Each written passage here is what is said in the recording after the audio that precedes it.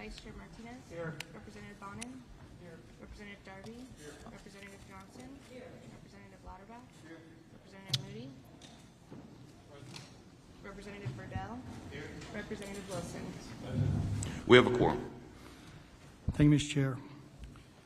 Members, today I move to limit public testimony to 3 minutes. Is there objection? Hearing none, motion is adopted.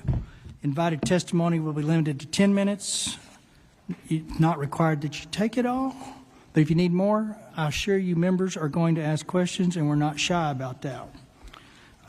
Right now, I'd like to pause, and we have a prayer to open up this committee from our legislative pastor, Scott Wall. Please join me in prayer. Heavenly Father, we come to you today with obviously heavy hearts that's burdened by loss and by some questions that have no easy answers. But please help us to find the answers we need. This beautiful region of Texas, these hills, the rivers, many call home, we know have been scarred by floodwaters, and many here carry the deep ache of grief and the weight of recovery. And yet, Lord, you're not far from us in our suffering, and you're near the brokenhearted, as your word says. So today, Lord, as this committee gathers to listen, to learn, and to lead, we ask for your peace, the kind that quiets storms and calms anxious hearts. And let your spirit rest upon this room like a gentle covering, bringing comfort to those who mourn and clarity to those who must make hard decisions. And let grace be chosen today, as we have seen demonstrated so many times over the past month by those who experienced unimaginable loss. And may the words spoken here today be pleasing in your sight. May every action taken reflect your compassion, and may your presence be felt by each person in this room, reminding us that even in tragedy, or maybe especially in tragedy, we're not alone. We thank you for that. Your son, Jesus' name I pray. Amen. Thank you for that, Scott. Little housekeeping. So, public restrooms are available by the public building at the door you entered by the green sign. So that door out, the hallway there is public restrooms on that side.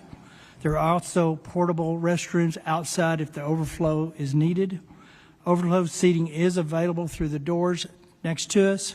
Free water is available in the overflow area, and food trucks will be parked outside in the overflow areas. And maps are at the witness table if you need to kind of get the logistics of this building. I want to thank the county and Tatum and all those state employees that were able to set up this hearing today and all of the things it takes to get it ready to go for the media and the connects and all the technologies available. As they always do, they did a magnificent job. With that, and one other last change, we do have one additional judge to panel. Is it panel 3? Panel 3. We were contacted yesterday that there was another area that had about 130 homes damaged. We tried to make this hearing regarding those that actually experienced loss. We've added County Judge Brian Wilson of Burnett County to the panel agenda for Agenda 3. We'll hear testimony today regarding regional leadership, meteorologists, and mental health professionals. We'll also have the public testify. I have chosen to limit invited testimony for 10 minutes or shorter so that the members can ask questions and hopefully move through the information that we desire a little quicker sometimes. We'll also observe a 3-minute time limit for public testimony to ensure that as many public witnesses as possible can be heard. We won't leave here today till the last public witness has testified. This hearing is going to be a little more emotional and a little harder than the last one, rightfully so. And what I hope that you gain from this, for those that are in those periods of extreme emotions of loss, that we provide just a little bit of comfort that you know that we care. And I hope that it begins a healing process if you're not already in it. I hope you find some closure at some level as you leave here today. For those that are testifying as invited witnesses, we just need to know what happened, when it happened, so that we can go forward and make sure, to the best of our abilities, we prohibit life lost in the next one. there will be another flood. What we learn from this and what actions we take and what actionable items we demand, not options, out of this process will hopefully save lives in the next event. So with that, that's the goal and the objective. We're going to extend latitude today from both public members' questions, but there will be boundaries. It's not a place where you're going to throw rocks at each other or accuse each other. It's a place where we're going to try to garner information to be better for it. And we'll learn from it. And trust me, 18 members up here, we will get to the bottom of the things that we need to know about. But we're going to do it in a very respectful and ordered fashion. In any tragedy, grace and love and compassion are essential to healing recovery. I hope we heal fellow Texans today. Chairman King, opening remarks. Thank you, Mr. Chairman. And thank you all for being here today. As Senator Perry said, this is going to be an emotional hearing. It's going to be a really long day, and we want to hear from every one of you. But as a matter of housekeeping, please make sure that you've visited with committee staff and filled out your witness affirmation form before testifying, whether you're invited or addressing us through public testimony. As a reminder, to the committee and our visitors today, under House Rule 4, Section 13, House committees are subject to the same rules of decorum that govern House proceedings. Under those rules, the chair is responsible for preserving order and decorum during committee meetings. Outbursts or vocal displays of support or opposition from visitors in the audience are prohibited, and the chair may order the audience to be cleared if there's a disturbance that disrupts the committee meeting. Signs, placards, and other objects of similar nature are prohibited. Members of the committee and witnesses must confine their remarks to the matter being discussed by the committee. Once again, I want to reiterate what the senator said. I want to thank the county, TDM, DPS, and everybody that made this possible. It's never easy to move the capital to another city, especially one that's been through a tragedy of this magnitude. And by the looks of things, starting off, an amazing job has been done, and I appreciate it. At this time, it's my honor to recognize the Lieutenant Governor of Texas, Dan Patrick, for some opening comments. Thank you, Mr. Chairman. I'm going to be very brief. You didn't come to listen to us. We came to listen to you. I do want you to know that on July 4th, it just so happened that Governor Abbott was out of state, so I was the acting governor. When I got the call that morning, got to Austin as quickly as we could to the State Emergency Operations Center. We call it the SOC. And we got on a plane and got here as quickly as we could. Pete Flores, Senator Flores, West Verdell, your representative. That day will haunt me for the rest of my life. Like you, we all feel this pain, some much more than others. Winston Churchill said, this is not the end or even the beginning of the end. But perhaps we can now move forward as we still look for one adult and one child and a police or fire chief from another county. But with this hearing, what we're hoping to learn is how do we move forward so that when an event like this happens again at any level, that we are better prepared for it, and that we've known that we did all we can. Because when you think you've done all you can, there's always something else you can do. My attachment to this community now in Kerrville will be lasting forever.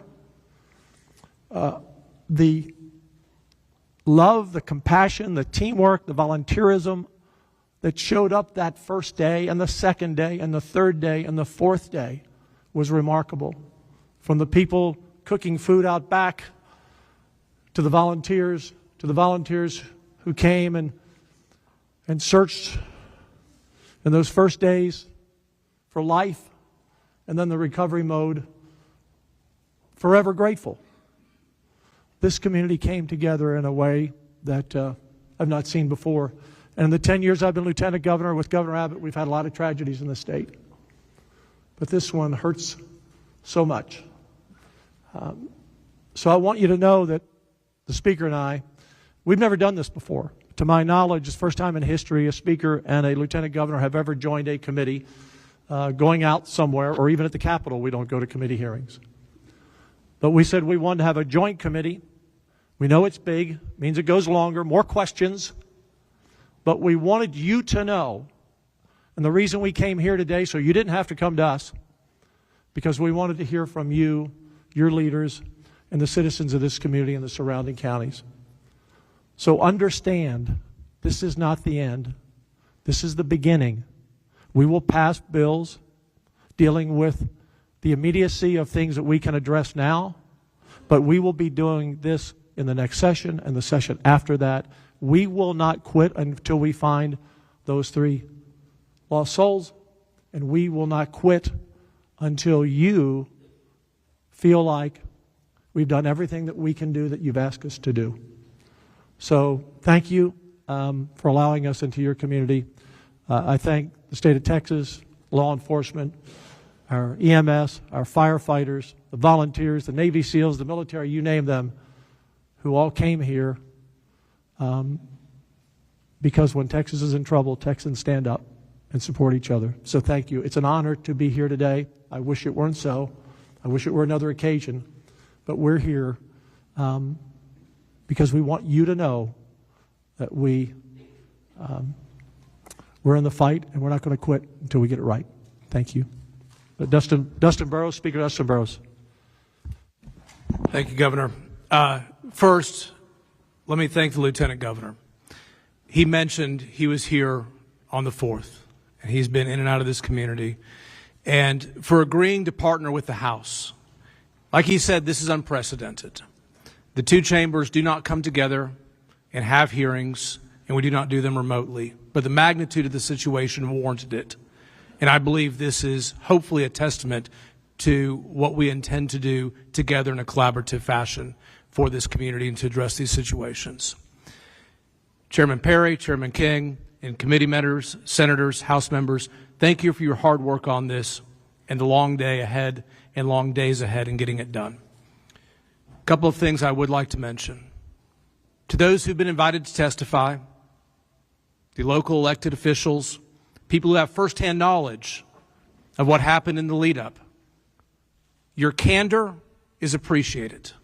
Your forthrightness will be appreciated. We cannot come up with solutions. We cannot try to improve things if we don't know everything that you can share with us.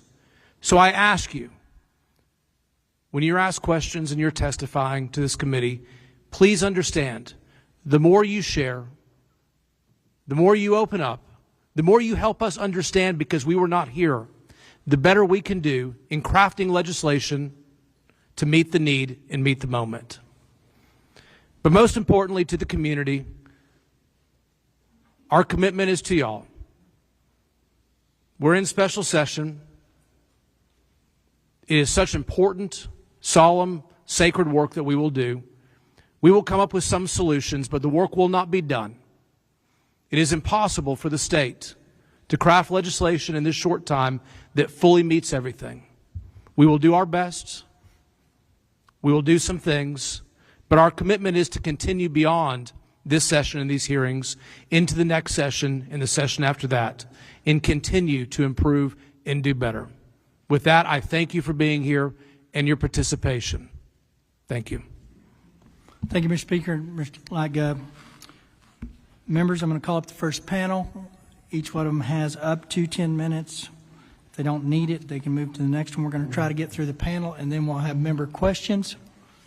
The chairs reserve the right to violate that rule a little bit. If it helps kind of moving it along, we will try to set the stage. But with that, I call Judge Rob Kelly of Kerr County, Sheriff Larry Letha of Kerr County, William B. Dub Thomas of Kerr County. We've got 8 seats. Mayor Joe Herring, City of Kerrville. Dalton Rice, City of Kerrville. William Rector, Upper Guadalupe River Authority. Judge Shane Stolarz of Kendall County. There you go. Thank you, Mr. Vice Chair. And I still butchered, I'm sure. Judge Bella Rubio of Real County. Mr. Chairman, if Yes, I may, sir. before we get started, members, this system works different than the one we have in the Capitol. If you touch your mic and your green light comes on, your mic will be hot at that time. So if you would rather get my attention on the House side, get my attention and send it on the Senate side, let us know, and we will write your name down in the order of asking questions. Thank you. And with that, we'll be taking notes as those member lights come on as we see them. If your light's been on, and you might want to just kind of wave at us a little bit, but we'll alternate between members, so Senate and Rep or Rep and Senate based on the order they come up to keep it moving. I assume y'all sat down in the order I called you. If you didn't, then go ahead and state your name and your title, and you have about 10 minutes to tell us what you want us to know. Is that on? It's not on, so. Chairman, members, thank you for the opportunity to appear before you today. I am Rob Kelly, the Kerr County Judge. Before I begin my formal remarks, let me speak plainly about where this county stands today. Like most Texans, we believe in localism, self-sufficiency, and volunteerism as much as possible. Even when tragedy strikes, I am proud of our emergency first responders and citizen volunteers who acted to help the stranded and take the calls of those at risk. Since the flood, our office has received more than 100 public information requests, many from members of the press, and many others from attorneys, law firms, and investigative entities. These requests range from 911 call data to response protocols and emergency alerts. We've been busy. I understand that they are seeking answers on behalf of their clients, as they have every right to do, and we are cooperating with that. But I do want to be candid. I'm a local attorney and serve as a county judge with a very small staff. We've got one coordinator. I want the public to know that we are doing the best we can, and we will be transparent. We will get out all the facts. We will provide documentation about what the county did, how it coordinated with the sheriff's office, and what actions were taken during the disaster. We have nothing to hide, and we ask for patience as we work through this process responsibly and thoroughly. I also want to acknowledge the strength of our Kerr County community, those we lost, those who stepped forward to help, and the many individuals and organizations across Texas and the nation who offered to support in our darkest hours. To the families of those that we've lost and recovered, and to the families still awaiting word on their missing loved ones, and on behalf of our entire community, I extend our deepest sympathies. Our hearts remain with you during this painful and difficult time. Our community is still grieving. That grief will remain for a long time, but we've begun the road to recovery. Today, we gather to ask what happened, what was done, and what must be done better when disasters this magnitude strike rural counties. We are not too proud to ask for help and how to do it better. As county judge, I serve as the head of the emergency management and preside over the county commissioner's court. Like many in our county, my family has built our life along the Guadalupe River. I offer with transparency because they do not know how this county is or how the river behaves. I share these details many have asked. Where were you? Why hasn't the county been better prepared? Why wasn't there an evacuation order? My wife was at home during the early hours of July 4th while I was at our lake house preparing for a family gathering. On the afternoon and evening of July 3rd, nothing felt out of the ordinary in Kerr County. Families were arriving, camps were in session, 4th of July celebrations were underway along the river. My plans, like many others, reflected the same routine on the lake. We received no alerts suggesting an extreme weather event was imminent. For context, we received hundreds of alerts during the summer. This past July, we had over 80. My first indication that the storm was different came when I woke up to texts and calls from Chief Kidd, Sheriff Letha, and Dalton Rice. We now know that by that time, the flooding had already overtaken Camp Mystic, Heart of the Hills, and La Junta, and several other upriver camps, something I could never have imagined. This extreme weather event was not forecast by the National Weather Service in a timely manner. Based on the volume and tone of the messages, I recognized that something more serious and potentially tragic was unfolding. I quickly gathered my things and contacted our emergency management coordinator, Thomas, who was en route to the sheriff's office. Together, we agreed to the disaster declaration, which went into effect verbally, and I signed when I got back to town. We are committed to understanding what happened and doing better. We stand with you with clear eyes and ready hands. Let me speak briefly about how Kerr County has come into our emergency preparedness. In fact, I'll skip over that part. We brought Dub Thomas in as our emergency management coordinator in 2015. That was our first step to try to get better prepared, and he has been invaluable. And I actually took my Citizens Emergency Response Team course from Dub. When the call comes, we respond. That is how our system works, through coordination and shared responsibility and a team approach among my office, the sheriff, and the emergency coordinators in the county. To better understand what happened, Kerr County commissioned an independent hydrology study from Waterway Engineering. It confirmed that this was a 1,000-year flood, and I've attached a copy of that hydrology assessment to my remarks. They're at the back, and very much worth studying. This was a storm unlike anything seen in our county before. It stalled over the South Fork watershed in Hunt and Moe Ranch, far from the population centers and in the location with very few rain monitors or flood gauges. The storm dumped more than 12 inches of rain in under 6 hours. That is not a typical for our weather patterns, which tend to move in and out quickly. This storm sat. It did not pass through. It overwhelmed the watershed. River flows at Hunt exceeded 220,000 cubic feet per second. Water rose more than 20 feet per hour. And by the time flooding became visible downstream, upstream communities, including multiple youth camps, were already underwater. This study confirmed what we saw on the ground. This was not foreseeable using today's detection systems. It was not forecasted by the National Weather Service or TDM. It was not expected by our emergency response team. And it is exactly the kind of scenario that reveals the urgent need for stronger tools, better detection, and modernized infrastructure, especially in rural communities like ours. The first 911 call to Kerr County Dispatch came from the River Inn Resort at 2:53 a.m. I don't know how many of you know where the River Inn is. It's way out there. And in that call, they were not concerned. They said the water was up on their little dam that they have for the swimming hole. Judge, can I stop you 1 second? I was notified that the witness mics are not going through the feed. Is someone watching the feed? So Senate Committee is working on it, so thank you. Okay. Go ahead. Okay, better? Shortly after that call at 2:53, Deputy Green checked in and shared that he would survey the river and check low water crossings. The Hunt Volunteer Fire Department started door-to-door evacuations.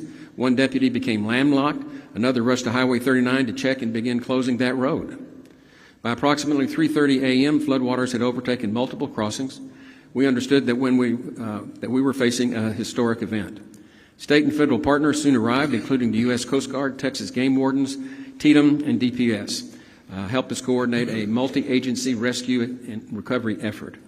Our local responder deputies, EMS, Texas DPS, and volunteer fire departments from Hunt, Centerpoint, Ingram, and Mountain Home acted with urgency and courage, putting their lives at risk. Hundreds of rescues were carried out by boat, by air, from rooftops, trees. At the time, we had only 6 deputies on shift and limited swiftwater resources, but we acted with everything we had. Lessons and recommendations. This flood took 108 lives, including 37 children. 2 remain missing. This is the most devastating event in Kerr County history. I say the first thing we need to do is get better real-time flood detection warning systems. Kerr County's applied for multiple grants to support these expensive systems, and we would like for those to be reconsidered. Secondly, we need stronger support for the rural emergency management, including staffing, swift water rescue equipment, and more training for our first responders. Rural counties face the same expectations as urban centers, but with far fewer resources. Finally, we need stronger communications and better broadband so that we can communicate better. There is very poor cell service out in West Kerr County and virtually no broadband, and even if people wanted to call downriver and warn folks, they didn't have the ability to do it. Plus, the 911 tapped out, and when they get too many calls, it just rotates to another county, It ended up in Seguin, of all places. And so, in conclusion, Kerr is a better place, is a place of beauty and resilience, is a place we want everyone to have the opportunity to experience and enjoy. What we experienced on July 4th was sudden, violent, and overwhelming, but we responded, we grieved, and we are building. Kerr County is ready to do the work, learn from this tragedy, and with your support, be better prepared for the next time the river rises. Thank you, and I look forward to answering the committee's questions.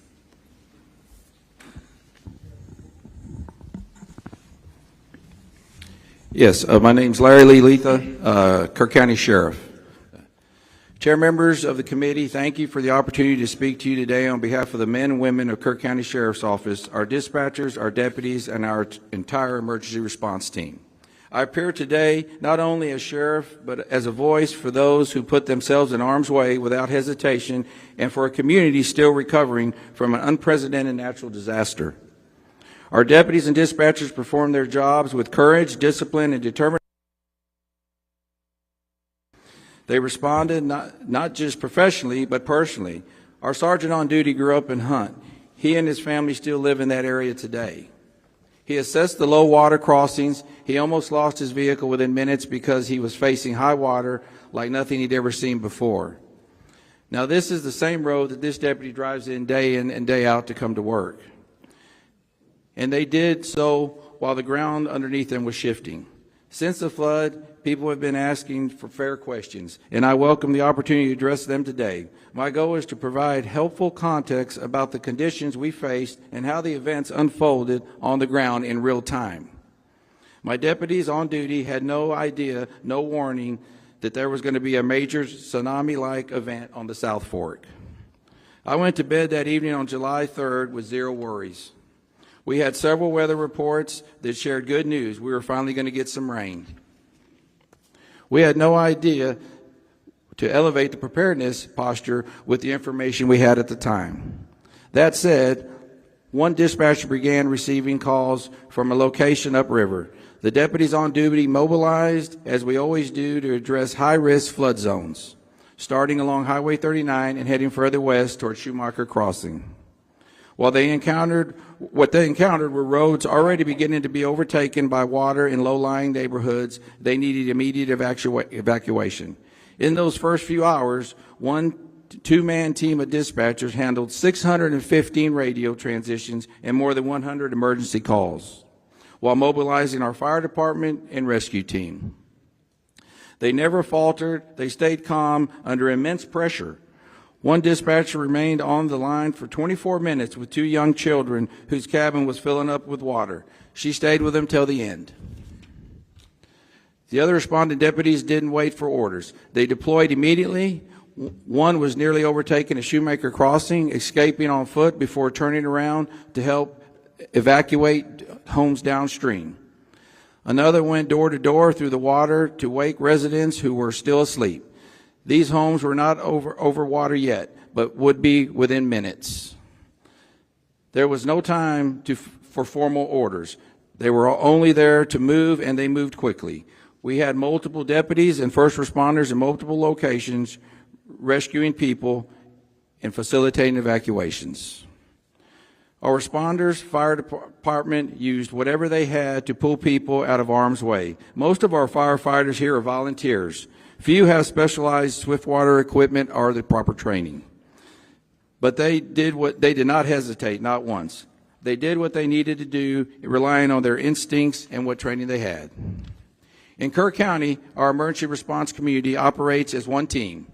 Effective responses require coordination across the board, from the cities of Ingram and Kerrville to my office, to our dispatchers and volunteer fire departments.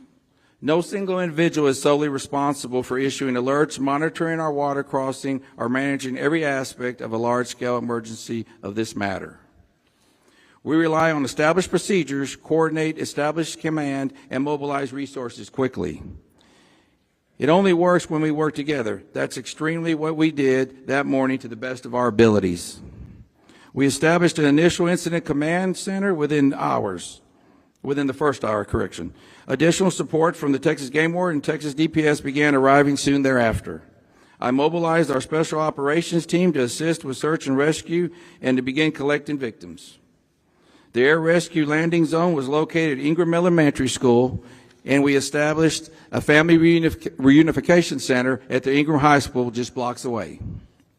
Our team continued to mobilize and initiate additional resources. We blocked the roads and dispatch managed incoming emergency calls. I was present for Chief Nim Kidd's testimony to this committee last week. He confirmed what we knew at the time about the forecasted weather conditions. We monitored the same National Weather Service reports, and the weather locally showed no indication for worry. We had no idea that a 30 to 35-foot wall of water was going to be coming down the Guadalupe River that morning. And it came with a force, speed, and devastation that no one has ever seen before in this county. Yet no one stood still, no one waited, we all responded as one.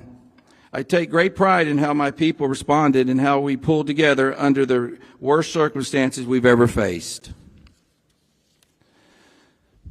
This was not familiar of presidents in my view. It was a test of capacity under extreme, unpredictable conditions. As we look ahead, I want to offer a few observations and actions we are already taking at the Sheriff's Office. We are already acting to strengthen protocols regarding low water crossing assessments of our deputies on duty. But more must be done to improve the ability to predict these type of fast-moving weather events. In my view, no alert system would have changed the outcome or prevented the tragic loss of life that was upriver. By the time the true danger became clear, the monitoring, our office was in full mode, rescuing residents and visitors. This is a tragic event, but it is also a reality, as we will be committed by learning from and doing everything possible to prevent this in the future. What matters is not blame, it's commitment. It's commitment to improve. As you requested, I want to share my views on areas of improvement. First, we know there is room for better understanding and monitoring upstream rainfall.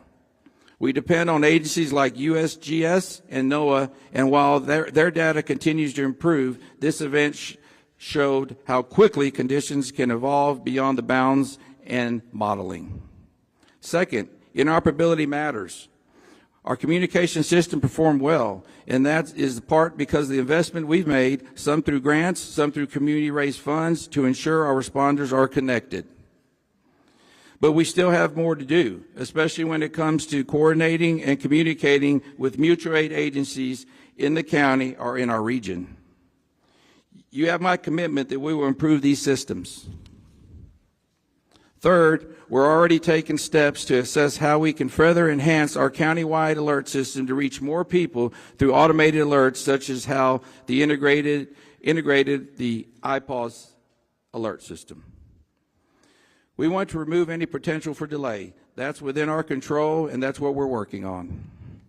As for sirens, I know there is a question, and I think that merits consideration, especially for the dense populated regions along the river. This is a decision the entire county must evaluate. But in this specific case, particularly the Hunt area, I don't know if sirens would have changed the outcome. The water came too fast, and that leads to me the importance of our seasonal visitors and the youth camp operators about the importance of flash flood monitoring and knowing their evacuation plans. In many, if not most cases along the river, people need to head to high ground, not on the roads. We have too many low-lying roadways and river crossings throughout the Guadalupe Basin, especially in the South Fork, to support road-based evacuations. As we look at various solutions and areas for improvement, we also need to be honest about what works and what doesn't work, and build layered systems to reflect how people live, work, and recreate in rural areas like ours. What matters most is that we continue to improve together. We've committed to doing everything we can with a resource we have and supporting our residents and visitors in every way we know how to.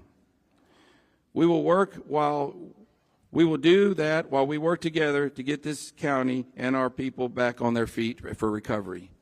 What I'd like to say personally, I'm 59 years old. I went to school here, my children went to school here, and my grandchildren are currently going to school here. My son's behind me. He's with Department of Public Safety. That's where I retired for. You know, I've been a police officer. I've been a deputy sheriff. I've been a state trooper, investigator, and now sheriff. I've seen many floods in my time. I went to many floods in my time and hurricanes. I can tell you this, I have never seen anything like this before. I don't know if y'all have had an opportunity to look, but I encourage each and every one of you to look. I flew over it first. It's nothing like driving down it. Of course, a lot of that's been cleaned up today, but it's devastating. It truly is. You know, I ask, you know, how do you prepare for something we just did? You know, we'll look at things to make better, and we'll work on that. In closing, I'd like to thank you all for giving the resources to all your state agencies that helped us. We could not have done that without them, I assure you. I mean, it was a great help. I've been in this barn right here and showed many pigs in this barn along with my children. I've never seen the amount of police officers, the first responders here, over 2,000. It was very impressive, and I thank you for that. Thank y'all. Deb? Chair, oops. Is it working? Yeah, pull it up there close. There you go. Chair, members of the committee, thank you for the opportunity to appear before you today. My name is William B. Thomas IV. I have served as the Emergency Management Coordinator for Kerr County in the City of Ingram since 2015, and I report directly to the Sheriff and the County Judge while operating out of the Sheriff's Office.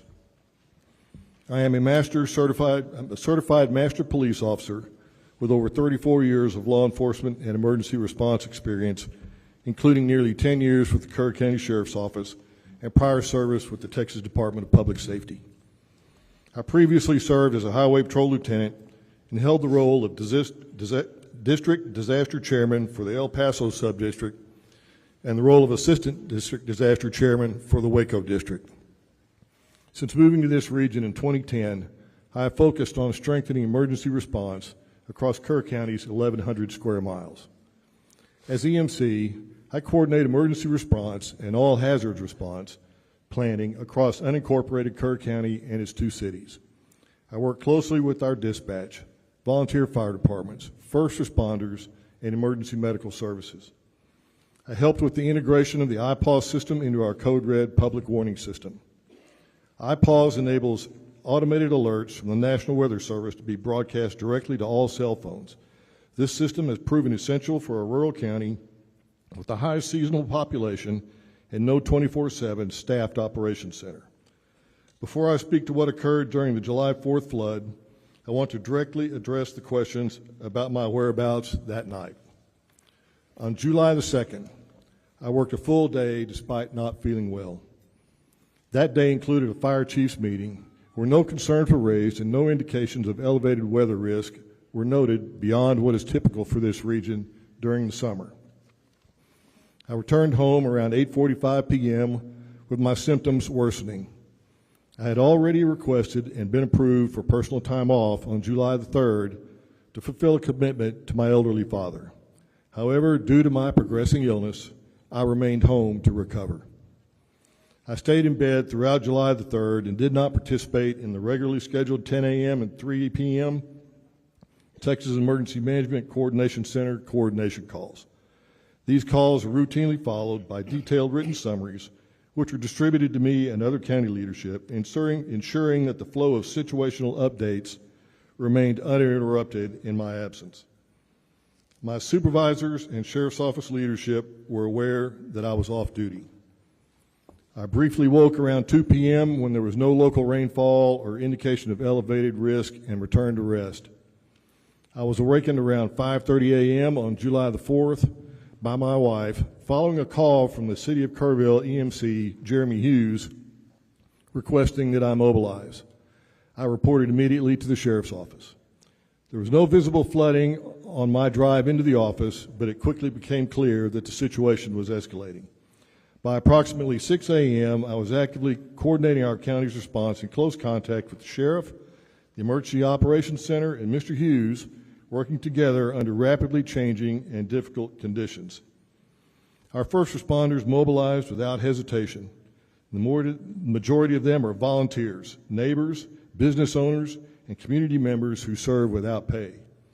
Many had no formal swiftwater rescue training, yet they entered dangerous conditions to save lives. Their actions were nothing short of extraordinary, and I want to take this opportunity to publicly recognize their bravery, skill, and selflessness during one of our county's most challenging emergencies. I also want to specifically address the county's alert systems. The first line of notifications we rely on is the National Weather Service's ability to send geo-targeted alerts through NOAA, television, and regular radio frequencies. The complementary WEA message system, which is also activated by the National Weather Service, alerts all wireless devices in that targeted area regardless of subscription. The county took the additional step to implement the Code Red notification system, which is an opt-in subscription-based program that can be used to augment the National Weather Service for those residents opting to receive additional notifications and alerts. However, Code Red provides for limited coverage. That's why in 2020, I worked to integrate iPause into our Code Red systems as an additional tool for the EMC to manually provide further information or different alerts as warranted.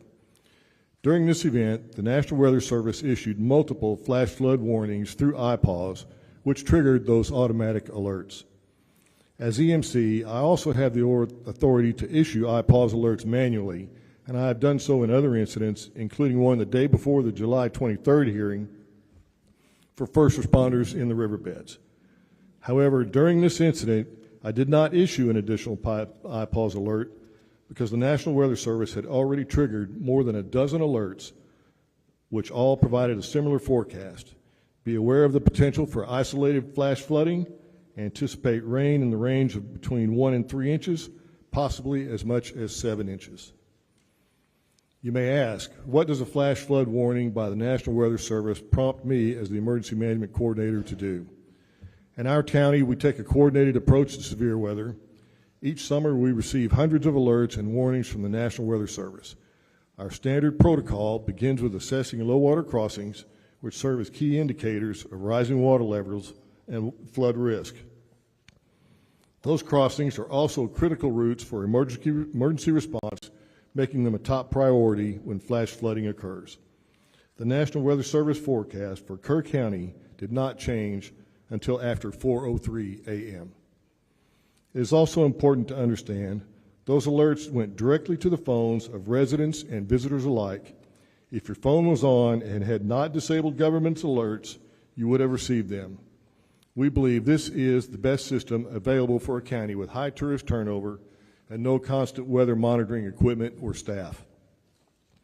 To those who ask, what would you have done differently? The honest answer is that, based on the data we had at the time, there was no clear indicator that a catastrophic flood was imminent. The rain fell in remote areas with limited gauge data. Forecasts were not materially different from past events that did not result in flooding. The situation evolved faster than anyone could have predicted. Still, I've spent a lot of time reflecting not just on what we can do better here in Kerr County, but what can be improved across Texas in rural, river-adjacent communities like ours. First, we must recognize and support the value of volunteer fire departments and rural responders. These are the people that show up first. They serve wide areas with little funding and limited equipment. We need to invest in their training and their tools. Secondly, we need better data. We need real-time monitoring of rainfall and river gauges, especially in upstream headwaters and watershed zones. We cannot rely solely on radar or traditional forecasting from the National Weather Service. We need systems that detect what's happening on the ground minute by minute. We've discussed these upgrades locally, but Kerr County alone cannot afford them. This isn't just about our county. The Guadalupe River and Hill Country draw thousands from across the state and beyond each year. Our safety infrastructure should reflect that shared responsibility. Since this tragedy, many have asked whether a siren alert system could have helped us respond more effectively or even saved lives. That's not an easy question to answer with certainty. It's something our county has evaluated in the past. Concerns have been raised about their effectiveness in our unique topography, especially in areas with high canyon walls and rural terrain where sirens would be most needed. There are also limitations in reaching visitors who may not understand what the sirens mean or how to respond. Let's not fear the river, but let's respect it. We must understand the impact of extreme, fast-moving weather events and prepare accordingly. We must be proactive, not reactive. And we must recognize that the benefits our region provides to all Texans come with shared obligations to safeguard it and those who enjoy visiting this beautiful area.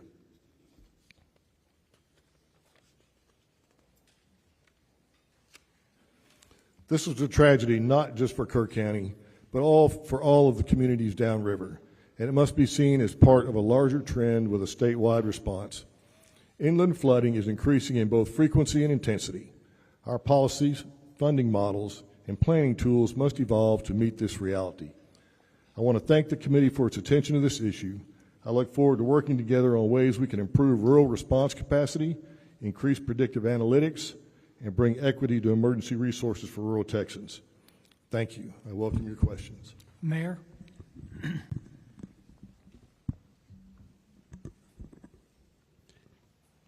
My name is Joe Herring, Jr. I'm the mayor of the city of Kerrville. I want to say thank you to Lieutenant Governor Patrick, Speaker Burrows. I want to say thank you to Chairman Perry, Chairman Keene, and all committee members for coming to Kerrville to hold this hearing. I know it took time and extra effort to come to Kerrville. Thank you for your dedication and hard work to come up with solutions for the problems caused by this flood. When Lieutenant Governor Patrick told me this hearing would be in Kerrville, I was thankful. Thankful because it's important for you to be here where the flood happened, but also thankful because it's important for you to hear directly from our community about the tragedy which occurred here in the morning hours of July 4th, 2025. Here's what you need to know about our community. We are grieving.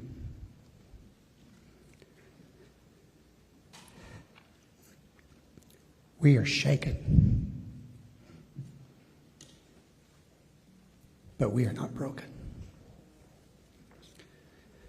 Dalton Rice, the city manager of the city of Kerrville, will share several important things with you in just a moment. He will share the timeline of the city's response to this disaster. He will share some of the actions we took which helped save lives. And he will share some of the lessons we've learned since July 4th, things we can do better to improve our city's response when the Guadalupe River floods again. And it will flood again. My main purpose today is to join Lieutenant Governor Patrick in calling for a flood warning system to be designed and installed in Kerr County before next summer. Whether it's a series of warning sirens or an automated, data-driven alerting system, or even a hybrid of both, we need solutions in place that protect the public and save lives. Frankly, we will need your help to achieve this goal. Here's one thing I learned from this tragedy. When Kerrville and Kerr County asked for help, help came. You are here today, and we're asking you for help. Help came from the state of Texas, help came from the United States, and help came from around the world. President Trump and Governor Abbott have been focused on sending help. I will be forever thankful to the brave men and women who showed up here to rescue those in peril and to search for those who are still lost. Thousands also came to feed the hungry, to give shelter to those who lost their homes, and to help our communities rebuild. Please know that Kerrville and Kerr County are grateful. Thanks again for being here today. I know we can find solutions together. Dalton.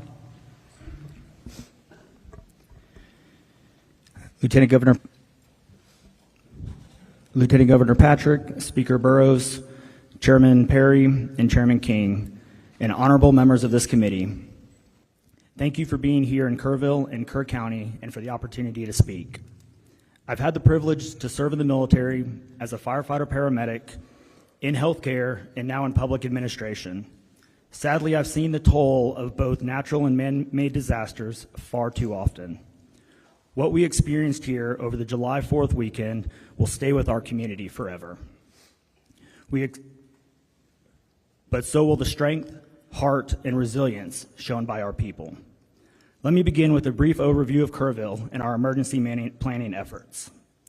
Kerrville is a full-service city of about 25,000 people located in the heart of the Texas Hill Country in East Kerr County. Emergency management is a shared responsibility embedded in our culture from city council to our frontline responders. We maintain an updated hazard mitigation plan, develop emergency action plans for large and small events, and routinely partner with the county, National EMR, TxDOT, and others. Just last year, we used the total solar eclipse as a full-scale disaster exercise. That preparation made a difference. We've also adopted strict floodplain regulations aligned with FEMA standards and recently implemented a 6-year building code update cycle to meet post-disaster resilience requirements. Those proactive measures minimize structural damage during the floods. I've included in your packet our floodplain and floodway development regulation summary, charts reflecting buildings in the floodway, the 100-year and 500-year chance for flood hazard zones, and a breakdown of how we allocated 98% ARPA funds to public safety. On July 3rd, weather forecasts indicated scattered storms with possible isolated flooding. What followed was one of the most intense, short-duration rain events in our history, western Kerr County receiving most of the rain. The flash flood overwhelmed watersheds to the west. I've included in your packet a matrix of weather events since January and a map of the 16 watersheds that impact Kerr County. Our new public safety facility is currently being built.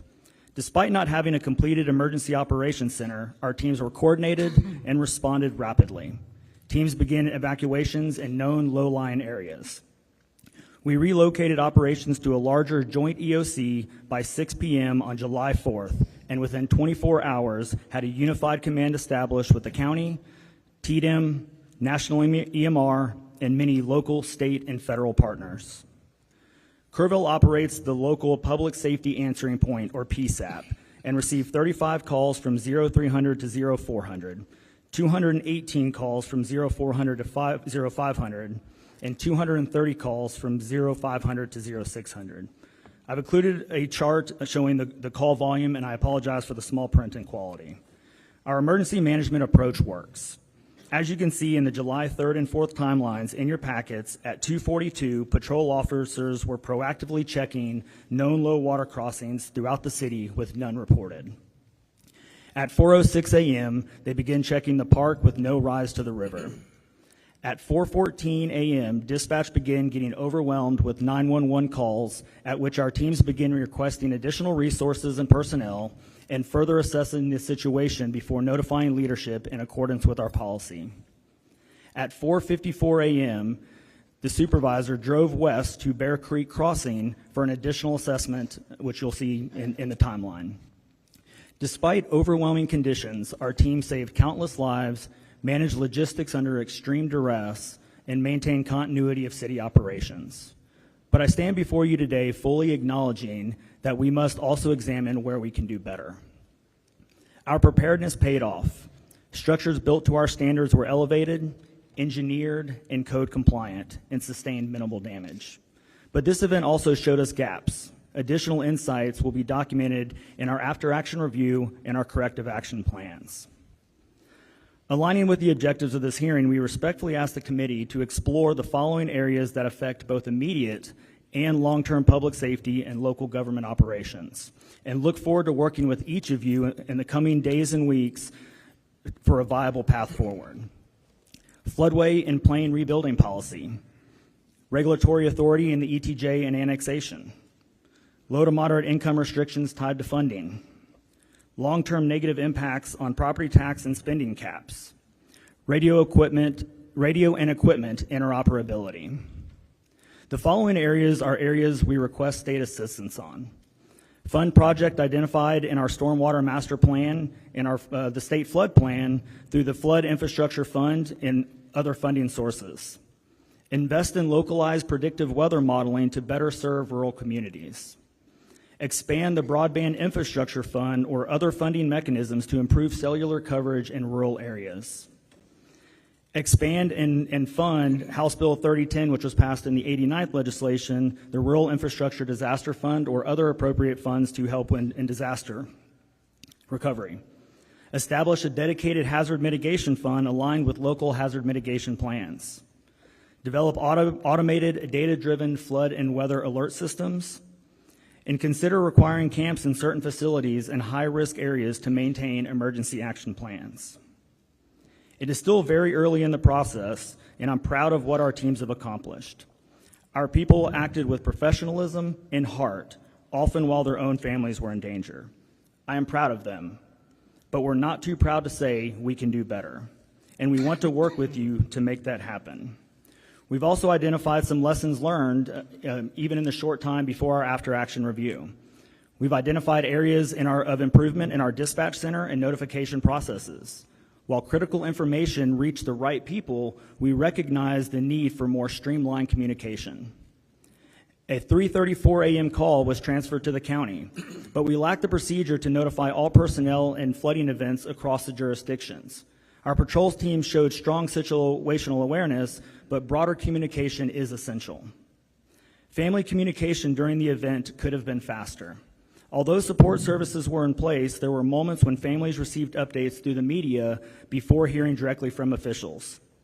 Once identified, we assigned a public information officer to provide 24/7 family communication, and Sheriff Letha and I remained directly engaged with the families. Additional insights will be documented in our after-action review and corrective action plans. Kerrville will rebuild, but we need the tools and the funding to do it right. Thank you for allowing us to share our story, and I'm happy to answer any questions. William? Good morning, Chairman Perry, and Chairman King, and members of this select committee. Thank you for traveling to Kerrville so that we can provide you with input during this important hearing. My name is Bill Rector. I reside in Kerr County, and I am president of the Upper Guadalupe River Authority. My heart breaks for all of those who lost their lives during this devastating July the 4th flood. I mourn our neighbors, our friends, and the visitors whose lives were taken, especially the children. One of our board members and my good friend perished in the flood trying to save others. I consider him a hero. For over 100 years, Kerr County has been a destination for summer recreation along the Guadalupe River. These activities are integral to our shared cultural heritage. However, recent events have eroded public confidence in river safety. I am committed to ensure that UGRA plays a central role in restoring that trust. We appreciate the opportunity to collaborate with you on meaningful advancements in flood prediction and flood mitigation. UGRA control, development, storage, and preservation of water and floodwaters of the Upper Guadalupe River and its tributaries. While we have always taken these responsibilities seriously, we acknowledge the need to strengthen our focus on flood prediction and flood mitigation. I have led our board of directors to prioritize and act upon these critical areas. UGRA's diverse initiatives were mentioned in testimony on July the 23rd. Today I will focus exclusively on what UGRA has done to support flood warning and flood mitigation projects. I see these as two pivotal, vital aspects of flood control. I would like to begin with first flood warning. Historically, UGRA and other river authorities have partnered with agencies such as USGS to establish gauges recording stream flow rates and elevations. In fact, for the past 30 years, UGRA has contributed financially to maintaining USGS and GBRA gauges within Kerr County. Data from these gauges are transmitted to the National Weather Service, where it is analyzed and disseminated to emergency managers. It is the recognized responsibility of city, county, state, and federal emergency management agencies, not UGRA, to utilize the data we provide to inform life and property-saving measures. Emergency response coordination has never been a legislative obligation assigned to UGRA. For the past 10 years, UGRA has taken numerous actions to improve flood prediction and warning. In 2016, UGRA jointly funded a preliminary study for a flood warning system. The study was used to support applications to the Texas Department of Emergency Management Hazard Mitigation Grant Program in 2017 and 2018. These grant applications were denied. In 2020, 2 years later, when the first regional flood planning groups were being assembled, the UGRA general manager was appointed to a position on the planning group and actively participated in development of the plan. This, however, never materialized into flood funding for UGRA. In 2023, we knew the clock was ticking. UGRA renewed focus on flood warning by again prioritizing in a strategic plan. In September of 2024, our board invited a hydrologist to present technology for streamlining data access for end users.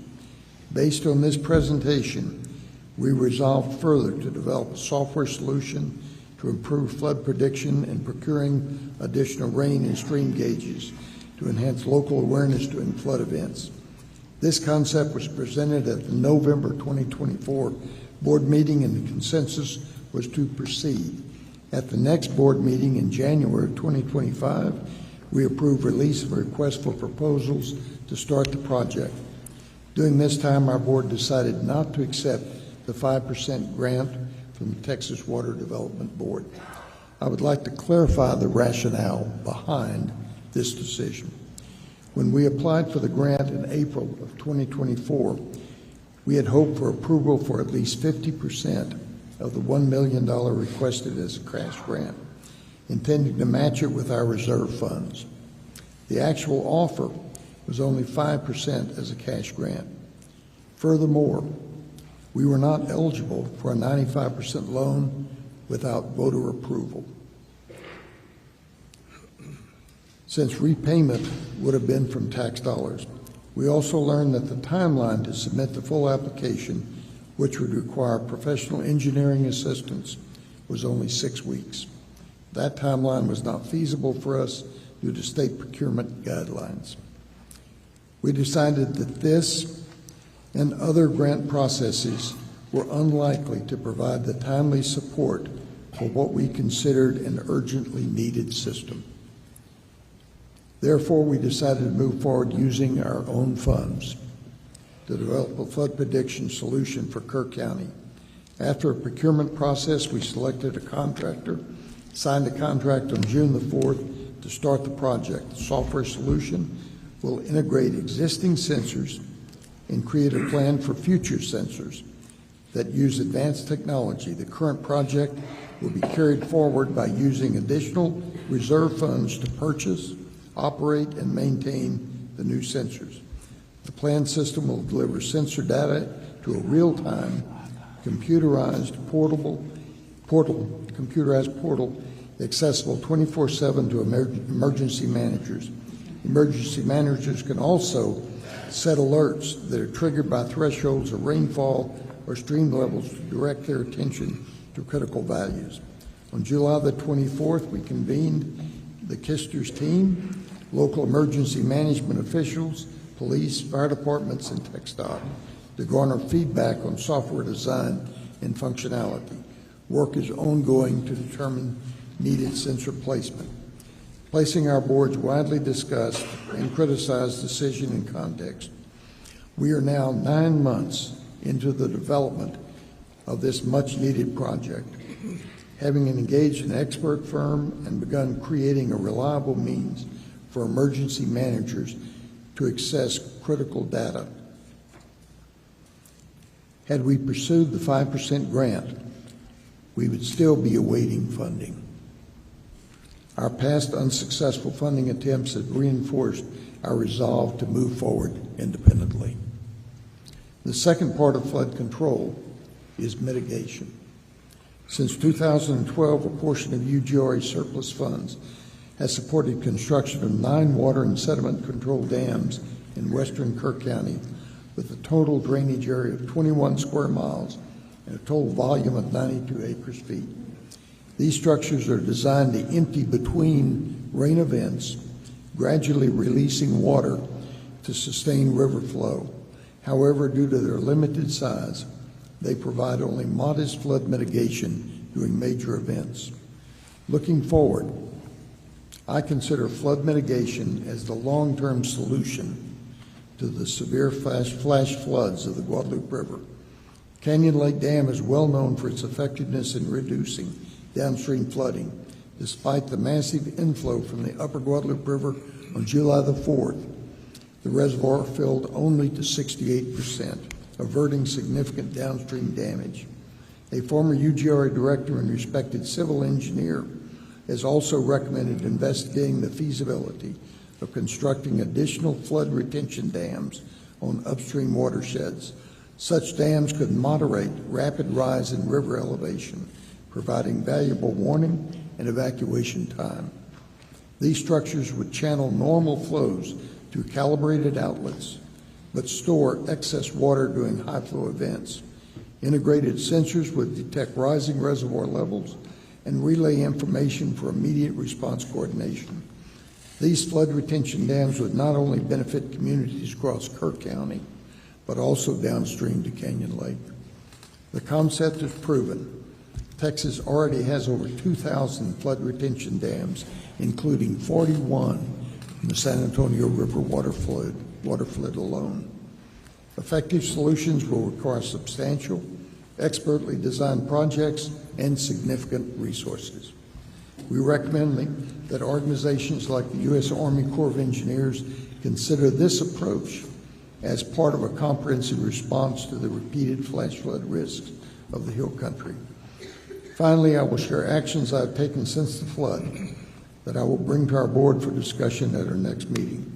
We'd like our board to hear from Dr. Bedent of Rice University, as well as other experts to assist in refining our flood information system.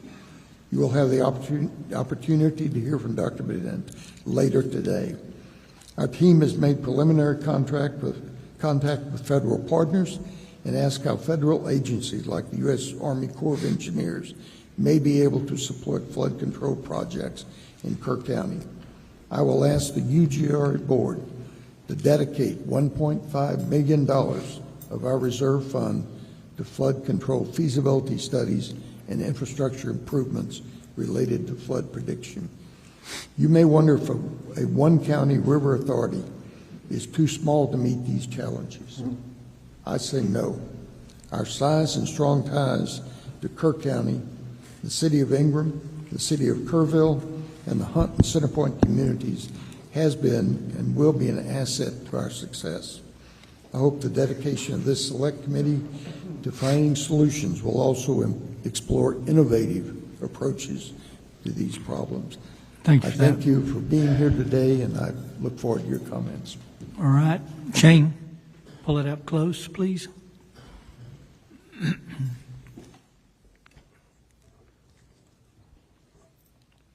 Good morning, Lieutenant Governor Patrick, Chair, members of this committee. My name is Shane Stolarz, and I'm proud to serve as the Kendall County Judge. I've also served 10 years as a major in the United States Air Force, including an active duty tour during the COVID-19 pandemic, stationed at Joint Base San Antonio. Outside my judicial role, I'm a 24-year practicing appellate attorney and small business owner. Before I begin, I want to recognize and thank TDM, especially Chief Nimkid, Chief Darren Brinkader, and our CLO, Scott Haynes, for their crucial support during our recent flood disaster. Their ongoing communication, guidance, were key to our emergency management team's ability to respond effectively and safely. Let me pose a simple but powerful question to this committee. Proper planning or dumb luck? If your life depended on it, which would you choose? Disasters always carry an element of unpredictability. We were fortunate this time. The USGS flood gauge data reflected a 50-year flood event for the Comfort community, not a 100-year, not a 500-year event. Even more luckily, Sir, can you pull that right up there? The stream requires you almost to eat that mic. Sorry, sir. You can't get too close. How's that better? There, Okay. Even more luckily, Cypress Creek in Comfort did not flood. But make no mistake, it was proper planning, not luck, that formed the backbone of our response. Our philosophy in Kendall County is simple: prepare for the worst every time. That philosophy guided the creation and implementation of our Emergency Action Plan, our EAP. This is not just a binder gathering dust, it's a living document, tested, updated, and actively used by our coordinated emergency team. Our EAP was recently used in response to the Texas eclipse events last year and proved vital again during this flood.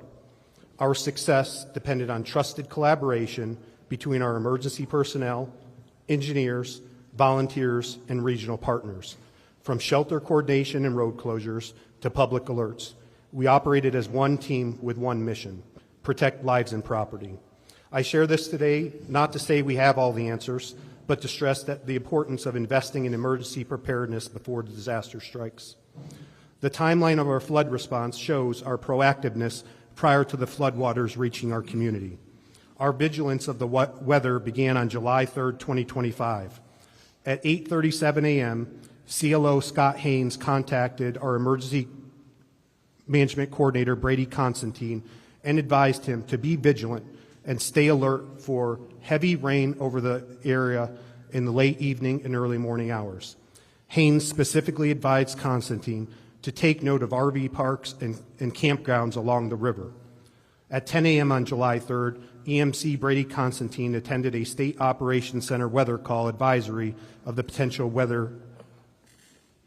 At 10:25 a.m., EMC Constantine responded by emailing all our volunteer fire chiefs, our EMS administrator, the Kendall County Sheriff Patrol Sergeant on call, and our Precinct 4 Commissioner, reminding them to be vigilant and on alert for potential flooding in the Comfort area.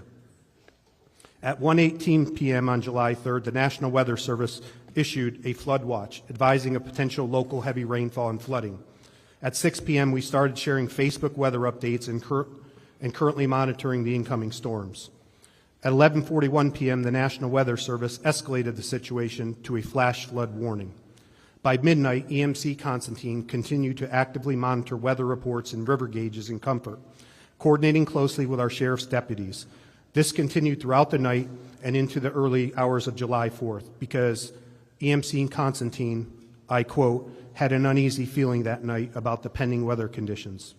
At 1:14 a.m., flash flood warning with a considerable tag was issued for Bandera and Kerr counties.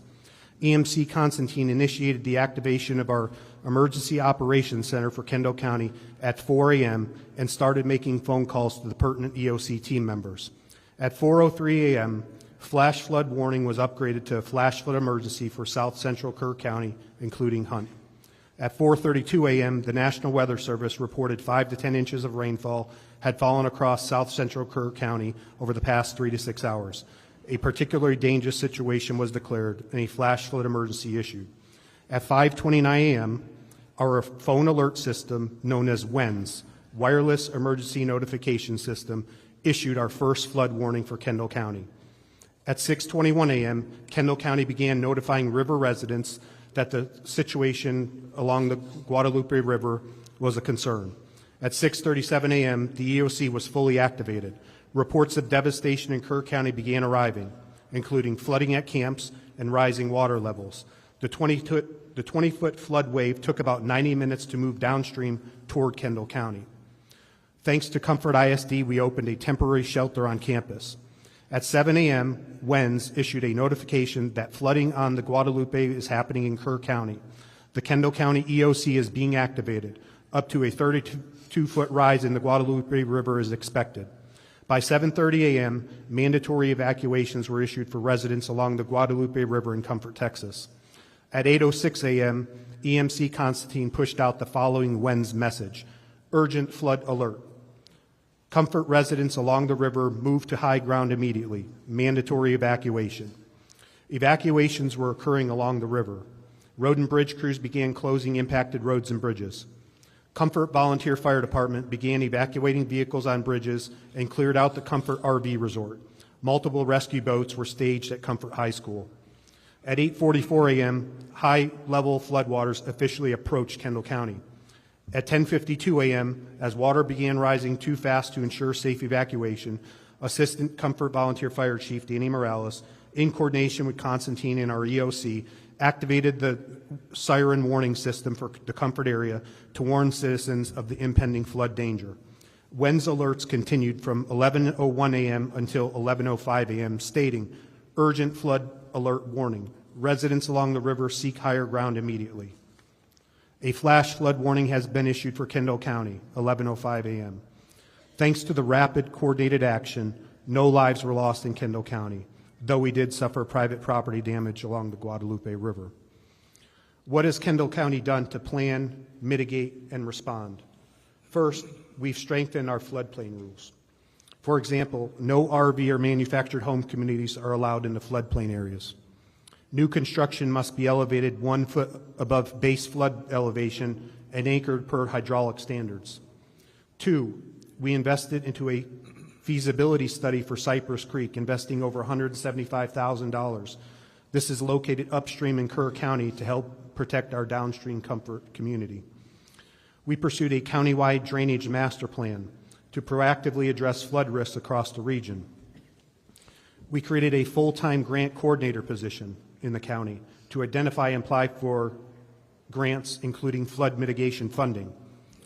We expanded our ICS and FEMA-based training, focusing more on tabletop exercises and preparation efforts. We implemented the WENS Emergency Alert System, which is an affordable, highly effective emergency communication tool used to notify citizens. We allocated $1.5 million in ARPA funds for culvert improvements throughout the city of Boerne. We also partnered with the soil and water conservation districts in our community to improve flood control structures in the county. And lastly, we passed a bond proposition for $20 million.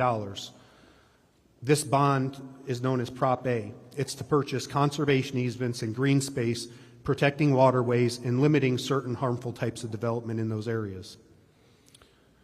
Recommendations to improve the state and local response capabilities. Let me first emphasize, TDM performed admirably from Kendall County's perspective. Our CLO, Scott Haynes, was embedded within our EOC from day one. His leadership maintained consistent contact and support with us. We are deeply grateful. That said, here are a few recommendations based on our experience. Improve access to the IPAWS system, the Integrated Public Alert and Warning System. It's currently too limited in access and not user-friendly. WENS and IPAWS can work together, but local officials need better access to both tools. Develop a river-wide emergency alert system, one that tracks the entire Guadalupe River and its tributaries, offering early downstream warnings across jurisdictions. 3, simplify the grant application process for small counties. Avoid requiring costly engineering studies just to apply. These costs deter small counties from even seeking funding. 4, create a COG-wide emergency operations plan to streamline regional coordination and improve response across the Council of Government areas. In closing, our experience in Kendall County is a testament to what preparation, communication, and teamwork can achieve. We didn't have it perfect, but we had a plan, practiced it, and executed it with urgency and coordination. I urge the committee to continue investing in local preparedness, strengthen interagency tools, and ensure small counties have equitable access to resources. Thank you for your time and commitment to protecting Texans. Thank you. Judge Rubio, get the mic up real close, please. There you go. Yes, sir. Good morning. Good morning, chairs and members of the committee. My name is Bella A. Rubio, and I'm the county judge of Rubio County, which is a contiguous county to Kerr County, with a population of approximately 3,000 people. First and foremost, Kerr County, you are in our daily thoughts and prayers, and to all law enforcement, first responders, volunteers, and citizens, you are the epitome of John 15:13. There's no greater love than to lay down one's life for another. Today I come before you regarding decisions that will be focusing on matters that directly impact the safety and well-being of all our counties and communities throughout Texas, and the need for dependable alert systems. The ability to quickly and effectively share information during emergencies is essential, ensuring that every resident and/or visitor, regardless of their location or situation, receives critical information. As a native pioneer family and a 40-year county employee, I have witnessed firsthand Real County transform from a ranching, hunting community into a tourism-based, popular second homeowner site, as well as a subdivision developer attraction, with the majority of the growth occurring along the banks of the Frio and Nueces River. We also have 3 Christian camps located on both rivers that at full capacity on any given weekday throughout the summer service approximately 3,000 campers, camp counselors. Growing up a quarter of a mile from the Frio River and currently residing on the Frio River for the past 42 years, I have experienced river creek rises in all different sizes, some that have come just like a thief in the night. Witnessed helicopter rescue, people from rooftops and trees, and had my late husband participate in high water rescues throughout his 37-year employment with TxDOT. As part of Real County Courthouse budget preparation in my previous position as county clerk, I have seen the struggle and challenge to fund additional resources to provide and/or implement higher safety levels throughout the local law enforcement budget, road and bridge budget, extra funding for local volunteer fire departments and volunteer EMS, and especially the radio inoperability. While Real County was not catastrophically impacted by the July 4th and July 11th floods as our neighbor Kerr County was, we are still faced with the challenge of alerting the lodging industry, homeowners, and Christian camps at full capacity located along the Frio and Nueces rivers, especially during our peak visitor season. Real County is 700 square miles, experiencing 2 major floods within a 10-day period, stretched our resources thin, which consist of our sheriff, 6 full-time deputies, 2 volunteer fire departments with 10 or less personnel each, county road and bridge department consisting of 7 employees to cover approximately 75 low water crossings located on creeks and portions of the Frio and Nueces, on various county roads, and a local TxDOT maintenance section with 11 employees to secure approximately 150 TxDOT crossings, culverts, and low spots on state roads prone to flooding as well. While our sheriff currently utilizes an app system that local residents and/or visitors can utilize to receive notifications, the system does not work in all the areas of the county due to minimal and/or zero cell phone service, nor during power outages, which occur frequently during severe weather. While all the entities do their best to collaborate in quarterly meetings and work collectively, it is extremely challenging to assure the safety and welfare of all visitors and residents during natural disasters. As the torrential rains fell in the early morning hours of July 11th, Real County Sheriff deputies began stationing themselves, as well as our Road and Bridge Department, at as many crossings as possible, beginning at 2 a.m., hoping to deter traffic attempting to drive through crossings where flooding was commencing. Effective implementation of alert systems in our rural and underserved areas present unique challenges such as limited access to broadband internet and mobile networks, along with financial constraints and lack of awareness, which can and does hinder the dissemination of critical information to those most at risk.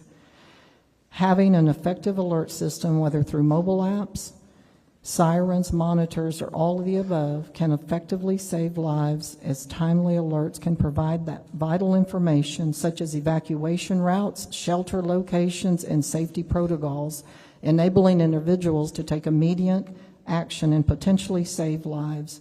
Minimum damage, as it can allow individuals and business to take steps to mitigate potential damage to property and infrastructure, enhance emergency responses, real-time alerts and instructions allow first responders to quickly access situations, allocate resources, and coordinate their efforts more effectively, improving response times and efficiency.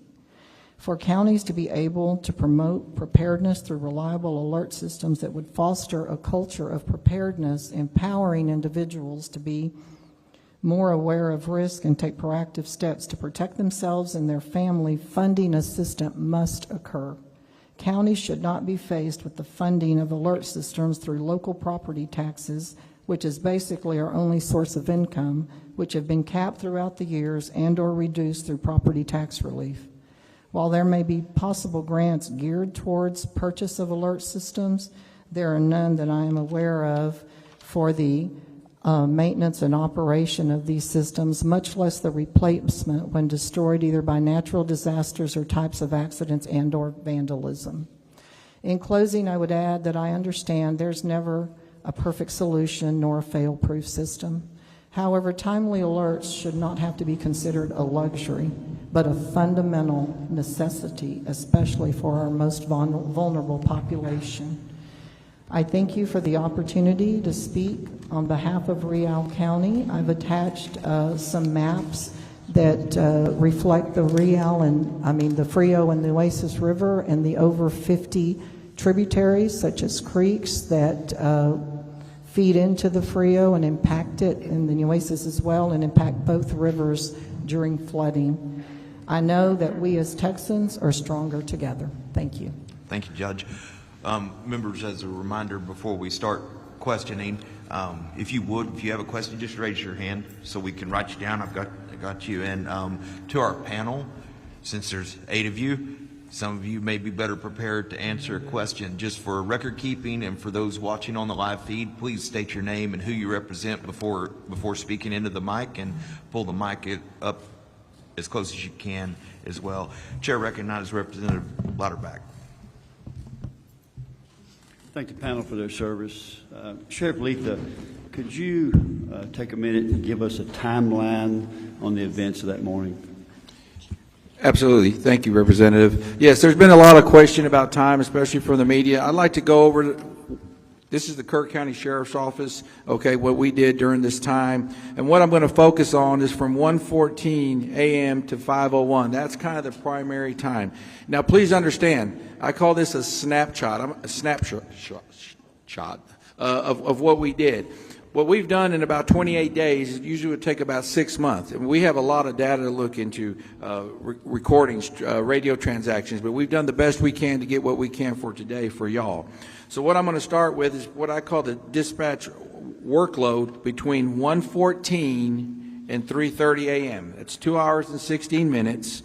Our communications center had 7 phone calls received and processed 22 radio transmissions. Then we moved forward to 3:31 a.m. to 4:22 a.m. in that next 51-minute period. They had 50 phone calls for service and rescue, 114 processed radio transmissions. They were very busy at that time. You have to remember there was a team of 2 in there. Okay. In that time, starting at 1:14 a.m., NWS issues flash flood warning to Kerr County, released on code red. 1 to 2 inches of rain has fallen, anticipating 1 to 2 inches per hour, an additional 2 to 3 inches possible. 2:08, a caller calls in inquiring about road conditions and if they're clear. 2:53, 911 call from River End. Water coming over the river break, they advised the visitors of flooding, no evacuation. So that's not normal for us, okay? A lot of times when rain comes, it goes up. That's normal for our area. 3:27 a.m., Mountain Home Volunteer Fire Department reports Shoemaker Crossing is not passable. That's a little bit more of an alert, but not abnormal. Okay, we move to 3:30 a.m., it's different. Dispatch receives a call from a family on a roof requesting air evacuation. Now that's what I consider it's all hands on deck starting at 3:30 a.m. 3:35, dispatch tones out Hunt Volunteer Fire Department to swift water rescue. 3:39, Mountain Home Volunteer Fire Department asks KCSO to tone out Ingram Volunteer Fire Department for evacuation at River RV Park. 341, KCSO Deputy Green confirms Schumacher Crossing is not passable. 3:43 a.m., KCSO tones out Kerr County Special Ops for Swiftwater Rescue. 3:46, dispatch receives calls with a caller, 2 young children with water overtaking the home, which that was a 24-minute phone call. Our dispatcher did a great job during that phone call. Not only was she on the phone at the time with those 2 children, she was on the phone, had them on speakerphone, on an additional phone, also doing radio transmission and typing. I said she did an amazing job. 3:50 a.m., calls from Casa Bonita advising community is flooding. Dispatch advises seeker higher ground. 3:52, Ingram Volunteer Fire Department goes into service. 3:57 a.m., calls from Camp Mystic, stranded on hill seeking evacuation. 4:05 a.m., multiple reports of cabins off Casa Bonita flooding. 4:08, KCSO tones out Mountain Home to Casa Bonita for water rescue. 4:11, KCSO Sergeant Merritt is landlocked, must abandon his cruiser and begin evacuating nearby residents. So what he did is he got trapped, but he got out of his vehicle and continued to notify people of what's going on. Also provided first aid to one lady in that time. He was kind of out of the game at that point, so we lost kind of. He was actually trying to get a hold of another deputy. I had another female sergeant that was getting ready. That female sergeant lost her vehicle, her department, her office Tahoe, and she was underwater and could barely breathe for 45 minutes. 4:15, KCSO Corporal Tejeda arrives at Highway 39 and barricades the highway. Okay, now we're going to move to 4:22 to 5:01. This is a 39-minute period. During that 39-minute period, our dispatch workload was 19 calls of service and rescue, 168 radio transmissions. Still very busy for 2 people. 4:22 a.m., Hunt Volunteer Fire Department seeks code red alert. KCSO dispatch acknowledges. 4:23, KCSO Sergeant approves code red alert. 4:24, KCSO Deputy McGee reports he hears kids screaming in the river. 4:28, dispatch calls TxDOT for barricades. 4:30 a.m., TxDOT calls dispatch asking for information on what is happening in reference to the flooding. Okay, please pay attention to 4:32. NWS calls KCSO asking if the roads are closed and if it's flooding. 4:35, KCSO tones out Ingram Volunteer Fire Department. Children trapped in water below Howdy's Park. 4:38, Deputy Green dispatched to Roland Lane to assist with children trapped in the water. 4:42, KCSO Corporal Tejeda advises people are on the roof in Hunt. Dispatchers advising callers to seek higher ground. 4:34, KCSO Corporal Tejeda seeks helicopters evacuation for Hunt. 4:46 a.m., ETA for Swiftwater rescue boat. He's told 10 minutes. Deputy Green says these kids don't have 10 minutes. 4:47 a.m., KCSO dispatch receives calls. Camp La Junta building collapses, seeking water rescue.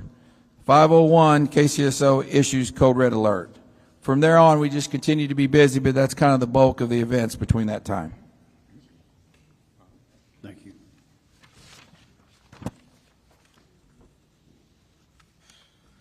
Senator Flores. Thank you, Mr. Chairman. Well, I don't know that words can describe what I witnessed when Lieutenant Governor and I first came on that day. But I think it's incumbent for people to know, those that are listening locally, statewide, nationally, just what type of calamity you experienced in a short period of time that was unprecedented, a monster in the middle of the night that we've never seen before, and how this community, you all that I personally witnessed, responded with the resources you had to that calamitous event. And I want people to know what I saw. You, Sheriff, Judge, Mayor. You guys didn't sleep. I saw that. You're totally committed. And not only that, I witnessed the local first responders, like they, in a true Texas fashion, that were the first ones there, not knowing what monster they were facing either, just knowing that their fellow Texans in Kerr County were in trouble. Then I got to witness your cooperation and work as you started to organize quickly with TDEM, state resources. We're blessed with Chief Nim Kidd and the preparation that he has in his department. And working together in emergency management with our troopers and our game wardens and Task Force 1, which were close by, but always ready and prepared, working with their local communities. So I wanted to take this moment to thank you all and let people know you saw things that you'll never unsee, and you have experiences you wish you never had. But we'll take this opportunity in this hearing to know that the monster will be back in one form or fashion in this state, and that this committee will learn from you and the people that are going to testify as to what you learned from it and how you believe that we should prepare to help you respond to the monster when it comes back again.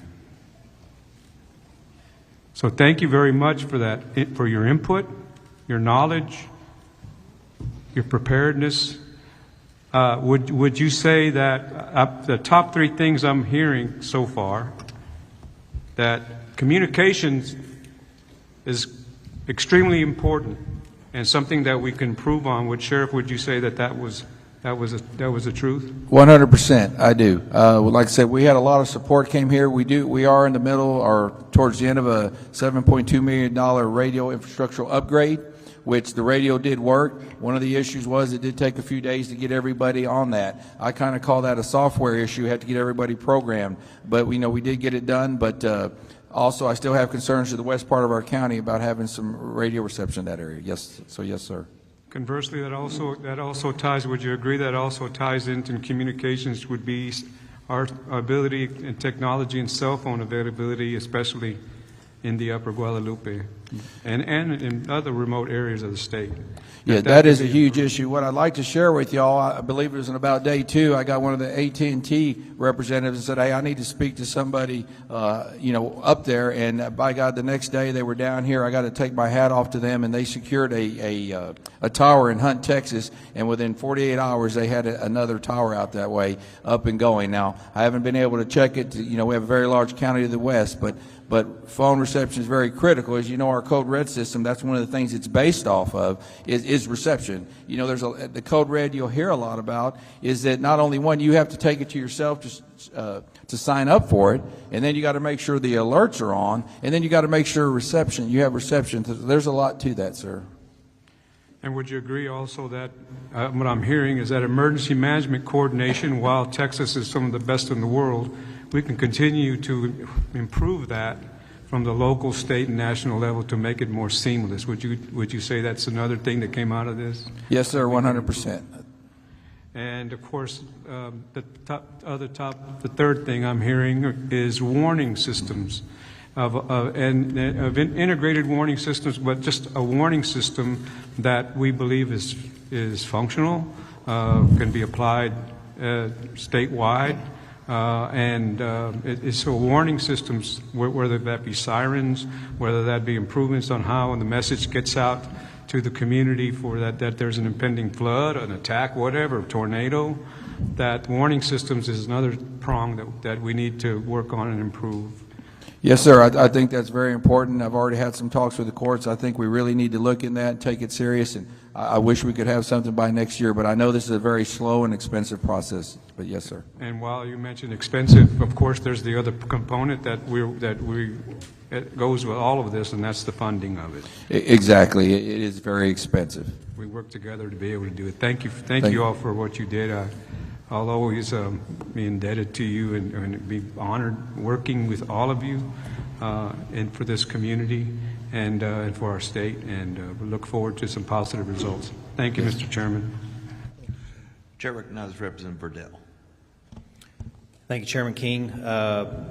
Couple questions. First, I just want to start off with Kerr County, and Judge Rubio, it's good to see you this morning too. For the Kerr County officials, I wanted to commend y'all on July 4th, how quickly y'all came together as a unified entity to work, especially with TDM and all the other agencies that came in. That was just, I know it was a tragedy, but it was impressive to watch how quickly y'all responded and worked together. Also, I know that they're not on the invited testimony list, but I wanted to give some credit to the others that also helped in that, which was your county commissioners. I know you had Commissioner Jeff Holt and Commissioner Rich Paces on the river actively that morning looking for those that were hopefully still alive on the river, and they did manage to find some.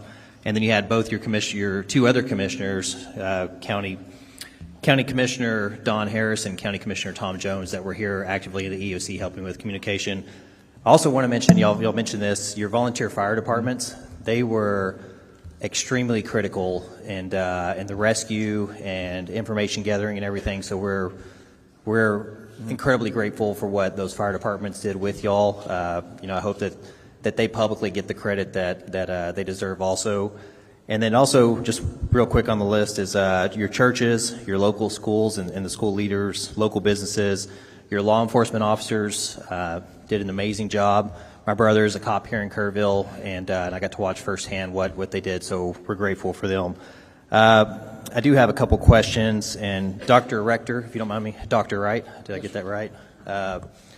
So you had mentioned diversion dams. I think you also possibly mentioned Charlie Hastings. I'm assuming you might have been talking about him a while ago and the diversion dam.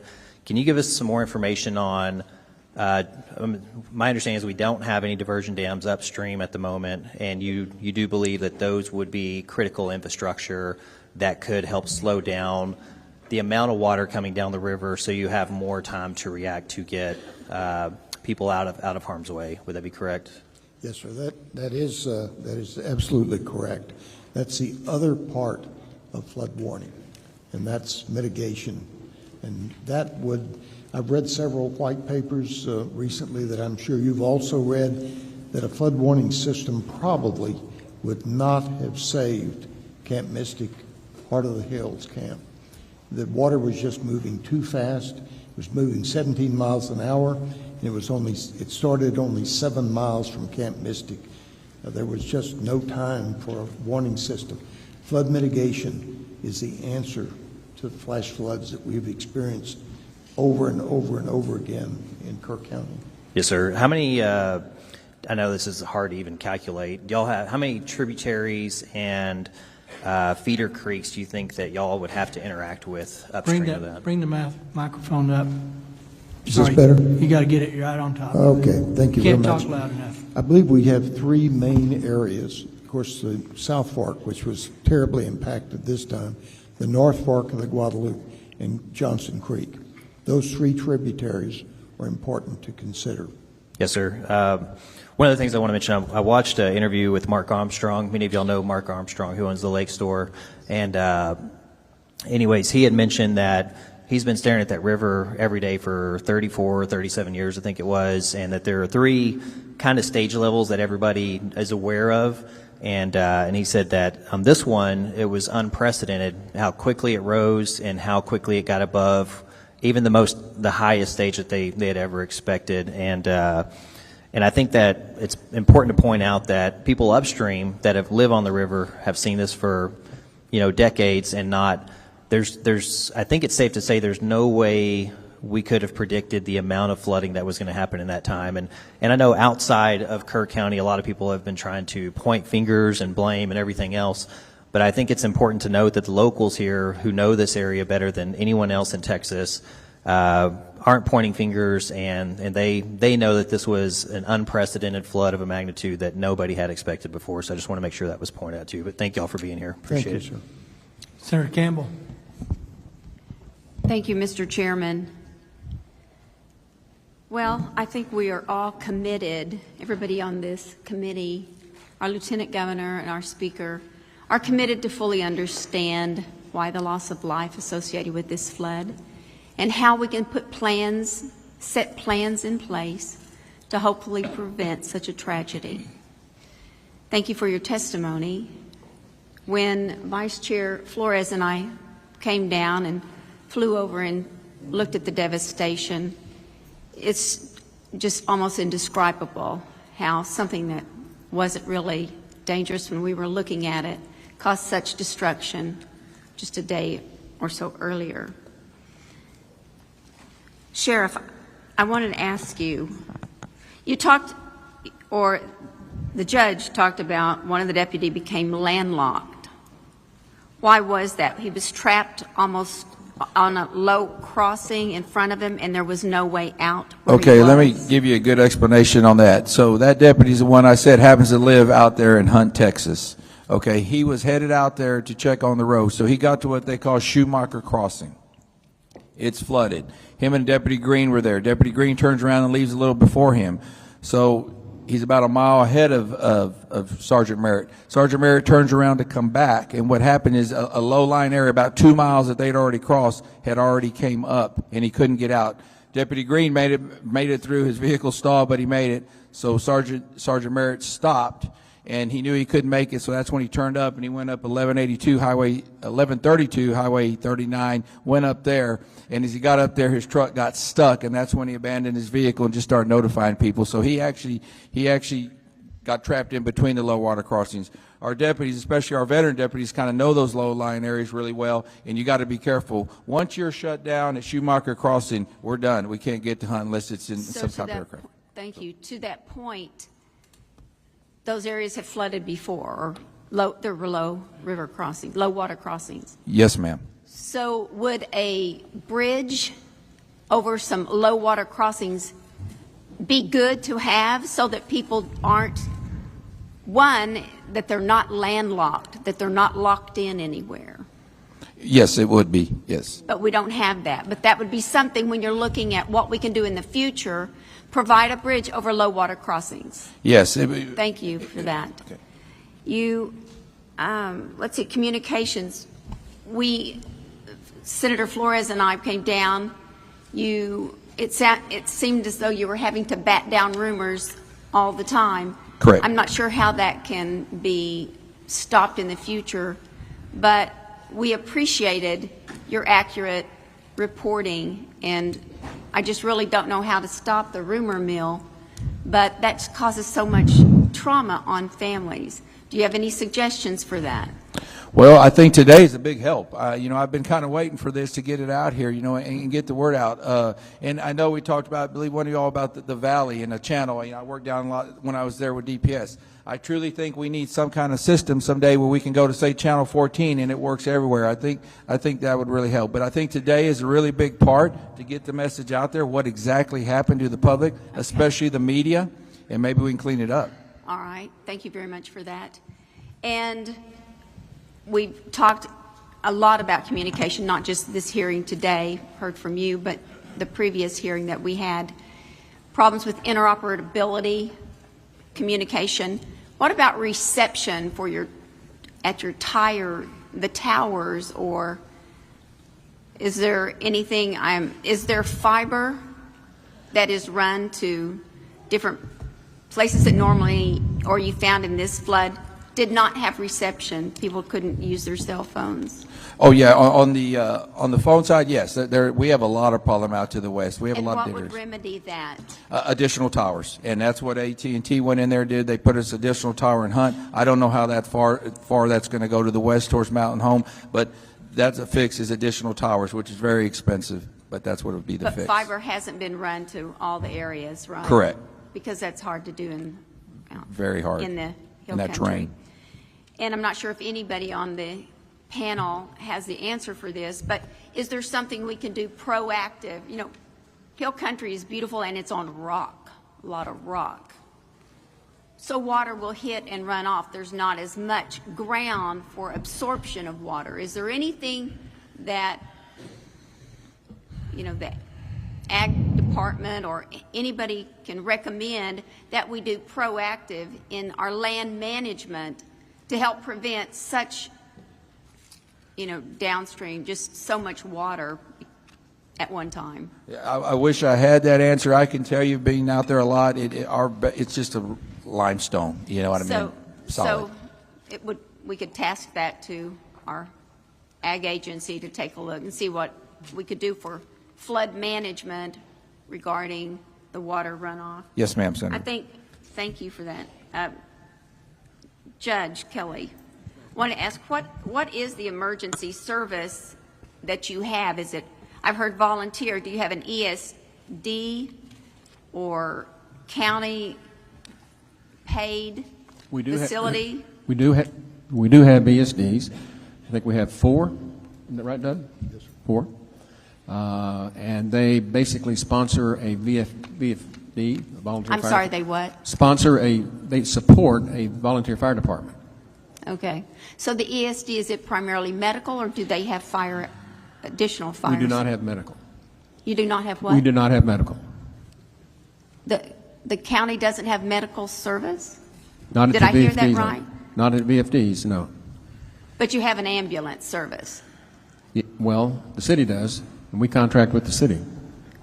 You contract, okay, so the county doesn't have ambulance, but the city, Kerrville, does have ambulance service that you contract with?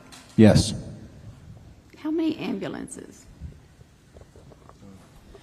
We operate about 4 ambulances, and then we'll have a peak. We do have 8 if we need them. 1 second. Before you jump into a question, please just say your name yes, sir. and who you represent. Dalton Rice, City Manager of Kerrville. Now go. We have 4 ambulances that we operate around the clock, and then we'll have peak ambulances as needed, and then when we need additional staff to come in, we have 2 or 3 reserves that we could use. Got it. Thank you very much. Yes, ma'am. Dr. Rector. Upper Guadalupe River Authority was established when? 1939? Yes, ma'am. And you govern, or you look out for the Guadalupe in one county. That's correct. So you have one job, and that's to manage the river for one county. That's correct. No warning systems except one down on Cypress Creek. We are not involved with warning systems. We are data collection. Okay.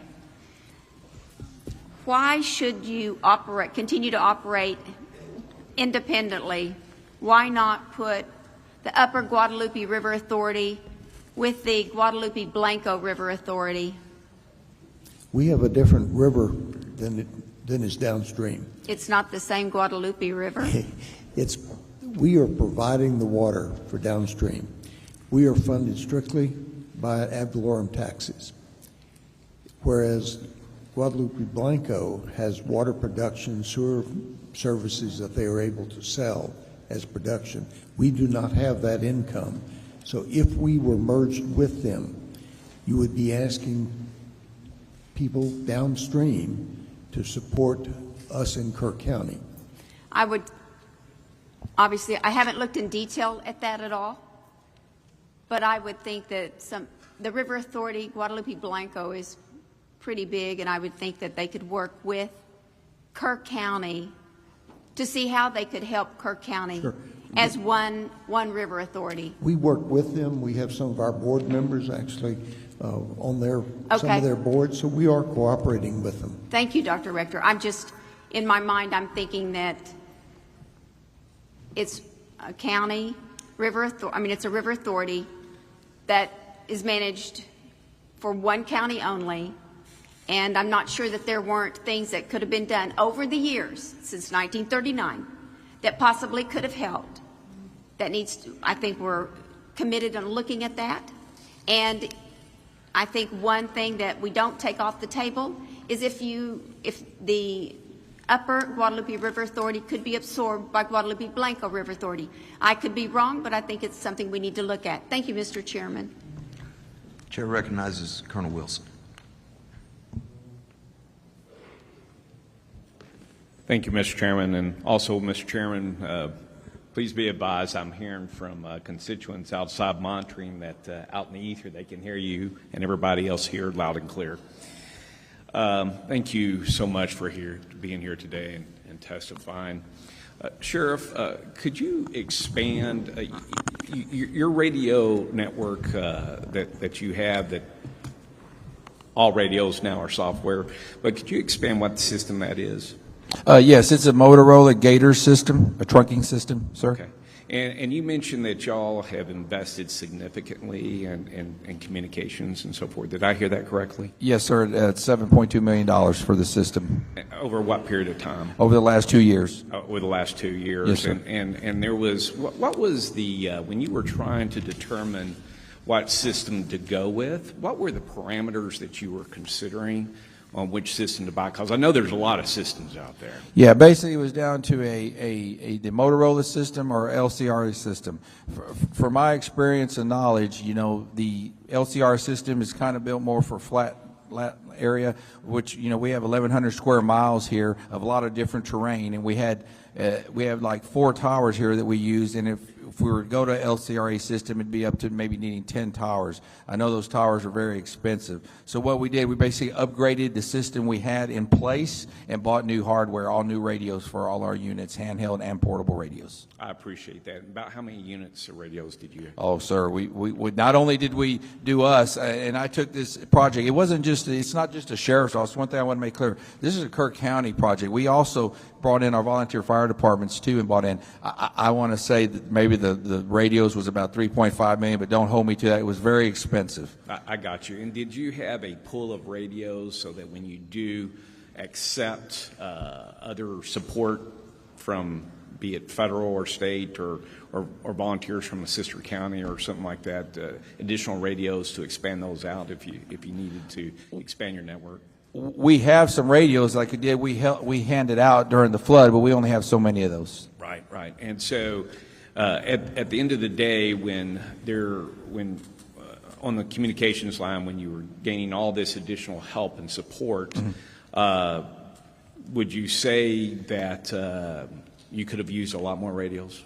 Oh, yes, sir, definitely. You can't ever have enough radios. Yeah, I appreciate that. And if we had to look at this holistically, is something that you feel that the state could have prepackaged, pre-softwared, if you will, for interoperability purpose to deliver if needed for a mass cow or a situation such as this? Oh, absolutely. Yeah. Yes, sir. What do you think that would look like exactly? Well, because you don't have just floods, you got to worry about fires too, right? Yeah, yes, sir. Yes, sir. That season will be coming up soon. But yes, I mean, to me, it would take additional towers here. I mean, right now, I feel very comfortable with what we have, but you know, new towers, more radios would always help. From my understanding, you know, there's really nothing that can tell you what system to get. You know what I mean? I have fellow sheriff's offices and counties next to me that are on different systems than I do, but we do have the capability to talk. But then there's Bandera County that's on a different system that we're not able to talk to. And so when you were looking to purchase that system, there wasn't anything out there that basically said, hey, to be interoperable, in order to be able to connect with others, if you had to go and support somewhere else in the state of Texas, which I know our counties do, especially in the rural, or vice versa, there wasn't anything there that basically provided some sort of, I wouldn't say guideline, but recommendations in terms of capability that's out there that you may need to consider when purchasing? No, there is. We did. It's called a dual band radio, and that's what we went to. We can use it on both our system and the LCRA system. Those radios are very expensive, between the tune of $11,000 to $12,000. So you just think, I want to say we bought a couple hundred of them, maybe between us and the fire department. So kind of do the math. It's very expensive to do. We were just very fortunate to have the funds to be able to do it, because had we not had those funds, we'd be on the same system we were before this. No, I appreciate that, and I just want to make sure I understood correctly, or I'm relaying the question correctly here, is that when you or other counties are going out there considering purchases, if you will, and you know that you want to be interoperable, because in the case of emergency, whether you're going to support somebody else or vice versa, that it would be helpful or would not be helpful if there was a larger document that helped articulate and made recommendation in terms of not necessarily brand but capability in considering what you buy. Would that be helpful? Yes, sir. I'm sorry I didn't understand the question. Yeah, that would be very helpful. Okay, yes, I appreciate that. And just can you, so we can live the pain that you went through, can you give us some example of what you went through in terms of the software interoperability issue that you had that Sure. you briefly mentioned? Sure. Like, when you got here, like I know we had state assets here. You get here pretty quick. DPS and Gang Warren was mainly the ones, and basically they needed to get their radios reprogrammed, and that took up to a couple of days to get that done. So that's the main difference we had. Get them programmed. Yes, yeah, just get them reprogrammed. So the ability was there. They just need to be reprogrammed. You got to remember, they came from all over the state of Texas. Antietam. So they just didn't have our radios, our channels. And did the state or anybody provide an IT specialist to help you, or you had to take time from your recovery operations and so forth like that, trying to get everybody on the same network? No. Actually, DPS sent their radio tech in here, and Texas Parks and Wildlife sent they did their own radios here on site. That's great. That's great. All right, thank you. And I noted that you had mentioned the volunteer fire departments. How many volunteer fire departments do you all have in Kerr County? I'm sorry. Questions to sheriff or the judge either. Sir, we have. Or emergency management. Go ahead. Yeah, we have 7, sir. All right. You might want to state your name again. So I'm sorry, William Thomas. No, thank you. 7 of them, and in the comments there, and I'm just taking a quote from here. Few have specialized swiftwater training or gear. Can you elaborate on that, please? Yes, just like my deputies, I'd like to have them trained. They do so many different things, but, swiftwater rescue is just something, actually we were looking into that, and we don't have the area here to train. We've kind of made some calls to New Braunfels and visit with them, but, that's just not something we have here to train with. And we're going to look at that, just like we don't have the proper equipment for that. That's not something we do on a day-to-day basis, and not trying to make an excuse here. Those are things I need to look in. Maybe we need to have some additional assets in our vehicles to be able to help with. I know my guys were using whatever water hose, whatever they could at the time, but that is something definitely we need to look into in the future. And the same thing with the volunteer fire departments, you know what I mean? Those are volunteers, non-paid volunteers that, also work full-time jobs that need to be able to help. So, and that training's very expensive. They have certain limits, and, the ESDs are way more fortunate than ones that are not ESDs. Very expensive, but y'all have unlimited resources to make sure that we get all the training needed for our volunteers, right? We'd be in great shape. This is a reoccurring thing that we hear when you look to the Panhandle fires. One of the pieces that they pointed out over and over and over again is our volunteer fire departments are very poorly resourced. And that the training is hard to get or be able to be able to pay for that and so forth. Do you think that if we resourced both training and equipment, that your recruitment of volunteers, because I understand that there is a statewide decline in terms of the number of folks who are actually starting to volunteer out there? Yes. That's an accurate statement, probably here too, right? Absolutely. Okay. Do you think that would help recruitment and so forth if we were provided for that? Yeah, tremendously. On top of that, I always use, COVID ruined us. I mean, as a sheriff and oversee a budget, I mean, it's just a shame. Not that the trainings went up, but your equipment, some of my stuff's doubled and tripled. I mean, it's just horrible. But so, they don't have the resources that was made available. I absolutely think that would help on the recruiting. But yet, out of all the help that you received, these folks happen to live here and understand where the danger points are. Absolutely. And so, but yet the ones who know best are the ones who's probably least resourced. And I think Chairman King, with your work that you've done and others within the Senate to focus on that area, I would hope that this report would continue to go that direction and reinforcing that is a significant advantage to emergency response when our volunteers, that are organized volunteers, are resourced and they're trained. If I could, to the judges, appreciate your service. I understand you major in the Air Force, and so you probably had an opportunity to plan in uniform and now plan as a judge in emergency management and so forth like that. And of course, you'd probably say plans are great, but unless they're rehearsed, well, the enemy has a vote, don't they? So, yes, sir. On your planning piece, and this is to both of our judges, please, and just a reminder, just state your name when you respond. How often do y'all get together in your counties to actually plan and rehearse? Shane Stolarz, Kendall County Judge. Well, I'm a fairly new judge. I took office in January 1st, 2023, and our emergency management coordinator started around that same time as well. So we've been in office a short time, and so we have begun to focus on emergency management together.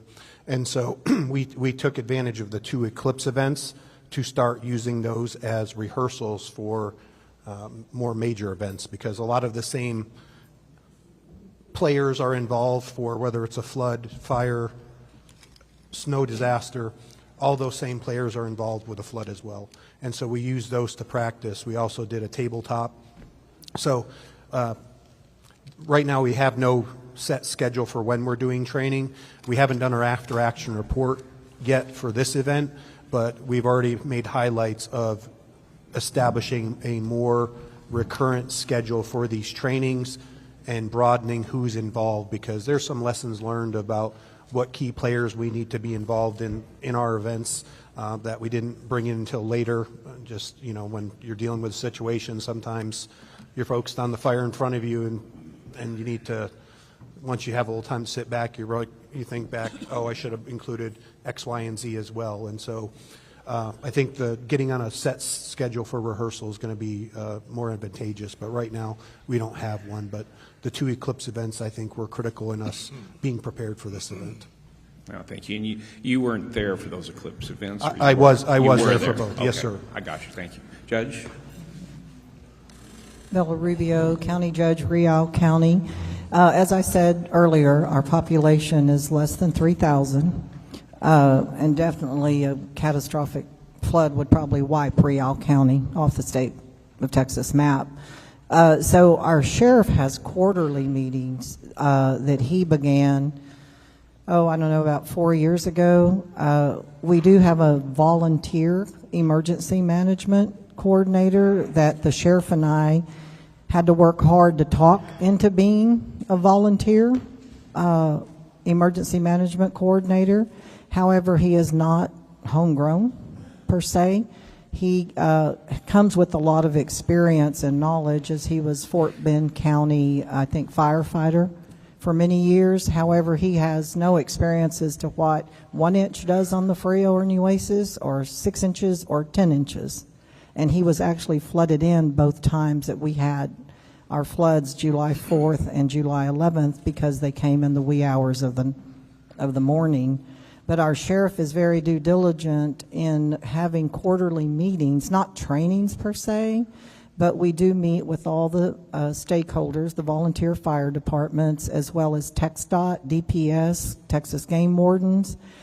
We even have anyone that'll come from like AT&T, T-Mobile, which really AT&T is the only thing that works in Real County if you don't have Wi-Fi availability. And then we also include the electrical companies as well. He invites as many of the stakeholders that would come or be impacted, whether it's flooding, fire, or a ice storm. Thank you, Judge, and that's really what I was really wanting to get Colonel to. Wilson. Colonel Wilson. Yes, sir. We've got a lot of members with more Sure questions. do, and I'm about to wrap it up, Mr. Thank you, Chairman. sir. So that's what I was wanting to get at, is because you can have a plan, but a plan is best laid when the right people are there at the table to work through it. Smaller counties. The resources there to do that isn't necessarily that you have hired, paid folks, that you have to rely on some volunteers and so forth. But at the same time, will the right people show up for your rehearsals? Because rehearsals are key on those tabletop events. And that is one thing that I think that we just need to make sure that we emphasize, that while best laid plans, if we can't get the right people, meeting them for the first time during an emergency is probably not the best time. You're grateful for it, but if you are basically there and you know them and you understand what the action plan is, then it's best. And you would probably suggest that, as a routine, be it regionally, because there are awfully small counties that can't afford much, that should probably be done regionally, and maybe something that should be addressed to be done, maybe not on a quarterly basis, but semi-annual or annual. Would you recommend that for other counties? Bella Rubio, County Judge, Real County. I definitely do, and I want to add that another part of the stakeholders that are invited are the superintendents and school board presidents of every school district in Real County, which there's 3, along with all the camp directors and also the lodging owners as well. They're all invited. Shane Stolarz, Kendall County. I concur.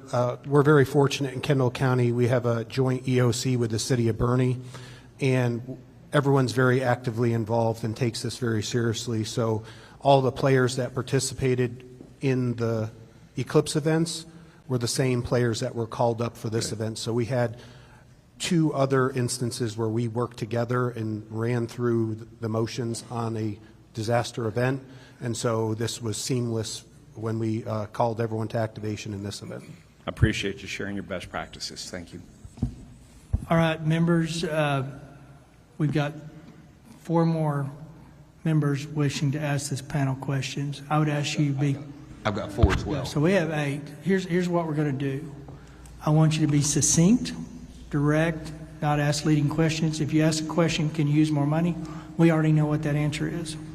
So let's move through that with a little bit more objective. If you're fishing, that's okay, but let's kind of pull that into rather out just leading open questions. Secondly, we're going to do something that most committees will not do.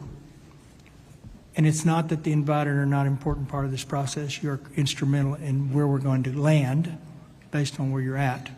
We are going to start interfacing or integrating public testimony after this panel.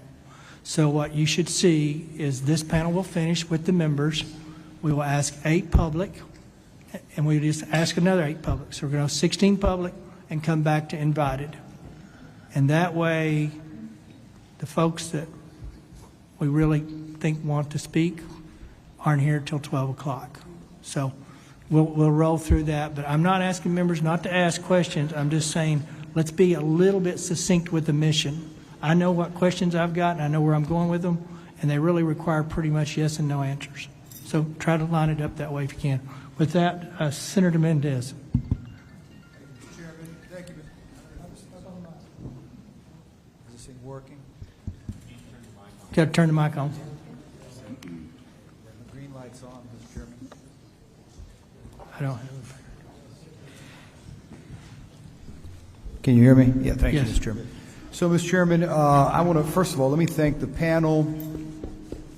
Particularly, I want to thank the gentleman who answered some tough questions. You know, your whereabouts were asked a lot about, and I appreciate you. I'm not even asking you to respond. I'm just saying thank you for giving us the. I hope you feel better, and I understand you. You know, we all get sick. Things happen. It's important. I think one of the things that was very important too, that I appreciated from just about everybody on the panel, was the copy of their remarks. So I'd like to ask Mr. Rice, Dr. Rector, and Judge Can't say it. Stolarz. Judge Stolarz, if you would provide us a copy of your remarks as well, please. Look, one of the things that we're going to rely on, we're here today. We're glad to hear you, glad to see you. We thank you for the incredibly difficult work you've been doing. But we're also here to hear from the community, and we want to hear from them because we know that they've suffered through so much. And so that's all I have. I want to get your remarks in writing. I'm going to read everything. I'm going to go through it because we're looking for ways that we can improve and we can mitigate this type of tragedy from ever happening again. So thank you, Mr. Chairman. Chair recognizes Representative Martinez. Thank you very much, Mr. Chairman. And first of all, I'm going to ask our sheriff just a quick question. And my ears perked up a little bit when we spoke about interoperability and the Rio Grande Valley and how I've responded to many of the calls down there, and we switched to all Valley. And in essence, not wanting to reinvent the wheel, so to speak, right? And the amount of money and the cost it would take for a full new complete system throughout the state of Texas. But in listening to Colonel Freeman's testimony, he had mentioned last week that they do have SIM cards that can be placed in these radios to where there would be interoperability across the state of Texas when one agency, for example, I know I saw one of our ambulances from Weslaco that's here through EMTF, right, and they've responded to in support. But how would that work? Is that available? We understand that those systems are maybe $12,000 per radio. But is that an option that can be utilized with every department throughout the state of Texas without reinventing that wheel of infrastructure? Oh, absolutely, sir. The main problem is the purchase of that equipment, but yes, it is available. Okay, thank you very much. And then one last question, and this could be for anyone on the panel, and it's mainly, you know, in looking at the map, when you look at the South Fork of the Guadalupe and where it intersects with Cypress Creek, is there any way, or is there something that we could put in place, maybe gauges on those creeks as well, that could help us maybe model that, collect data to where we could understand, you know, those rise and falls of those the creeks as well in that intersection to help us with warning systems? So Bill Rector, UGRA. Yes, sir. That's something that we are looking at. Also, floods don't just occur on the North and South Fork and the Johnson Creek. We've had significant floods on other creeks, Turtle Creek, Cypress Creek, and those need to be monitored also, and we're planning to do that. Thank you. Senator Bettencourt. Thank you, Mr. Chairman. First off, to the judge and to the mayor, 108 plus people could have lost their lives here. The whole nation grieves with you. That's why you have a tremendous heartstrings now from just not in Texas, not from all our districts, but all across the nation.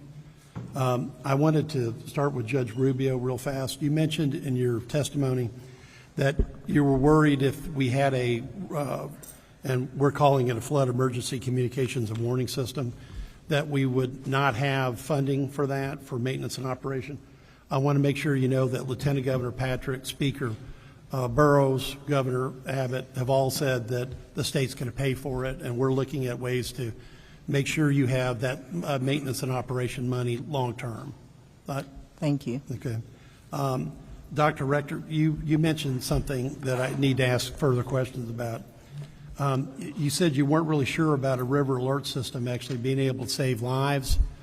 And you mentioned that the wall of water was moving at 17 miles per hour, Yes, sir. right? Is that correct? Yes, sir, that's And you correct. said the camps were 7 miles downstream. Now, by my simple Aggie math calculation, that's 24 minutes. Now, if we had an integrated system, and your organization was looking at one, I think it was 10 river crossings, if I remember from the engineering study I read.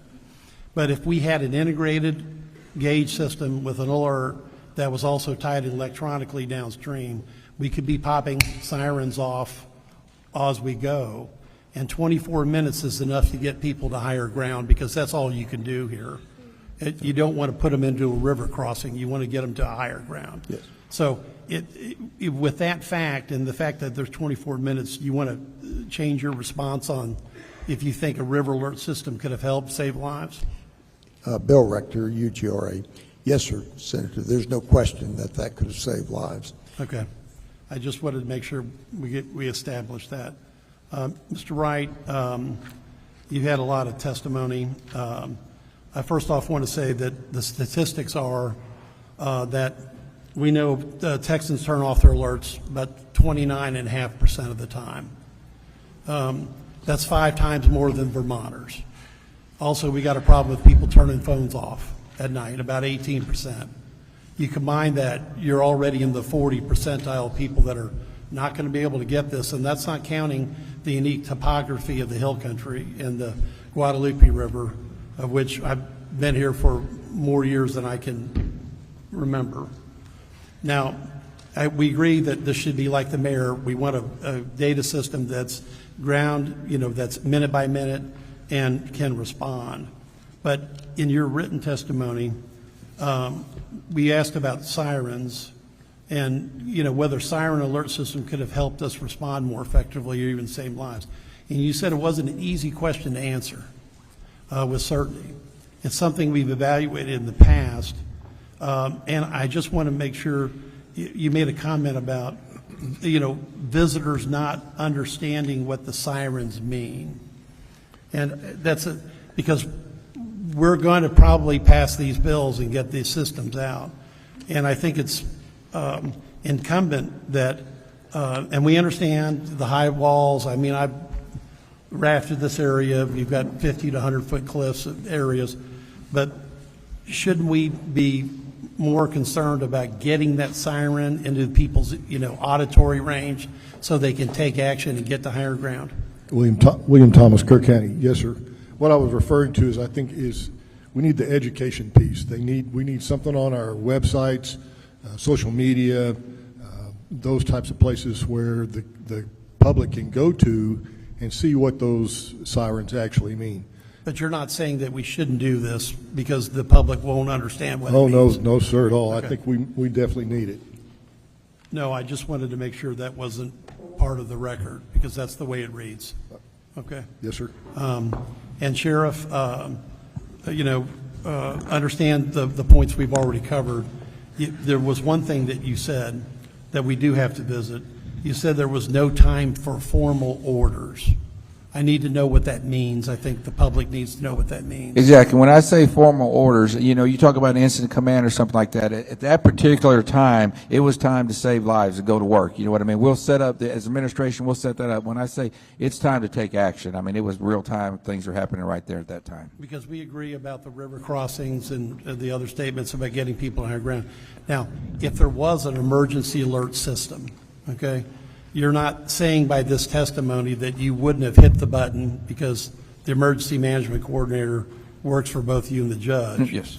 But because when you say there's no time for formal orders, that could be misinterpreted as I didn't have time to do code red. I shouldn't have done a code red. So I want to give you the chance to make sure you specify exactly what occurred. Now, before you do, OEM manager, or Director Nidden Kidd said that in testimony that no alert was issued by Kerr County on evacuations. So, okay, what I'm saying on my comment is it's not kind of, let's call the administrator or supervisor and ask what to do. I mean, it's time to take action at that time. That's what I'm trying to say, sir. Okay, so if we had an alert system, now, and I do want to ask you and the judge, because the Director, Kidd was said that there was not an evacuation order issued by Kerr County at any time.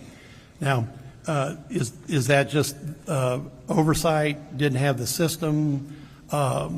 What was the issue? Why that evacuation order wasn't issued? It was too late. It was too late. Okay. This was so massive and arrived so quickly that if you've driven that road, you know, and you've been to the camps, we're talking about thousands of campers. And then we have the residents. And trying to move down Highway 39, which is 2-lane with no right-of-ways. And it's 2 lanes with no right-of-ways because it's privately owned, but it's a public use road. And the number of buses that bring the campers out sometimes are bumper to bumper and go on for half a day. Those of you that have seen it know what I'm talking about. To try to get those people out of, and you got to remember the configuration. You've got the North Fork and the South Fork, and then they get to La Junta. Mm-hmm. We're going to have one heck of a traffic jam at La Junta. And closer. Okay, and I got Judge, closer. in the interest of time, could the cubic flow on the river Yes, sir. was 2.5 times the average flow over Niagara Falls. Absolutely. Which is an astonishing number. And I think in 1987, I'm going from memory, I think 10 people lost their lives because we tried to evacuate people across the river. Children in the school bus. Right. So no one would suggest that. Okay. The concept I'm trying to get to is this. The watches were in place till about 1:06. 1:14, the mayor, everyone said that it turns into a warning. And by 4:23 a.m., it's the highest level the weather service can get, which is a emergency alert. So at that point in time, would there not have been a recognition of the obvious that there needs to be an alert that says effectively get to higher ground? I agree. Okay. Thank you for your response. Chair recognizes Chairman Moody. Thank you very much. I'll try to be succinct and to the point. I just have a couple follow-ups for some folks.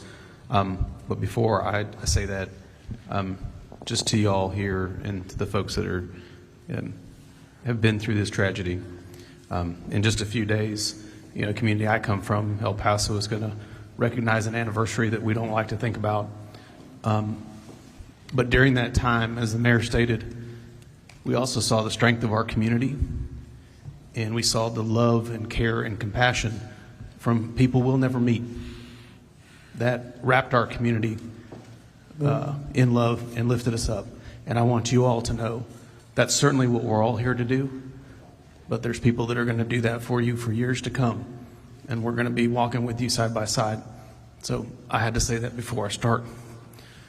A couple of questions. Sheriff, in the follow-up question that Sheriff Lauterbach asked, you went through a detailed timeline. I don't have that in your written testimony provided. Is that something you could please provide to the committee subsequent to the hearing? Absolutely. Thank you. I'd appreciate that. Let me switch over to Mr. Rice. Mr. Rice, you listed a number of legislative proposals, ideas, concepts. Obviously, we're time constrained in a 30-day session, but I think some of those things fit in that bucket. And some of these things, I know I've visited with Speaker Burrows about this. These are going to, and I imagine the Senate will do this, launch forward into the 2027 session, ideas going forward, right? There's immediate need, and then there's structural change that we need to get to. And those are two things that we need to do. We can start in earnest on them. I didn't see that list provided here either. Is that something you can provide to us if it hasn't been provided already? Dalton Rice, City Manager. Yes, sir. We can provide any documentation you need. Okay, and if you wouldn't mind segregating, put it in those two columns, so it'd be helpful to us. Because Yes, I do think also you did mention in your testimony, property tax relief legislation. That's something that's going to be considered. I'd like to know, from your all's perspective, how emergency preparation, mitigation, all of those things that our locals are tasked with doing, how that sits side by side in setting your budgets, because y'all are in budgets Yes, right sir. now. You're launching into budgets right now. And I think that needs to be a part of that conversation. Even though it's a separate conversation, it certainly is connected to your ability to do what you need to do for your community. Yes, sir. So if you could please highlight that, that would be helpful to us. Absolutely. Thank you. I'm going to try my best. Judge Stolarz, is that how, was that close? You got it, sir. That was actually correct. Judge, thank you very much for your testimony. I think specifically your testimony about your preparation and the work you've been doing, I think it's very instructive to folks to hear those stories. You mentioned that your emergency management coordinator, last name I caught was Constantine. What was the first name? Shane Stolarz at Kendall County. Brady Constantine. And is Brady Constantine here? Yes, sir, and he did fill out a form in case you'd like to hear from him. Okay, great. I would. Because there's something that's sticking in my mind here, and we're talking about, you know, warnings versus watches versus emergencies, and we know that warnings start sometime on the 3rd, carry forward and escalate up. What actions are taken, you know, those are, and to the sheriff's point, those are things that you're doing as the situation unfolds. But there's two very different things that I heard. One, that I think in the sheriff's written testimony that he went to bed on the 3rd and didn't have anything to worry him as he went to bed that night. And you said that Brady Constantine's reaction in your testimony was he had an uneasy feeling that night. I'm not saying either one is right or wrong, so I'm not here to criticize. What I'm saying is all the same data was available to both those people, and you have two very different reactions. And again, this is not for me to say right, wrong, because there may be a reason why you get a number of warnings, and because of your experience, you go, okay, well, that's this or that's this, and maybe it was, things move a lot. There is a reason, sir. Okay. Would you like me to call him up right now? Well, if we get to his testimony later, I'm happy to hear it. I do want to dig into that because it may be that those warning systems and how they ratchet up isn't effective for you all to be able to do what you need to do in a uniform fashion. And what's happening in Kendall County versus Kerr County, I know you all are nearby, but could be different issues. In a nutshell, I believe it's based on Brady's interactions with our TDM representatives, and the conversations they had personally with him is what triggered his uneasiness. And plus, we also had a huge parade the next day in Comfort, which draws people from all over the state. And so I think the combination of those two things added to Brady's feelings that day. Okay, that's good. And when Mr. Constantine testifies, I'd like to hear more about that at that time. That would be very enlightening for us, because those types of communications we heard from TDM last week about those conversations, and I think we need to figure out how we can be, this is for all of us to look at what we can do better and how we can react better. And if the systems aren't set up to give us a uniform reaction when even catastrophic things are happening, then we need to look at those too. This is the opportunity for us to unpack those. Just because we've done something the same way for years doesn't mean we don't look at it again now. You also mentioned in your testimony that you wanted to simplify grant applications. You highlighted engineering studies that have to be provided as some of those grant applications. Can you highlight which grants you're talking about? I also have my county engineer here because I believe there was one application we went out for. We had to actually do an engineering study as part of the application process, and that costs funds. I don't recall the name of it, but it's things like that could be cost prohibitive for certain counties because you're spending that money with no guarantee that you're going to receive the funding at the backside. And your county engineer's name? Mary Ellen Schuley. She also filled out a card, so we'll hear from her later. Yeah, if you'd like them in the 3-minute comments, they can come up. I don't know what the process is for them. I do want to hear that because part of the task that we've been given is to get rid of the red tape. Okay. It is not a system that anybody wants. When you are trying to figure out how to mitigate harm or how to recover from a disaster, if we are asking people to check boxes that are not necessary, That is the epitome of bureaucratic nonsense. And you highlighted it here. I'd like to drill down into, and I've talked to the Texas Water Development Board as well already at the last hearing, to identify these things when we're talking. Now, I'm not saying that you still got to check. You're spending money, right? You want to make sure that we're not doing that in a wasteful manner. But if we're talking about emergency preparedness and recovery from disasters, I want to know where the red tape is, because we need to figure out how to get rid of it so that you can do the job that you need to do, so the judges can do that, so the sheriff can do that, so that we can get the funding to people. We have great capacity in the state of Texas, great capacity. But if we tie it up with timelines and useless check boxes, then we are depriving the people that we represent from solutions that they know could help and could save lives. Agreed, and it's just not at the state level, it's at the federal level as well, because we went out for grant applications for wildfire protection, and we're like the 26th county in all of Texas to have a wildfire protection plan. We went out for a grant.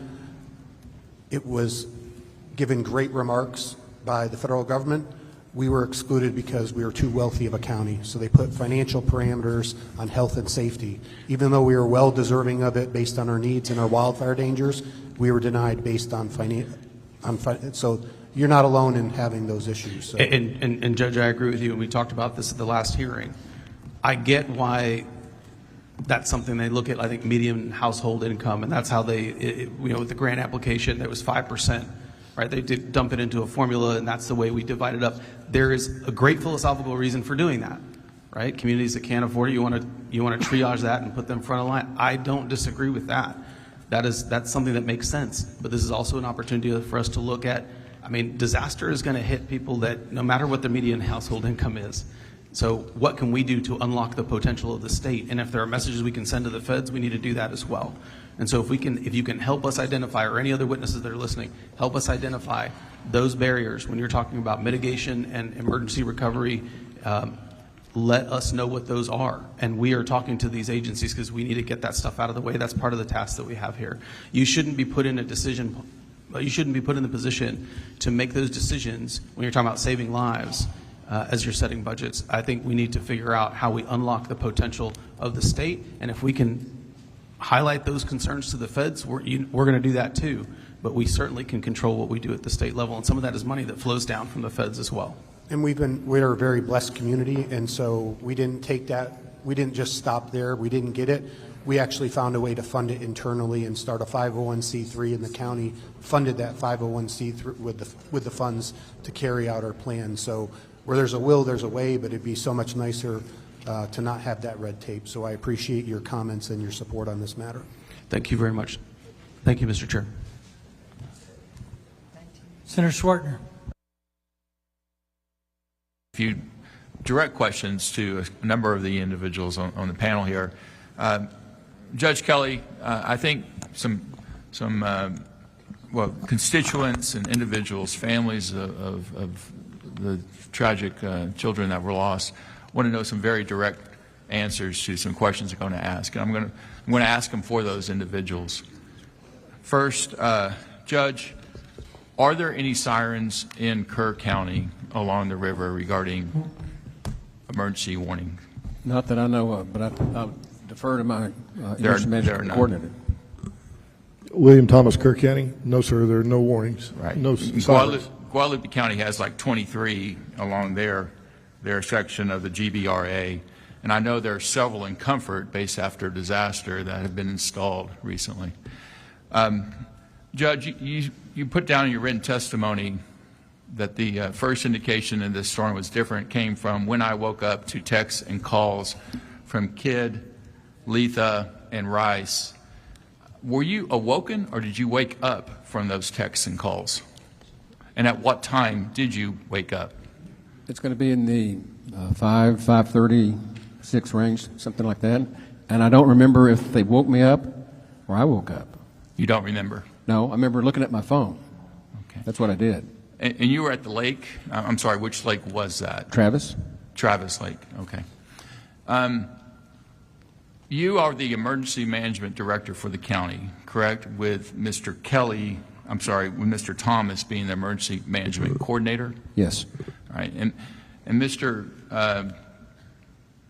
Thomas, you mentioned in your written testimony that you were sick and were awoken by your wife after a call from the city of Kerrville's EMC, which is your counterpart for the city of Kerrville. Is that correct? William Thomas, Kerr County. Yes, sir, that is correct. Okay.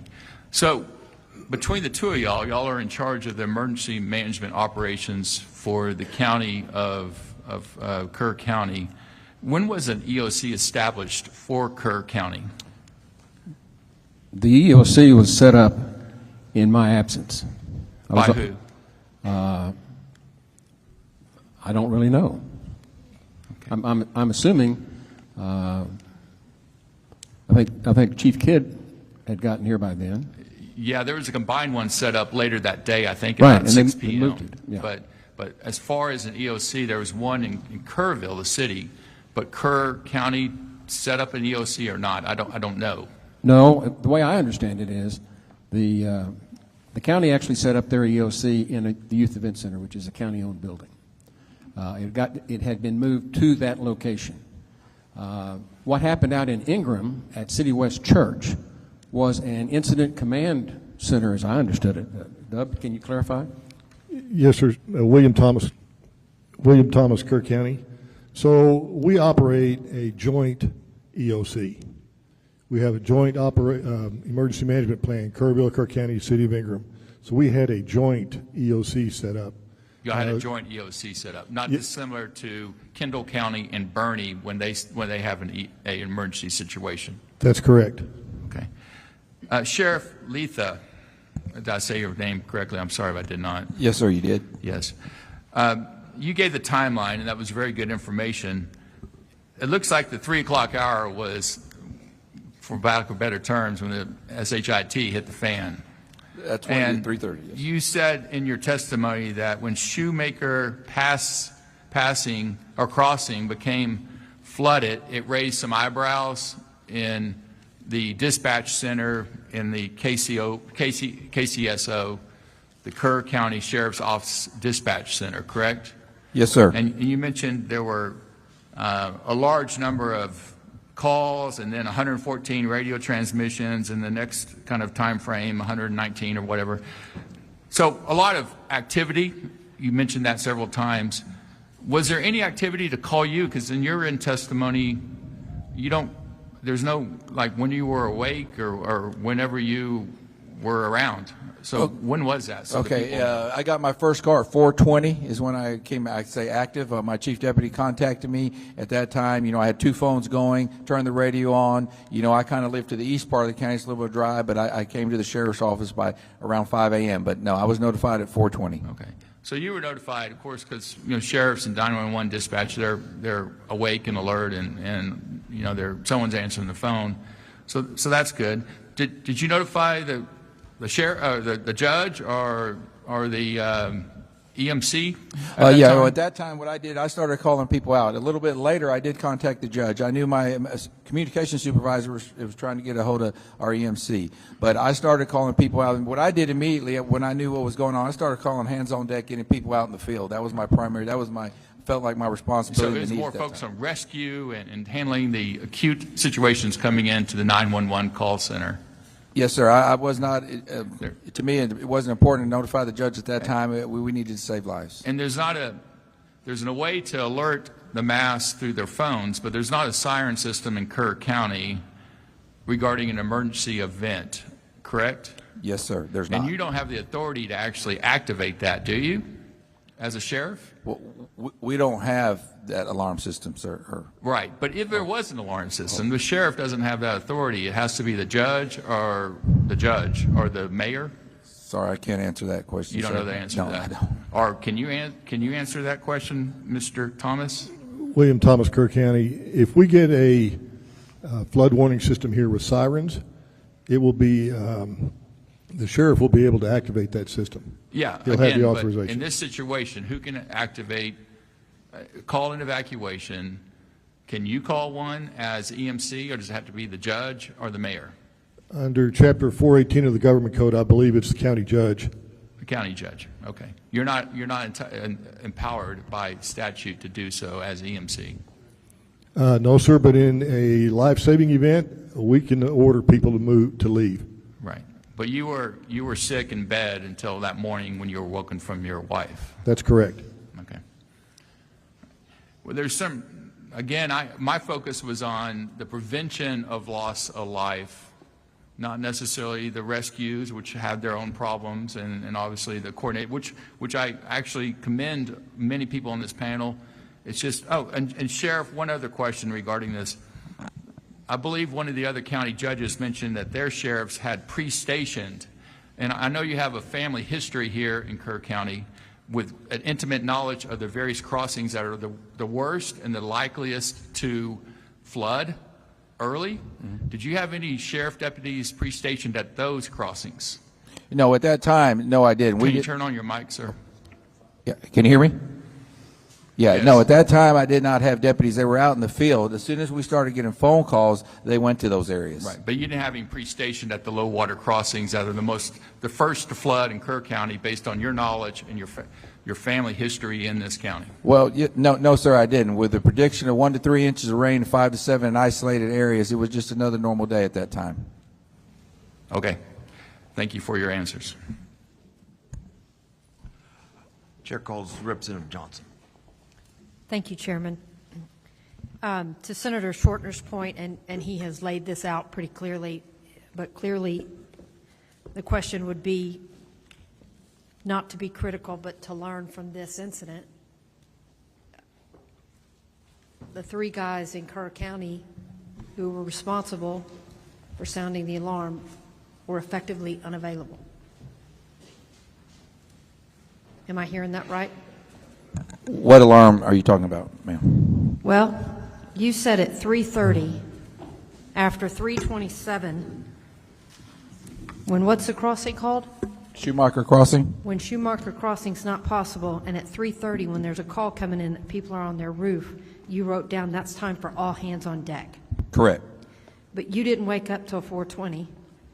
The judge is in Lake Travis, and the emergency manager is sick. Correct, ma'am. At that time, my people were out there doing the job. You know, I got the call at 4:20, but they were doing their job, notifying people and rescuing people. But you, to your point, this was a weather event nobody had ever seen. It was moving fast, and 50 minutes sure seems like a lot.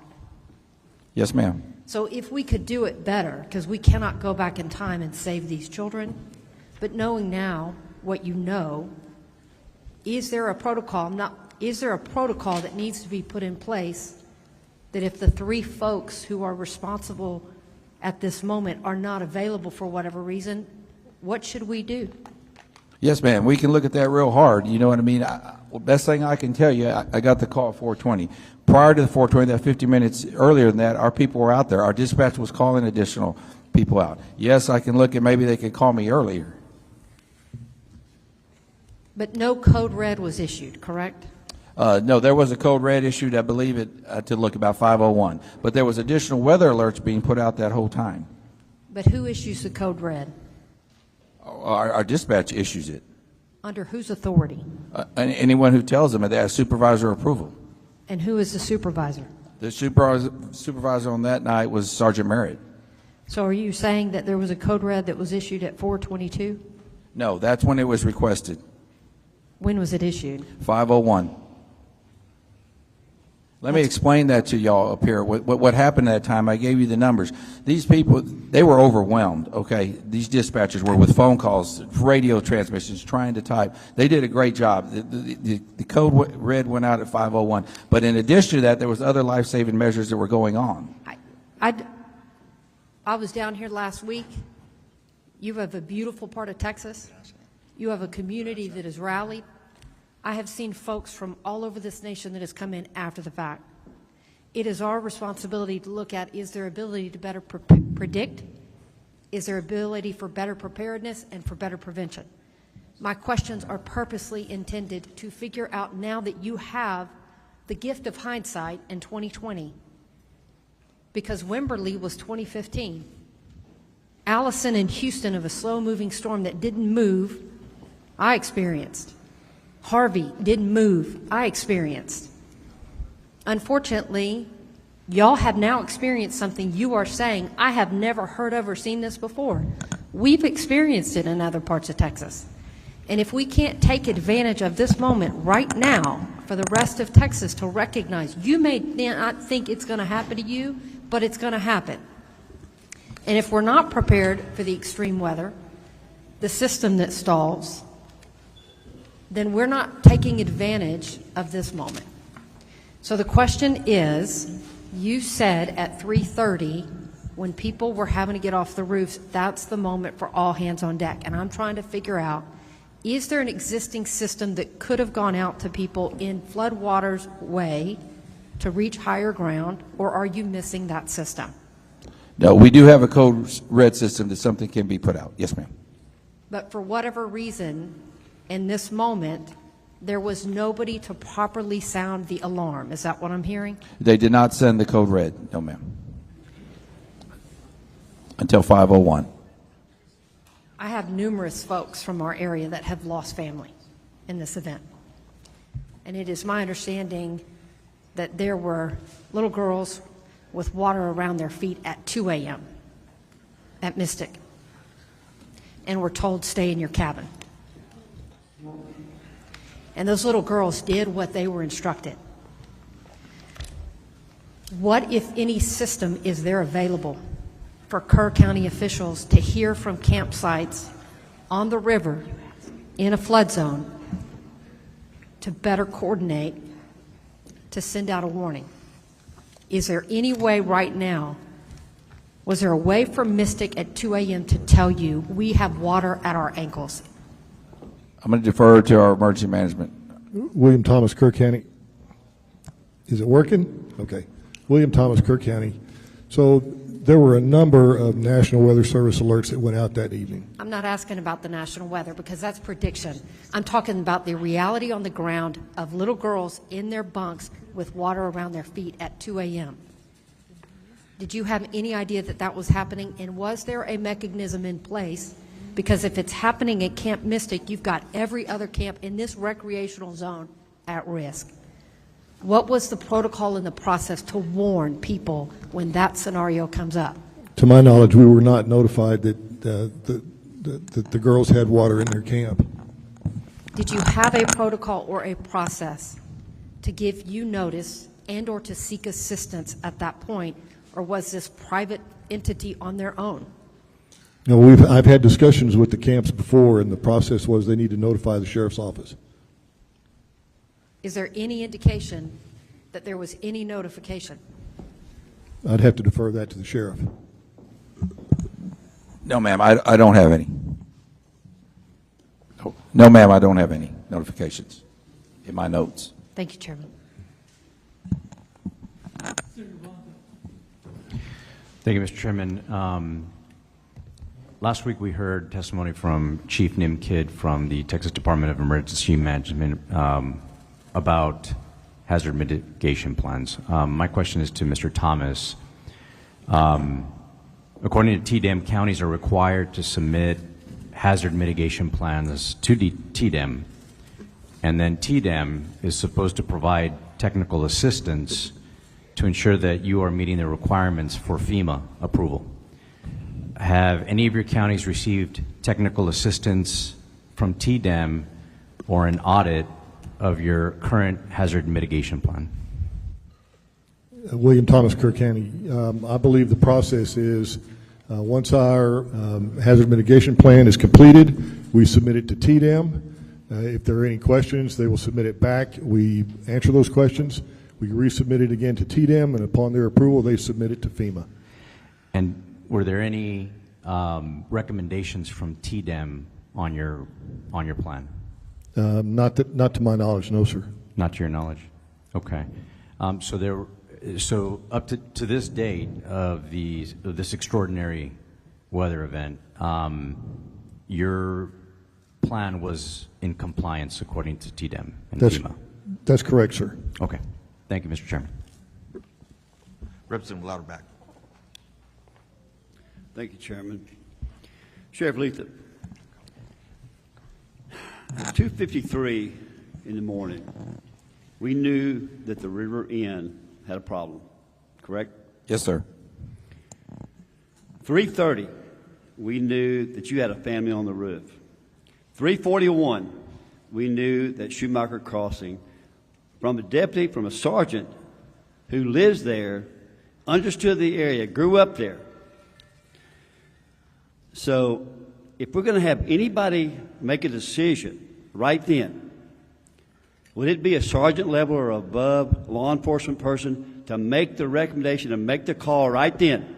We're saving minutes and seconds here.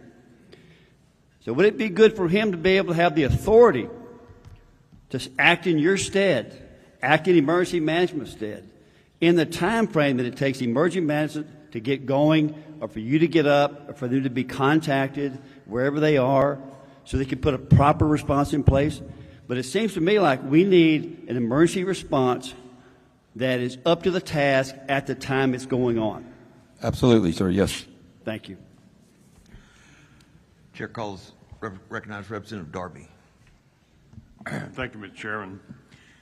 This line of questioning is very disturbing. To some of the comments, we've had little girls in bunk. We have people dying.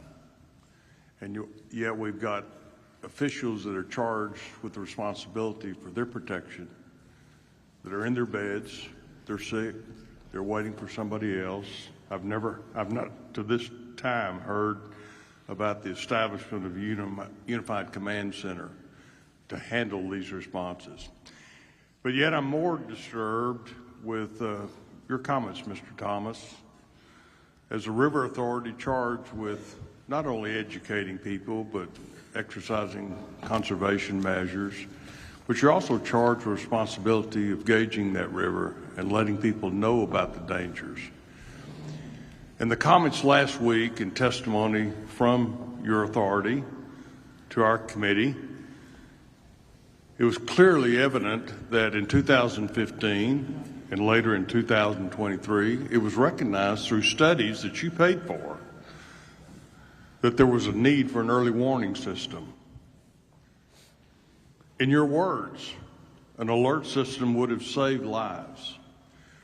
And yet, you didn't do anything about it.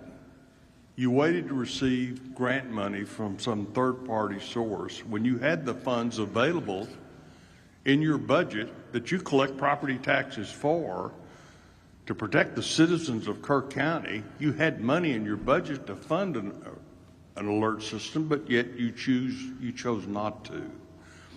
Would you care to elaborate on that for the benefit of this committee, on your reasoning for that? And ultimately, the funds that were in your reserve account, did you return those through property tax reductions? You chose that path? Bill Rector, Speak into the microphone. Speak into the microphone. We need to hear your response. I think, is it working? I can hear you now. Thank you. Obviously, we have been frustrated over the years trying to institute flood control, trying to institute a system where that we can better inform our emergency managers of situations. We grew frustrated to the point where we said, we're going to do it ourselves. We're going to just take the bull by the horn. We're going to create our own system, and we're not going to ask for additional funds. That was out of frustration. We had tried since 2016, when I came on this board, to create a flood warning system in Kerr County repeatedly, year after year after year, working with various agencies, trying to work with them to obtain fundings, and finally we got to the point where we just need to do this. It is urgently needed, and we are going to do it, and that's what we did in 2023. What did you do in 23? Did you establish an early flood warning system? We began looking at putting this as a separate priority, dedicating funds to it, and we followed that with finding people to talk with us on what needed and what could be done, what was technically now available. We had a hydrologist talk to us in 2024 of September, and we heard him. We heard what he had to say, what could be offered to our county, and we moved immediately in our next board meeting to moving forward with that project. And we issued, at the next meeting, January of 2025, we issued proposals, or requested for proposals for this system. And then by by June 4th, we had actually hired a contractor, signed a contract to begin creating a system with our own money that would support flood warning in Kerr County. I think your executive director last week had indicated that the board decided in 23 not to move forward because they could not achieve a grant request and have your money, the board's money, needed to have matching grants for outside money through a grant system from the state or somebody else. So I guess the concern I have is that you had the resources, you had the data, you had the studies that said this early warning system is a critical factor in the protection of lives, and yet you continued since 2016. I think you came on board in 16. Yes, sir. You continued to look down the road, if you will, and not really address the concern that your data showed. So that's particularly disturbing to me, to think about folks asleep in their cabins that could have been warned. I'm not saying that they might necessarily have saved their life, but certainly we have to ask the tough questions. The folks on this panel are charged with responsibility of protecting people, and we want to make sure that there's no impediment, if you will, to that protection by some sort of procedural mess or unconcern. In fact, let me ask, where is and who is Jeremy Hughes? Dalton Rice, City Manager, City of Kerrville. So Jeremy Hughes had put in his retirement paperwork July 2nd prior to the event after serving over 2 decades. And so he retired, I think, on the 11th, I believe. So he's the Emergency Management Coordinator for Kerrville? Kerrville, yes, sir. So that position is a training battalion chief and with a separate function of Emergency Management Coordinator. I think one of the problems that this process is showing is we have a lot of folks who are have titles, but when the time came to act, they did not do so in a timely fashion. Mr. Thomas, the River Authority, we're going to have to take a look at your role and your responsibility to protect the lives and property of folks along this river basin. Mr. Darby, We would appreciate that. just for the record, you're addressing Mr. Rector, and you said Mr. Thomas. I just want the record to reflect who you're questioning. Oh, I'm sorry, Mr. Rector. I'm sorry. No problem. I had Bill here, but I'm sorry. But you know who I'm talking about. Yes, sir. Okay, thank you, Mr. Chairman. Mr. Rector, I've got a couple questions for you. I believe there's eight flood gauges that report to the National Weather Service. Is that correct? Yes, sir, that's correct. And that's the only data. I mean, it's not a warning system. It's just a data collection, correct? We are in the business of collecting data. Right. And so with that data goes to National Weather Service. Do you make an effort, or is there a protocol in place to share any of that data with either the City of Kerrville as Emergency Management Director or with your county judge? The Weather Service makes that data available to all government agencies. Right, but it comes to you. It comes to the River Authority too, right? No, we see it at the same time it's released to the other agencies. We do not monitor those gauges. All that data goes to the USGS, and that goes to the Weather Service.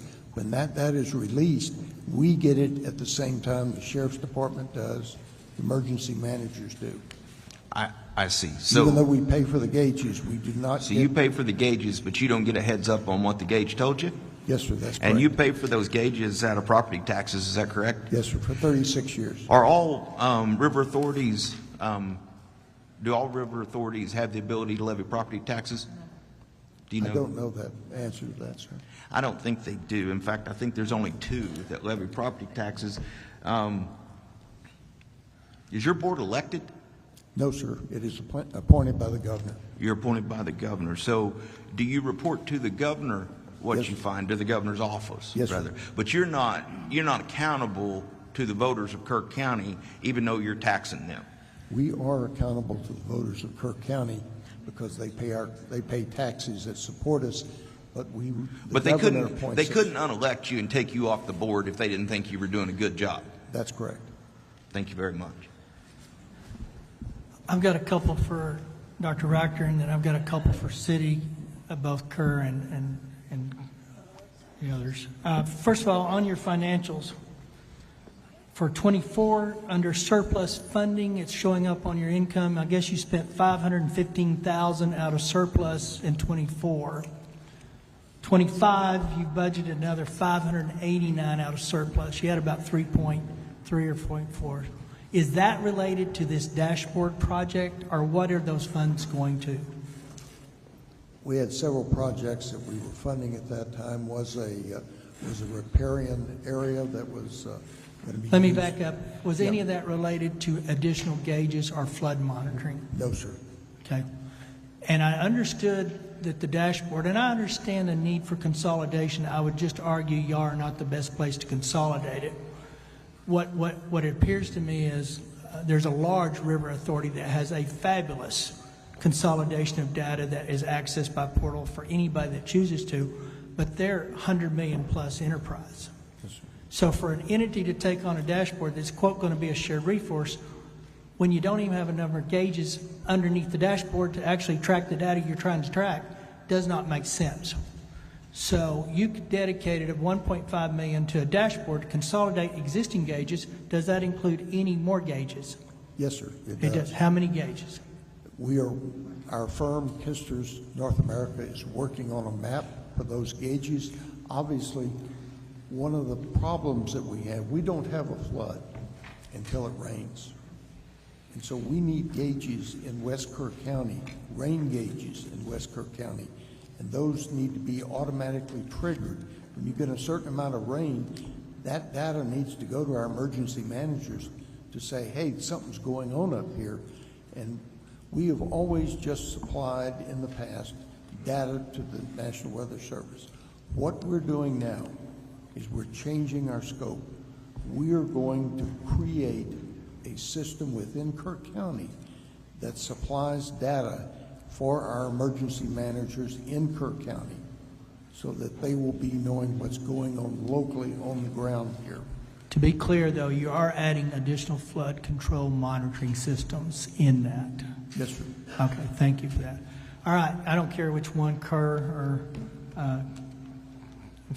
Kerr or, I'm looking down here, Kendall, either one can operate, not Kendall, Kerr County, Kerr City.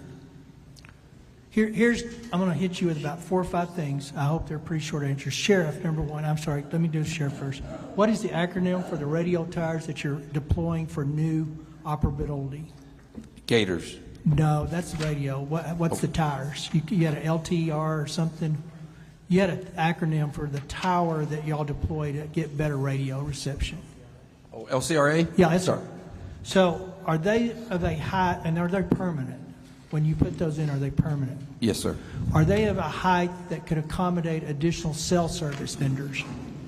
I would think that's very possible, sir. And so I would tell both Kerr County and Kerr City, look in your current inventory of tower structure and ask your vendor network, for those that did such a yeoman's job during the emergency, that they might be willing to come on permanent. And I would also caution you this. Do not hold them hostage for fees that are exorbitant.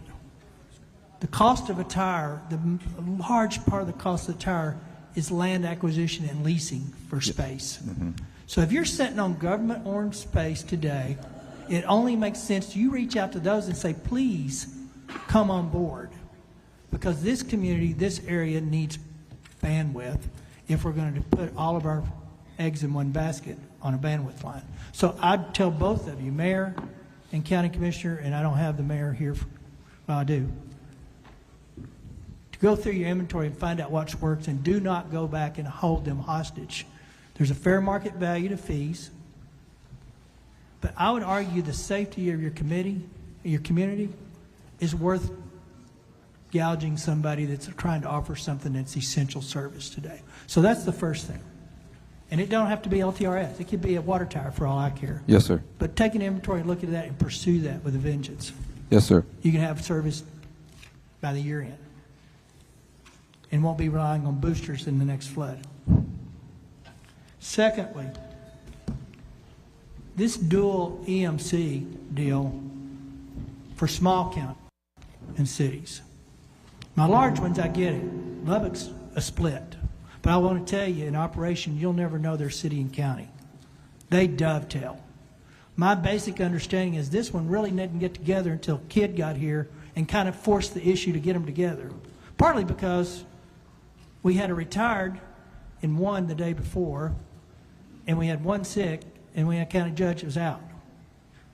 So, number one, I think you're going to anticipate or should anticipate a consolidation at a certain level of one, for many reasons. One, I don't think the expertise needed to do this properly exists in a small community. So you're running stretched on resources to begin with from a personnel perspective. Two, I want my TDM director not to have to guess which one he should talk to. So just from an organization and coordination, unless you can give me good reasons between now and report and bill that it shouldn't be that way, expect a consolidation. So here's the one that we haven't talked about much, and it's going to step on all kinds of toes, politically and otherwise. We're talking about what you do when the flood's coming and when it gets here. The question I have for y'all as a city and county, is there appropriate higher ground space given the time to evacuate people that are sitting in the 500 floodplain? Is there area you can get people to in this area if you have time to get them there? Yes. Yes. Yes. So here's what all the data and monitoring is good, but you know what that's doing?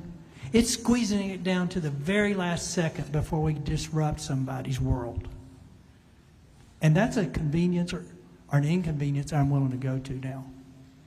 So going forward, under the Health and Human Services Codes, I believe it is, safety codes, that's where a lot of the camps are regulated. And what I've learned to find out is there's all kinds of reasons this shouldn't have happened at some level, but we get waivers. They ask for a waiver and they get a waiver.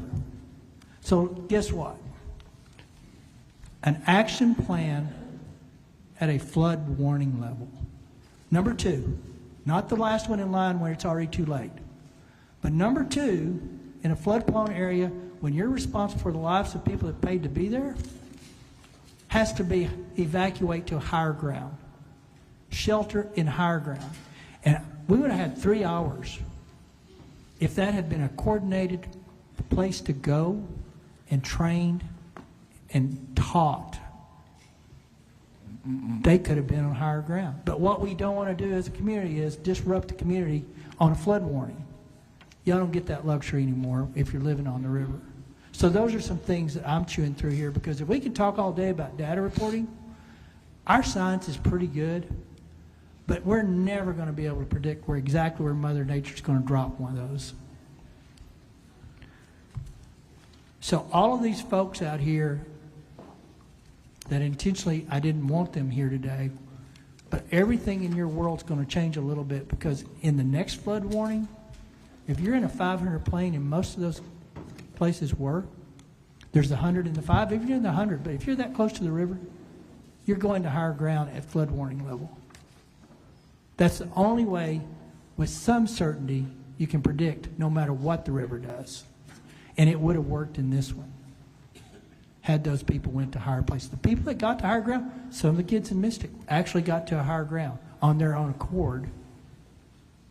That's what we got to start talking about, and stop wobbling around some of these things that we let people do because it's an inconvenience. Judge? That's not difficult to do. Do what? That's not difficult to do. Well, To adopt a policy on the NWS when they have the flood warning? It's an action plan at this level. Well, let me just say this. It's not a problem as for emergency management to put out shelter on higher ground and, you know, we can do that. On flood warnings, when it says 1 to 3 inches, I'm telling you, some of those people won't move. I'll tell you this, if I'm responsible, if it's my camp and I've charged for that bed, and those kids have been entrusted with under me, it's not an option. Now, if I'm a private, pulled up, put up a tent and sit on the river, so be it. If I'm in the RV camp and I go to RVs and say it's time to shelter higher place, and one of them says, you ain't getting me out of here, check the box, you talk to him, and when he's found down the road, you can go. But we've got a way to stop this. And what you just said is a truth, but sad. It's not that hard to do. No, it's not. And it's just like Chief Kidd said, we can do better. Well, we can do better on this. I would argue, and I haven't been through all the waiver processes, but I would tell you a lot of this stuff was probably wavered off over the years because it was an inconvenience. And that's got to stop. One final question. I think if I heard it correct, there was not a required actual training scheduled at least once a year. I know there was tabletops. Tell me if I'm wrong, Mr. Thomas. Y'all do an actual test once a year, or you just do tabletops and exercises? William Thomas, Kerr County. We do tabletops and exercises. You actually do a physical all hands on deck with city and with county? We have not done a full-scale evacuation exercise, no, sir. So going forward, Senate Bill 6 had some requirements. It ended up in a report. I don't know how you guys can be good at what you do if you've never practiced what you're supposed to. I agree. And I think coordinated, not 2 units. You need 1 leader, which reminds me you actually need 2, or maybe 3 in this case, but 2 of your leaders weren't available. So a whole lot of world changing in this stuff for you and everybody that's in your current position. But we really just got to be smarter and willing to pull the trigger. I'm going to give you, I think this committee will hopefully approve it. It's not miss me. At flood warning, if you live on this river, you're going to be moved to higher ground. It just makes sense to me. So with that, Mr. Chair, I think I did have one sneak in. Actually, I had 2. Did you have any more? No, I think the House is going to be Senator quiet for a Swartner. minute. Thank you, Mr. Chairman. Just on follow-up of your question, Judge Kelly, you're indicating in your testimony that there was not much in the way of an alert of the severity of the flooding. I understand, at least from prior testimony in Austin, that the National Weather Service issued not only a flash flood warning on top of the flash flood watch, but subsequently had an actual flash flood emergency sent out. Yes, and sir. of course, you being the EDC or EMC or EMD, and then of course the EMC, right? Those are automatically sent by text and by email to the address of record that you supply to the state of Texas State Operations Center. But you also indicated that you woke up or were awoken from texts or calls from Kidd, Letha, and Rice. Did those texts indicate the flash flood emergency occurring, and at what time? I don't know if that technical information was in there, but we definitely knew we were in trouble. One more time, sir. I don't know what the exact time frame. No, what was exactly said. But what the import was that we had a major problem in Kerr County, and I needed to address it. On those texts? Yes. That when you looked at them, when you woke up at what time again? 5-ish. 5-ish. And what did you do at that time? I got my dogs and packed up and called the emergency management coordinator. We went over protocols and drove back to town. You drove back here. Did you come to the EOC that day of July 4th? After I signed the declaration, disaster declaration at the sheriff's office, we went over to the EOC. On the July 4th? Yes, sir. Okay. And were you at the press conference that night with the governor? Yes. You were at the press conference the night of July 4th with the governor of Texas here? I'm not sure. And again, were you in the days bleed together. I have been in press conferences with the governor. You're asking me which day? This would be the day of the flood. Were you in the press conference with the governor? I do not know. I can find out. I'm going to ask you this one more time. Were you actually in the Emergency Operations Center the day of July 4th at all? Yes, sir. You were? Yes, sir. And what happened was, after we finished up the briefings and everything, I had still not seen my wife. And so I went to West Kerr County to make sure she was okay. And then I came back for the press conference with the governor, I believe. That can be verified. But I think I was back for that. Okay. Senator Campbell. Thank you, Mr. Chairman. Probably don't need an answer to this, but a comment. Dr. Rector. So residents of Kerr County are paying taxes for the Upper Guadalupe River Authority to be in the business of collecting data. You said we're in the business of collecting data. Is that right? That's correct. All right, that's correct was his answer. You might pull that mic up, sir. Yes, sir. And the Upper Guadalupe River Authority has been established since 1939. There have been some floods. That's 86 years. And the board, you representing the board, are just now deciding and acting on the need to have gauges? Those gauges were put in 36 years ago, I believe. Okay, so we have no alarms, though. It's just gauges to collect information for the National Weather Service? Yes, that's correct. Okay. So I would say that you should be in the business of protecting people from the things that are going on in the river.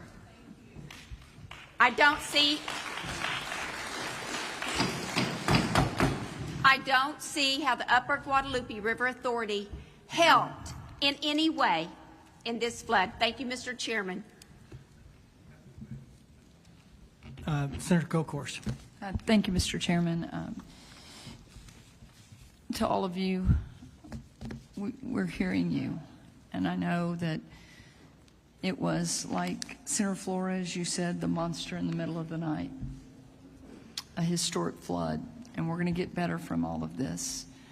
I drove down with Senators Blanco and Menendez this morning to Hunt and Ingram, and we saw the devastation. We saw some of the debris in the top of the trees, those huge cypress.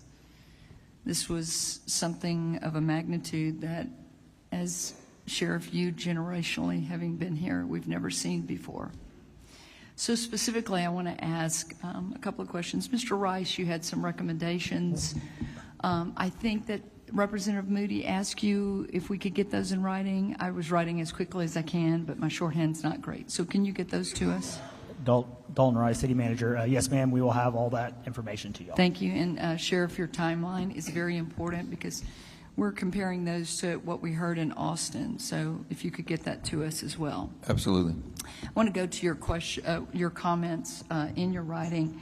You said the water came too fast, and that leads me to the importance of educating our seasonal visitors and the youth camp operators about the importance of flash flood monitoring and knowing the evacuation plans.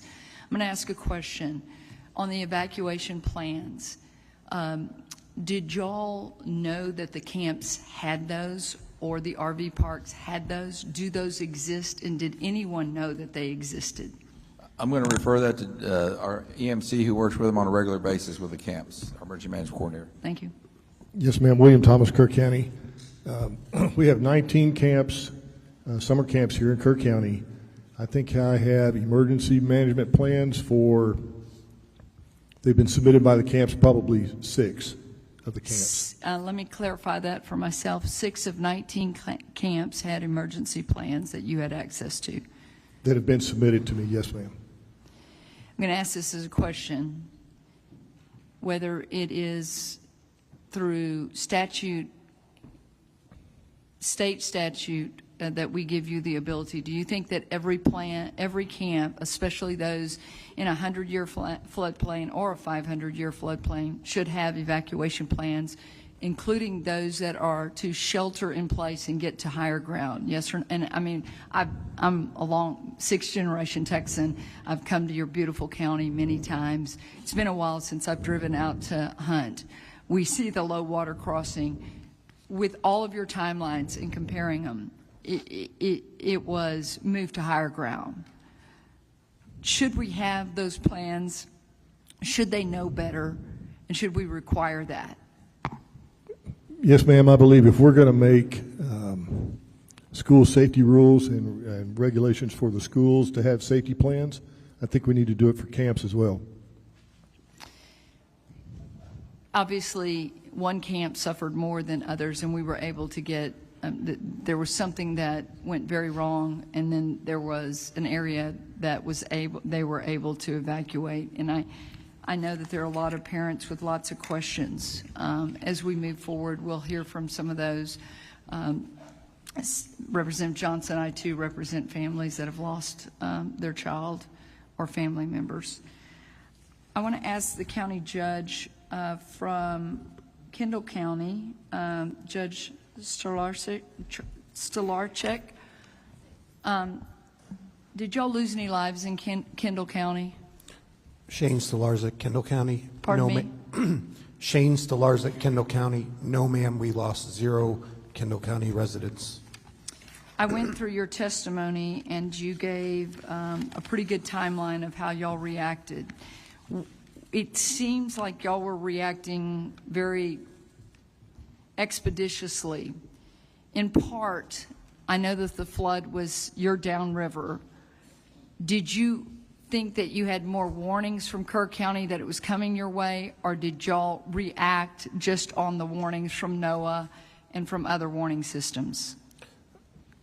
I would argue that we reacted on both based on our conversations and those warnings, but also based on history. We know there's generally about 6 to 8 hours of a lag between when floodwaters come from upstream by the time they hit Comfort. So we know there was a window built in, but it actually hit us a little faster than we anticipated. Then I want to ask this. You gave some recommendations. I'd like to get that in writing as well. But some of the things that you did, you have no manufacturing housing in the floodplain. Is that correct? You do that. Y'all have asked for that to happen? Correct. No permanent like rental properties, but I believe you can keep them there for up to 90 days, like for park or to park and camp. But I'd have to recheck our rules for the exact specifications for that. In your testimony, you had some bond issuance for $20 million of what y'all were doing with mitigation space, green space. If you could get that to us, I'd really appreciate that very much on the proactive things you did pre this disaster. Correct. The bond initiative is a very unique one. We're a very conservative county, like 80% Republican, but that bond passed like by 66%. And so our residents willingly raised taxes to go out so we could purchase large tracts of land to, in areas where we know there's risk for floods, where we want to preserve waterways, and also prevent certain kinds of development that could be problematic down the road. So it's our community is very invested in the well-being and welfare of our residents. So that was one of the very big accomplishments that we've done in the past couple of years. Thank you. Thank you, Mr. Chairman. Lieutenant Governor. Yeah, I'll be brief. I say this with a heavy heart because none of us want to point fingers, but I was kind of in the middle of it on day one. And since day one, I've been to a number of the funerals. I went to the church and spoke to the families and gave the families my cell number a few days later and said, call me. I've gotten to know these people, and I think I have to make this point on behalf of them. Judge Kelly, I never saw you on day one. I came here from Austin. In this room, I talked to the sheriff multiple times, Sheriff. I talked to the mayor multiple times. We had a meeting when we got here. Governor Youngkin was here. I was here. The mayor was here. Everyone was here. Then I wasn't. Then I wasn't. And you were not. You were not.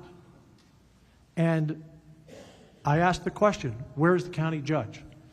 I have covered multiple emergencies in my 10 years as lieutenant governor. This is about as bad of a day as you can have, and I've had a lot of bad days because we didn't just lose people. We didn't know where people were. And you weren't here. I asked where you were for the press conference that night. You weren't here. We, Governor Youngkin and myself and the sheriff, you remember the sheriff, we very laborious, I can't say the word, a lot of labor intensive, went down the list of every camp, of the 15 camps, to find out who was accountable and who was counted for. And the only camp, and you know this, Mayor, you were there with us, we went down that list and we found that every camp had accounted for everyone except Mystic. You weren't in that meeting. I don't know where you were on day one on July 4th, but you should have been here. You should have been here directing that response. That's your responsibility. And Charles Swartner asked you the question. I want to set the record straight. I'm not pointing a finger. I'm not blaming you. I just want to set the record straight. Everyone was here that day working their ass off, and you were nowhere to be found. All right.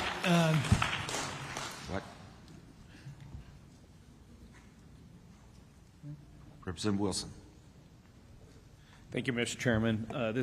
These questions will be to the sheriff, Mr. Rice, and to Mr. Thomas. Do y'all have previous incident after action reviews? We are going to do one after this, sir. How about from the floods of old? Dalton. Then we have an issue in like 87.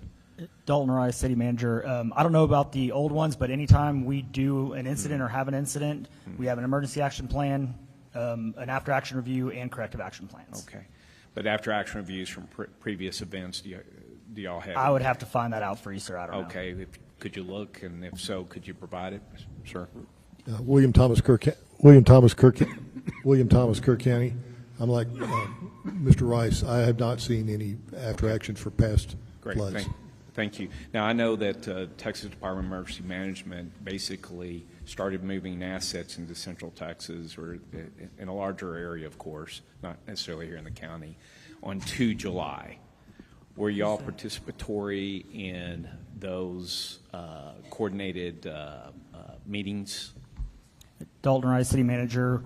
No, we were not, but Kerrville is historically, regardless whether it's fire season, flood season, throughout the year, we're a heavy staging area for TDEM, and they're there constantly. So sometimes we know about it, sometimes we don't, and I don't think we knew about it until the morning of. Till the morning of? Yes, sir. Okay.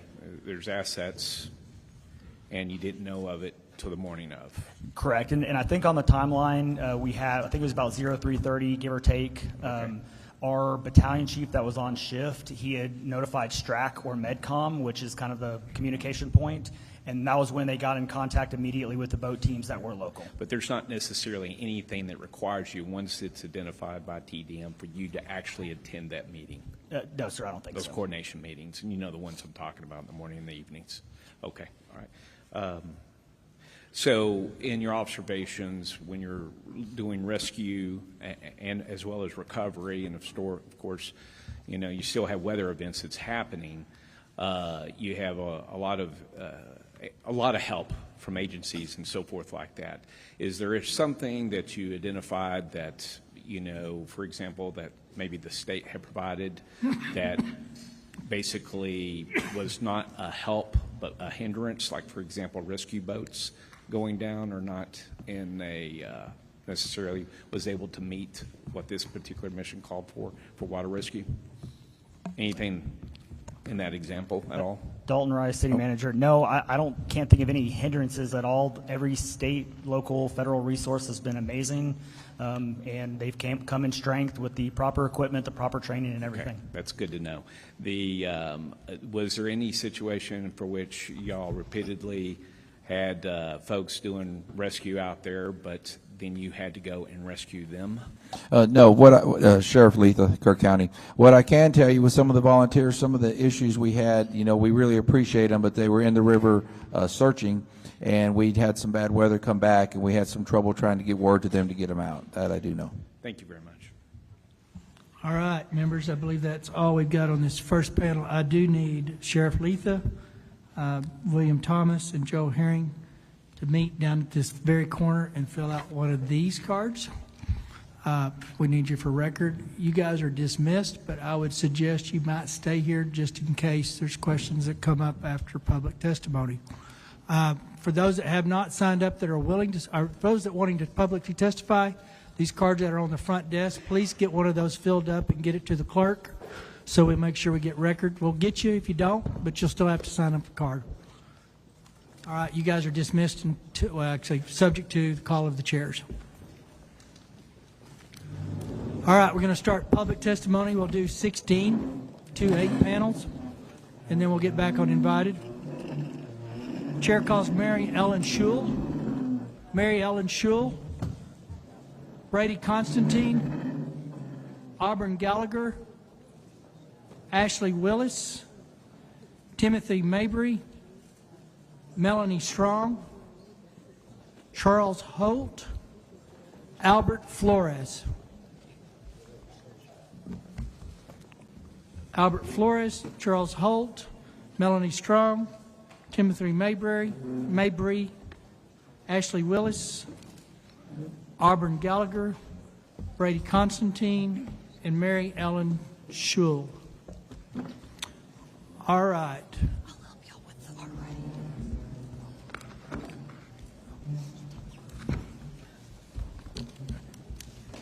There was a couple of those that were actually not, they're public, but they were tied to the previous panel.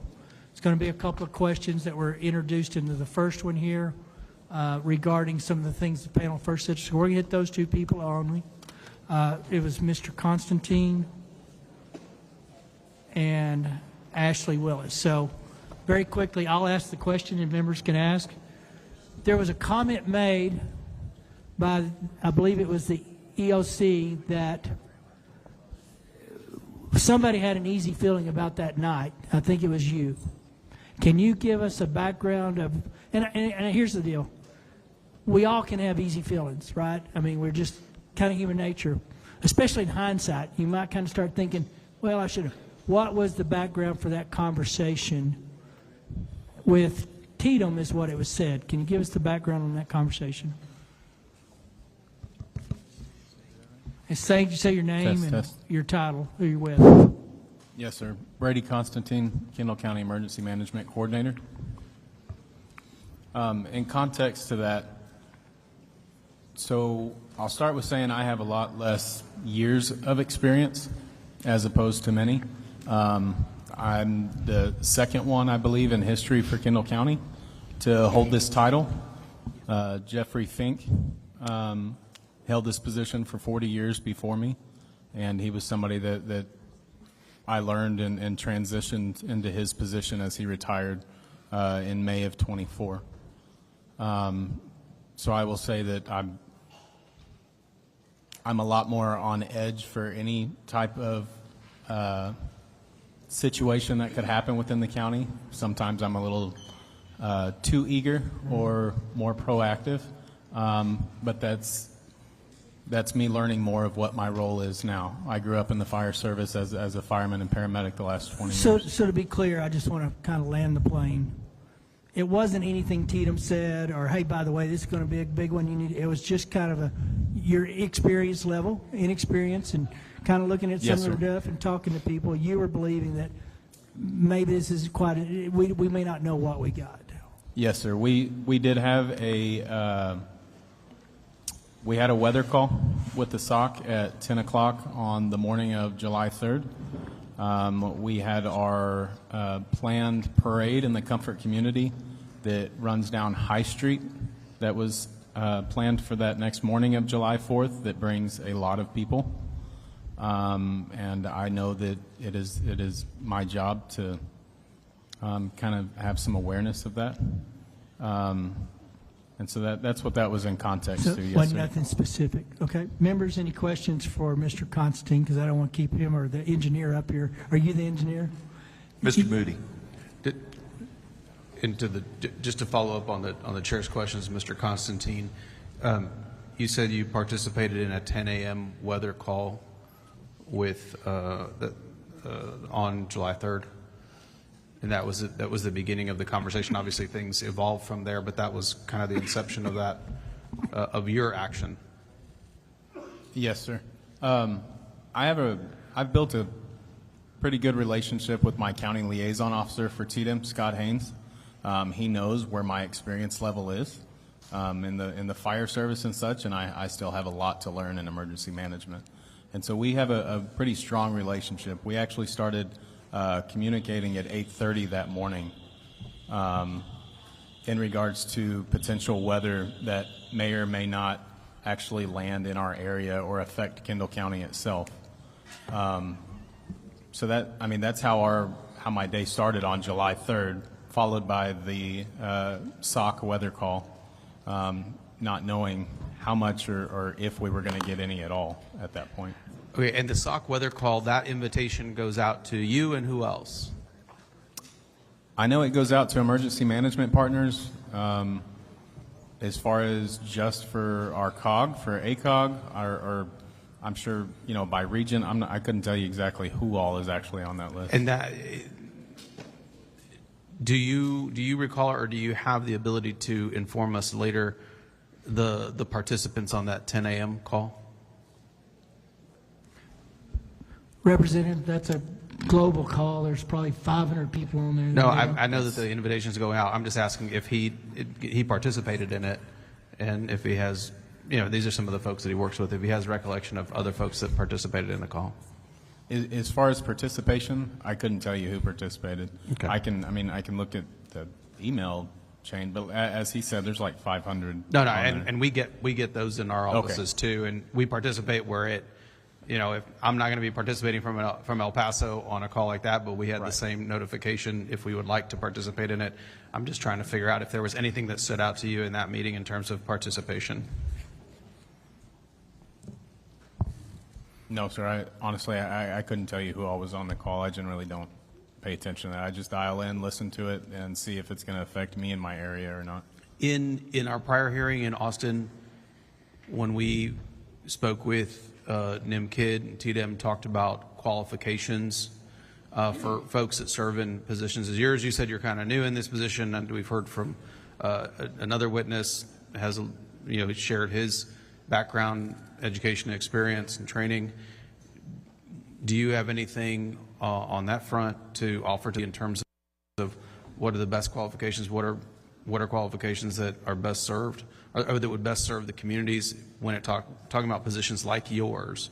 Because obviously we have these positions all over the state, and if there are minimum standards that you think would be important for us to know about, I'd like you to be able to testify about that.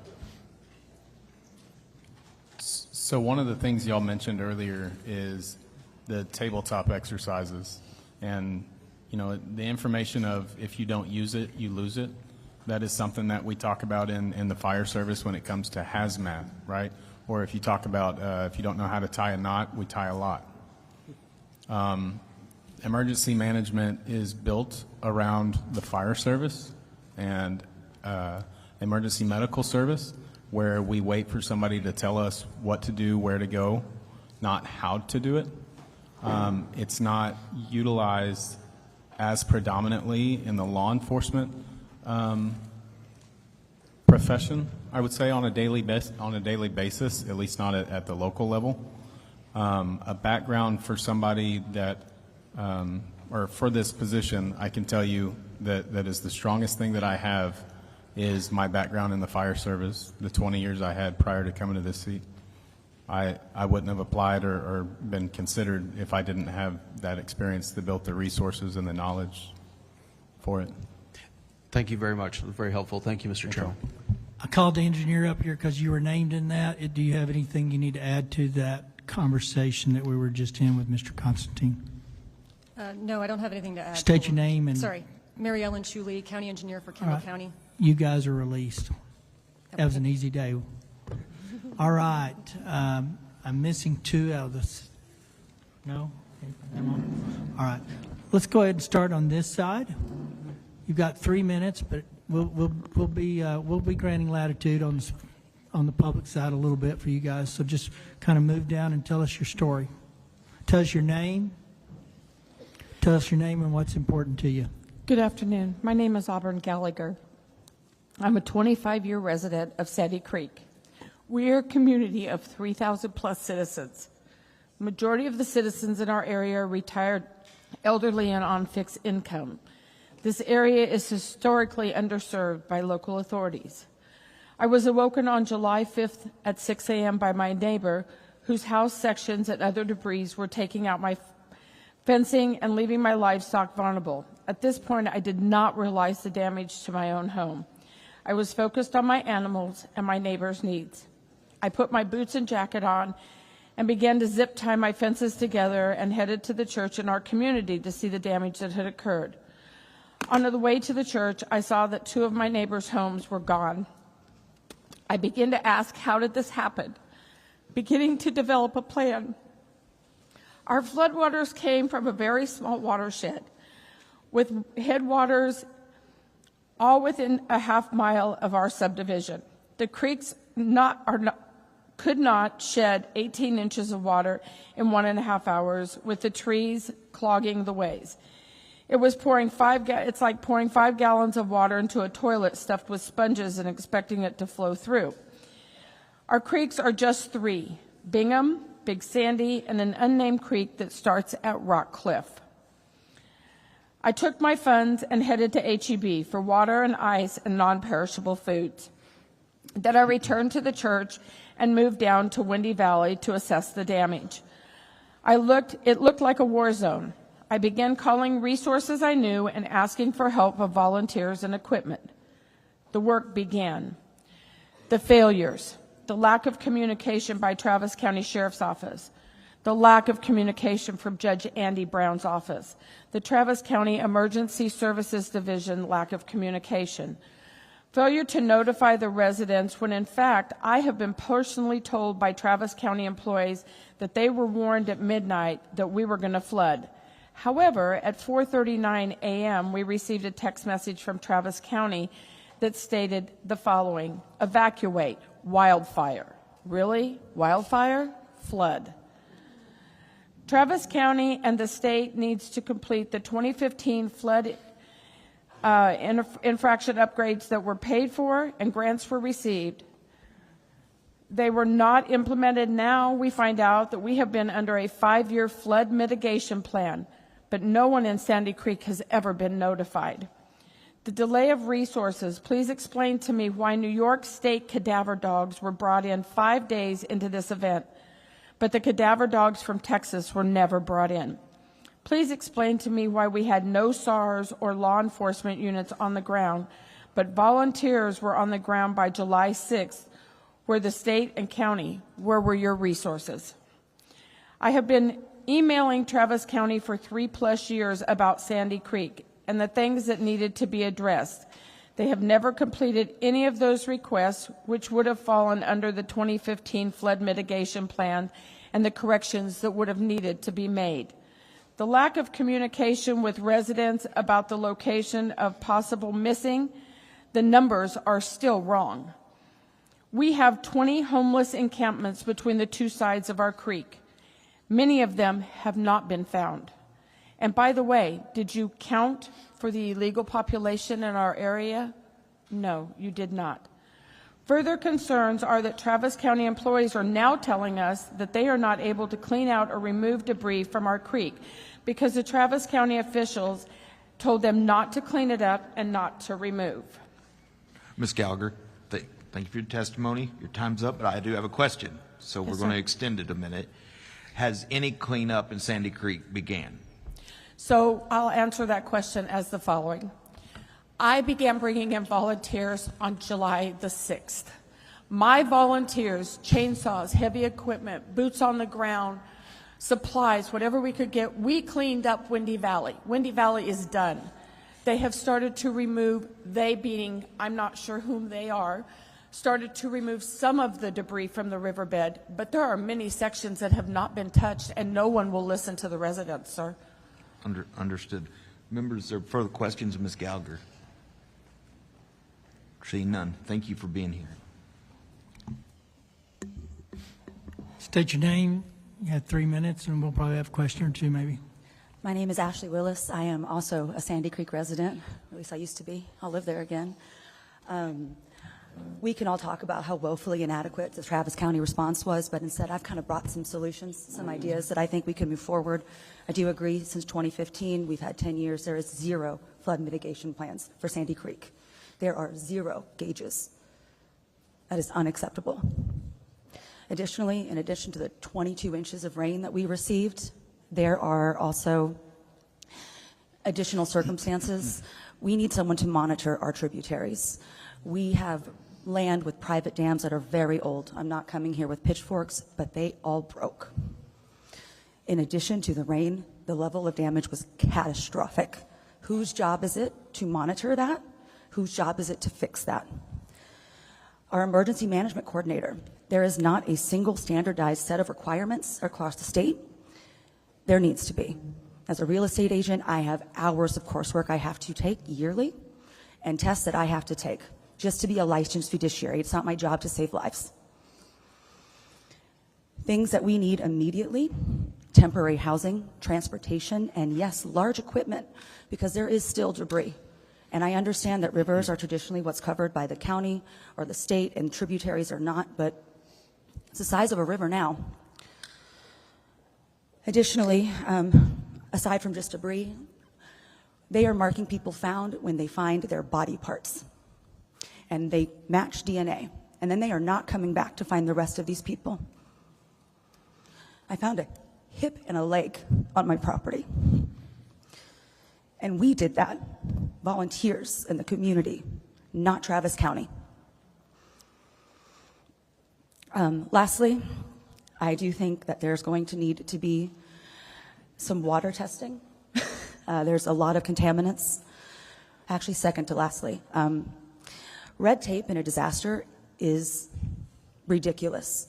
The fact that the city of Leander could not come in because they don't have a previous interagency agreement with Travis County in a state of emergency, that makes no sense. Why would they be turned away? If you could please take these into consideration. I know you guys only have 30 days to pass legislation.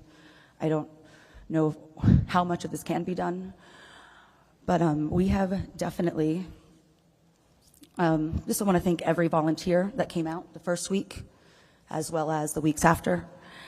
We're going to have the world's biggest cookout. We do still have an unserved area at the southern end of Long Hollow Loop and at the southern end of Gillum Creek that has not been touched. It still looks like a war zone, and if we get another rain, it will tear up all the low water crossings that are left. The fact that we have spent our own personal money to help efforts because support has not been there is unacceptable. Thank you. Just real quick, I know you don't have it. We don't have a copy here today. Those recommendations would be extremely helpful. Any written testimony that you can get to the committee the next week. I know you live, I think, in that area, obviously. But may be homeless right this minute, but you're somewhere in that area. If you can get them to the Capitol, get them to my office or Chairman King's office, either way, we'll make sure the members get them. Appreciate that. Yes, sir. Yeah. Go ahead. Chairman Perry, Yes. on that note, for all witnesses, whether you're testifying or just want to submit public comment, if you go to the posting where this hearing is posted on the House website, there's a link to the public comment portal, and it's going to be open for another week. So you have a full week to submit your comments in writing on that posting, and that will be shared. Whether you send it to the Senate side or the House side, we will share all comments and put them together. Thank you for that, Chairman King. The Senate doesn't have that facility, so go through the House. It gets to the committee. So.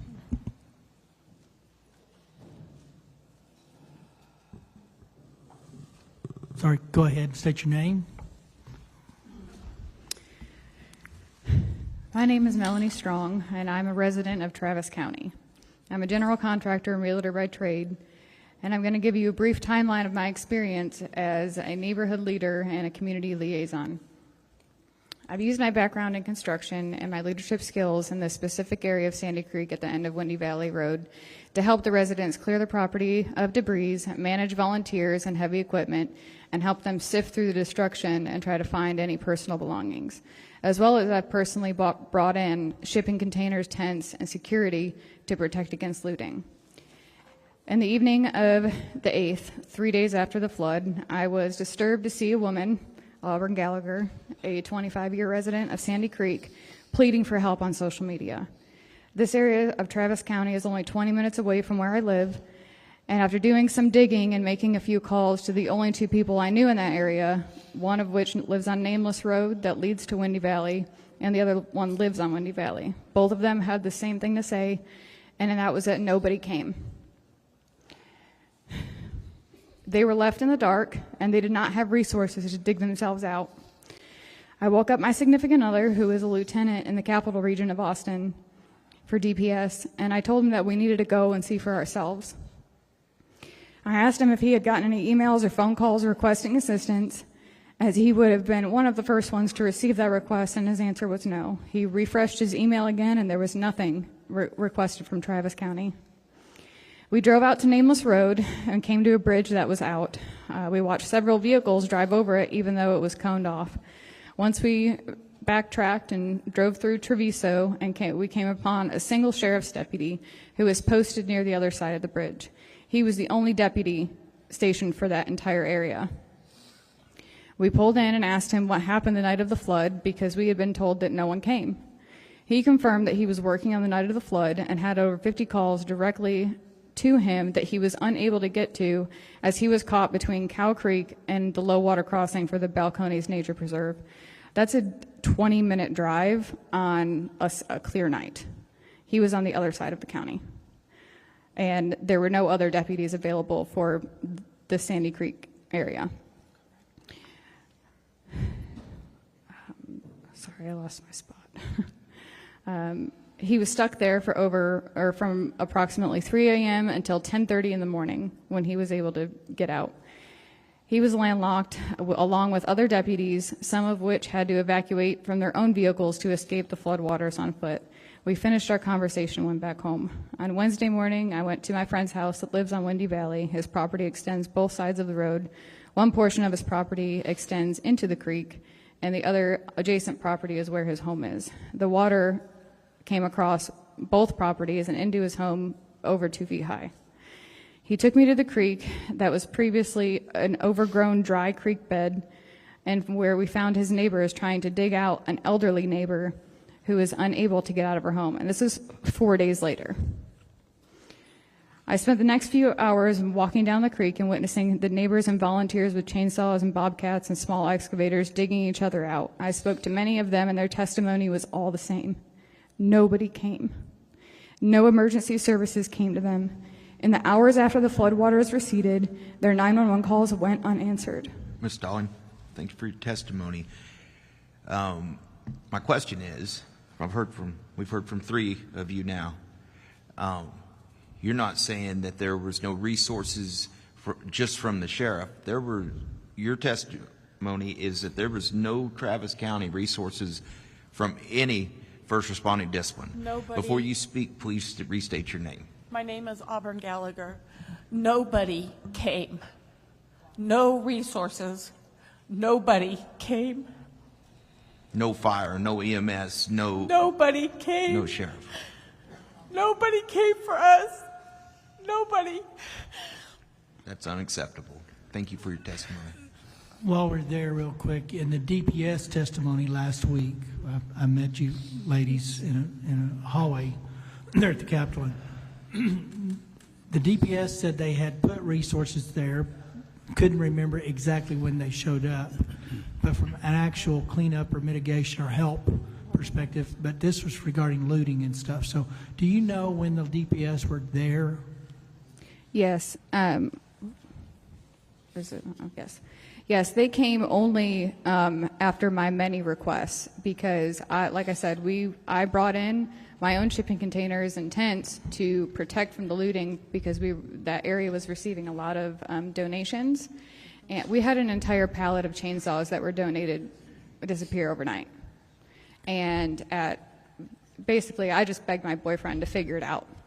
I'm like, you have to get people down here. They need help. And he made the captain that is over that area, made TDEM, whoever was in charge at TDEM over there, very aware that although there were a lot of DPS resources that had been allocated to Kerrville and Williamson County, that to let them know that there were still plenty of troopers ready and willing to come assist. And the request was, or the offer was declined. All right, thank you. All right, sir, state your name. Howdy, y'all. My name's Timothy Mabry, and I'm representing all the volunteers who showed up to help. So my story started out on July 4th in Canyon Lake, where I assisted in setting up a donation center for here in Kerrville. We ended up sending, on July 6th, 11 trucks and 7 trailers of supplies to here in the Kerrville area. Then that night of the 6th, I saw Auburn Gallagher's video saying that Leander was hurting, that there was a major need. That next morning, I called up the church there, and I heard the exact same thing from the church. The church told me we're almost out of food, we're almost out of water, and we're out of supplies for children, like diapers and wipes and formula. This is what we're out of. And we happened to have some extra supplies that got dropped off right after our last truck went out to this collection point. So I loaded up a U-Haul, and I drove it and I had my wife driving my truck and a few other volunteers. We drove it up to Leander, and what I saw was horrendous. HEB had just shown up, and there was a Travis County emergency manager on site. And I asked him, what is going on? Do you need assistance? Because I started to see how crazy this was. My background, I spent over 10 years in the fire department. Before that, I was Navy. I have a lot of experience in emergency management. And I asked, hey, do you need assistance? And he said, I don't know. I don't think so, but I'm not sure yet. Just be on standby. I asked him, do you have a full ICS, incident command system structure, up and running? And the answer was no, we do not. Those supplies were being turned away because HEB had shown up. And HEB at that point was giving out small little bags of groceries to people. It was just enough of an allotment for an evening. I then went up to Ms. Gallagher's house afterwards, and I got to see the devastation firsthand on Windy Valley, where multiple homes were completely devastated, and the loss of life, it's heart-wrenching. Out of 2 properties, 6 people did not make it, 1 did. And to hear their stories is heart-wrenching, what happened on that street, and then getting turned away. I made a phone call to a friend who does global disaster recovery, and I told him the situation, and I requested a FEMA command trailer to show up to that site. The next morning, that Tuesday morning of the 8th, a FEMA command trailer showed up to this site before an emergency management was fully set up for an incident command system. The fire chief of the Travis County ESD-1 rejected that trailer, and they were going to use this little schoolhouse. But there were still assets that were being needed. People were getting turned away, and the community effort was there. It was not the government. It was not the state doing the cleanup. It was not the government helping. It was citizens. It was Texans helping Texans who are doing the work and are still doing majority of the work. It was after many cries and pleas for help and coordination with myself and many others of why resources in the state finally acknowledged what was going on there. And there is still a major need today. I see my time is up, so I yield. Thank you for that. Go ahead, sir. Hello, how y'all today? My name is Chief Charles Holt. I'm one of the 9 volunteer fire departments in Kerr County that services Kerr County. I'm also part of the Kerr County Swiftwater team.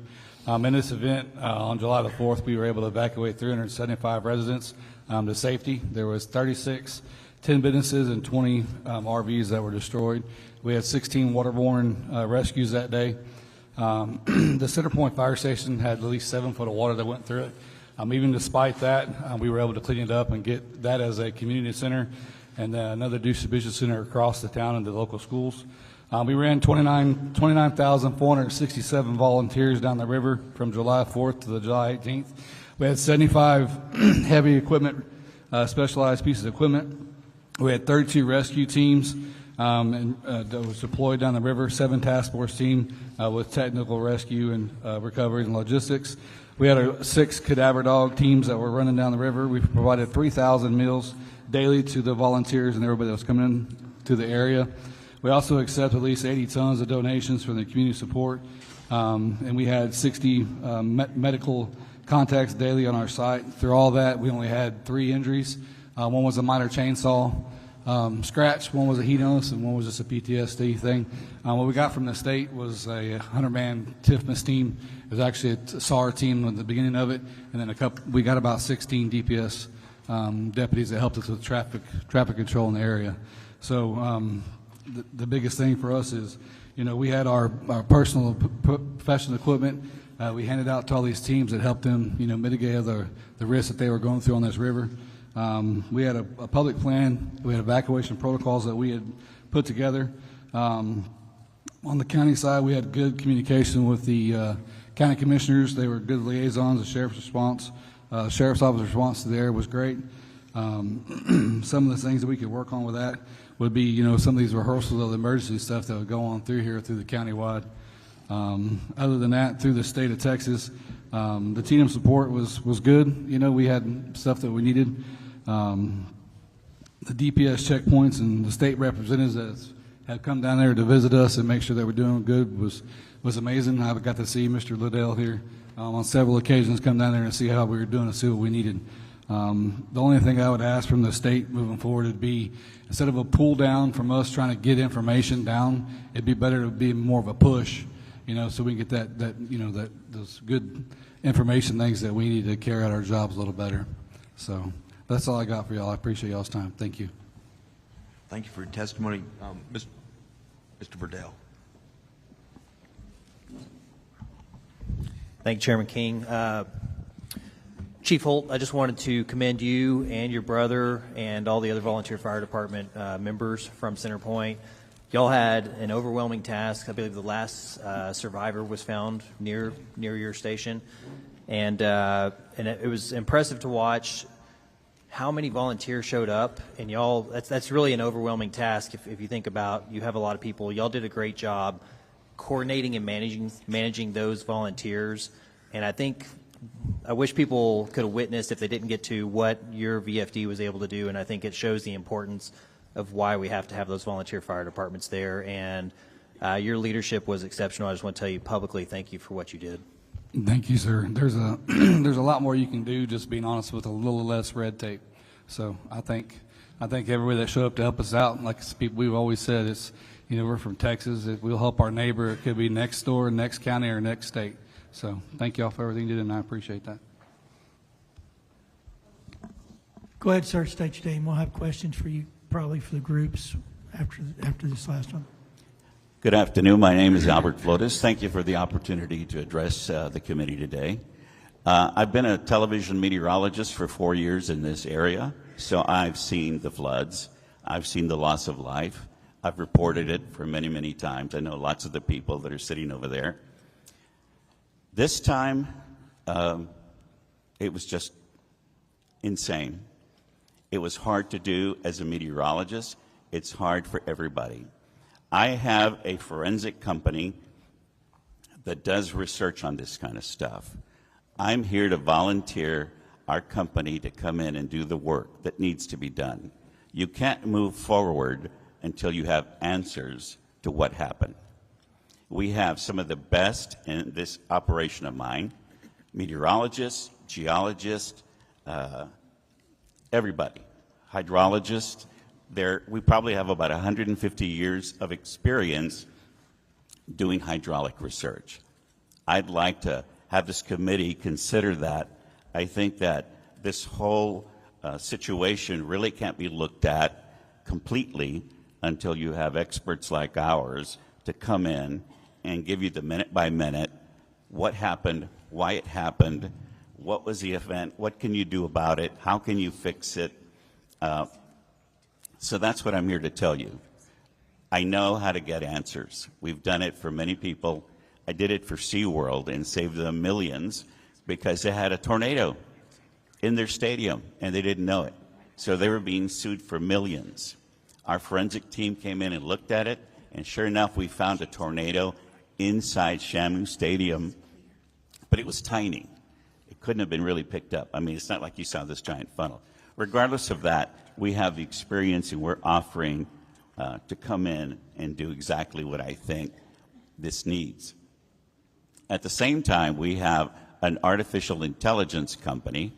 There's been a lot of problems with phone calls and people getting messages and what do you have and how can you help me? We have artificial intelligent operators that can handle 1,000 calls an hour. They will help people. They'll take their emails. They'll send them text messages. They'll do follow-ups. That's, excuse me, my throat's dry. That's free. My company is giving that away because I have lots of friends in Kerrville. I lived in Bernie, and we just want to help. So our certified company will come in and give you the best report on this storm, and my artificial intelligence company will answer calls 1,000 an hour until this gets done for free. Thank you for that. Senator Campbell. Thank you, Mr. Chairman. Well, Ms. Gallagher and is it Ashley? Ashley and Melanie, thank you so much. Now, I'd gotten a report, and the Travis County judge will be here, or is here, will be on a panel later today. Hopefully you can stay and hear that, and we can talk. Because I was under the understanding that ESDs, more than one, and more than one responded. TDM was there, and that they responded right after 1 o'clock, I believe, on the 5th, 1 o'clock in the morning. That's not true. Go ahead, Ms. Gallagher. No, ma'am, that's not true. When is the first time you saw somebody from emergency services or an ESD? Hold on.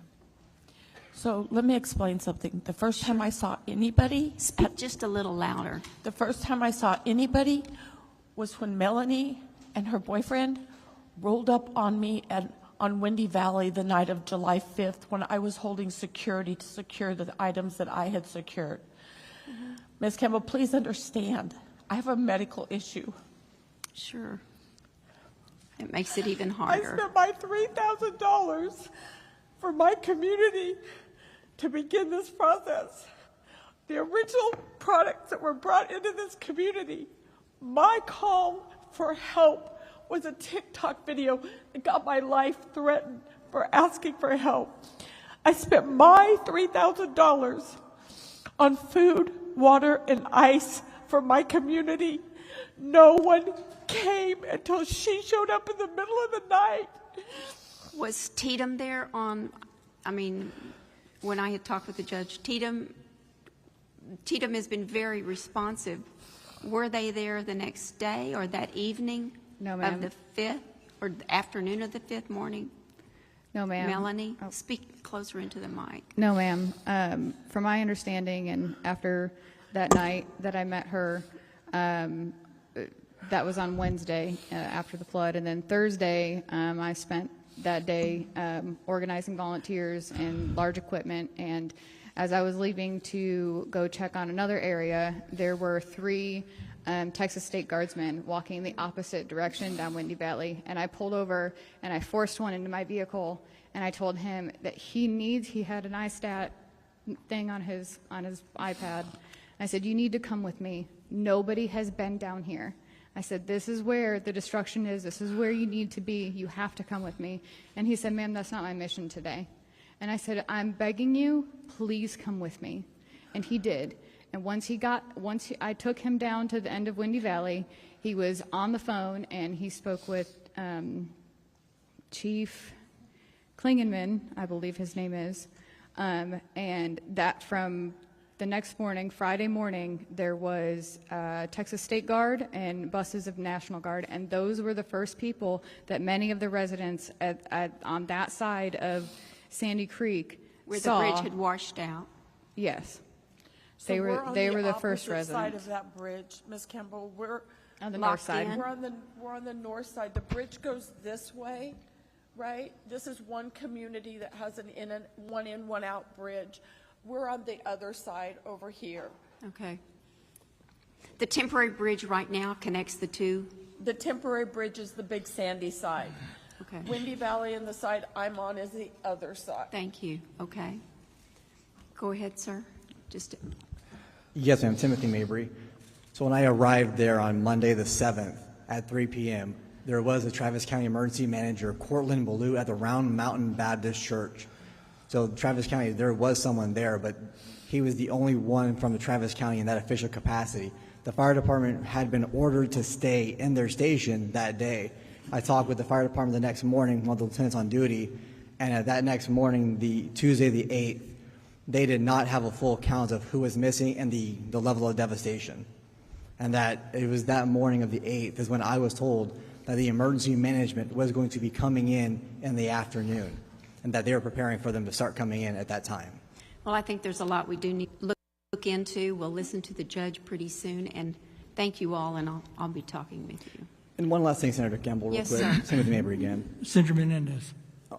Oh, he was I'm just sorry. finishing I'm sorry. a comment. That bridge that was built that morning of that Tuesday the 8th, an individual who has a construction company in that area came up to myself and a few other people, and I relayed this to the fire chief, that he could have built a temporary bridge better than one that's currently up right now that same day of the 8th. And it took 8 days later to get another bridge working in order. Okay. Thank you very much. Thank you. Thank you, Mr. Chairman. Senator Menendez. Could I say something before I leave? I'm going to have these folders given to all of you about our forensic company. Please consider it. You really can't move forward with this until you understand the gravity of what happened to the nth degree that we can give it to you. Thank you for that. Thank you. Thank you for that offer.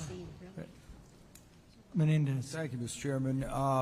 First of all, to the residents of Sandy Creek, I'm very sorry for what you've gone through. The fact is that cadaver dogs need to be brought out. Residents shouldn't be finding body parts on their They property. brought the New York cadaver dogs out. I heard that, and They were turned away. Well, we're going to find out later today from County Judge of Travis County what the heck's going on and see what we can get you some relief. To you, sir, thank you for what you've done. Chief Holt, my understanding is that in Center Point and Comfort there's a siren system. Is that correct? There's one in Comfort, but there's not one in Center Point. Not one in Center Point, but there is one in Comfort. Correct. How do you, if let's say if you were to evaluate what you heard earlier this morning, because I mean, to me there was a concern that we have low water crossings that can trap people in place. We need a methodology by which that's not dependent on cell phone service, but that will give people the notice, move to higher ground. They should have never allowed or let or permitted for these children to stay in their bunks when the water was rising. They should have been moving to higher ground. And it's evident that not all the camps had as devastating a loss of life. Correct. And so your thoughts on that? Anything moving forward to help, mitigate these problems that we have is going to be a step in the right direction. If it's a siren or if it's a better way to notify people, I mean, anything is best. All right. Thank you, sir. And Mr. Flores, I appreciate your offer. I think it's a very generous offer, very kind offer. I think one of the things that's most important for us moving forward is we need more precise ability to determine where this rainfall is going to fall, because my understanding is that 5 miles in either direction the rainfall changes, we don't have this tragic loss, and we need to get more precision. I'm not sure if your service can help with that. I can, sir. Having done weather for 40 years, I have a pretty good idea of what kind of rain can occur, how fast it changes when it moves. And so it's a complicated situation. You really need experts to look at it. So we've got, as I said, meteorologists, hydrologists, geologists. They're going to give you the best look at what it was, sir. And so for you to plan what you're going to do in the future, you got to first understand the hydrology and the meteorology that hit you. And just a personal thing to say, our government has cut back the National Weather Service, if you remember. They were shorthanded in San Antonio during this storm. Sir, and we've got to move on. So I thank you for your offer, and we'll welcome the pamphlet. I'm going to have some If you'll get stuff it delivered, handed out to you. that's Thank perfect. you. Thank you. All right. Any other? Senator Bettencourt. Ladies and gentlemen, we will be asking very pointed questions to the county judge when he comes. Please. No question. No, you can stay, or we'll tell you what the answers were. Oh, I'm going to stay. So thank you for your testimony. Chief Holt, I want to go back over there was a siren in Comfort that went off. Is that one of your volunteers? Because I heard it was volunteer fire department siren that was triggered by the mayor, I assume, or the other. So the Comfort Volunteer Fire Department does service an area in Kerr County, but their station is in Kendall County. Right. So, and they have their siren that's there that they control and they set off for these events that are No, coming I up. figured you had a piece of it, so I was just trying to make sure we heard the fact of it. Right. And there's obviously, the sirens are still the same sirens that we all grew up with. Yes, sir. That people, recognize that there's danger and that they need to take action. So combining sirens with, old tech sirens with, modern cell phone alerts would be a positive step forward. Absolutely. Thank you for your testimony. Thank you, sir. And your service, too. Thank you. Could I mention, sir, Starlink, if you haven't heard of that? Sir, That's how you get you got everybody's your 3 minutes. connected. I appreciate it. Thank you. Yes. There you go. Thank you for offering, and we appreciate it. Please get the information to the committee. All right. You guys are dismissed. We will have the Travis judge up on another panel. As I promised, we'll do 16 publics, and then we'll go back to inviteds. Lori Lowe, Bubba Walters, Sherry Reynolds,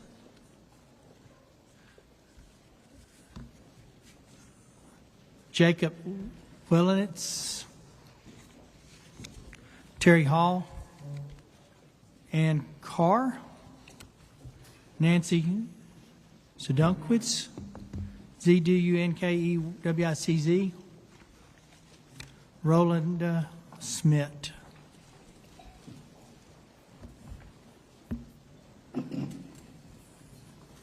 Lori Lowe, Bubba Walters, Sherry Reynolds, Jacob Willenitz, Terry Hall, Ann Carr, Nancy Zadunwitz, Rolinda Smith. Let's start on this side and go over. Yeah, I can. We've debated. We don't know on these cards what your story is, but we would more than welcome those parents, if they had Mystic kids, to fill in these slots, and we'll try to get you moving through the system if you feel comfortable to. But we just don't know up here the ones that are, and if there are parents of Mystic kids or kids that were lost to camps, for that matter, we would more than welcome to try to put you up here so you can move forward if you need to. So, Chairman, yes. I might add, if you are a parent of a Mystic child, I know you likely traveled, if you would come forward and just talk to committee staff where we know which card belongs to you, we can expedite this process. Good choice. All right, let's start on this side and move forward. All right. My name is Lori Lowe. my husband and I live on the once beautiful South Fork of the Guadalupe River and have for 29 years. We are approximately 5 miles below Camp Mystic. We live on Highway 39, which is a 2-lane road. All roads to Hunt are 2-lane roads and are all subject to flooding. The initial plan in a normal flood is to stay put because of that. This was no normal flood. At 1:30 in the morning, I was awakened due to the terrible storm. It was pouring down rain, and by 2:30 I knew it had to be flooding due to the amount of rainfall and the slight roar of the river.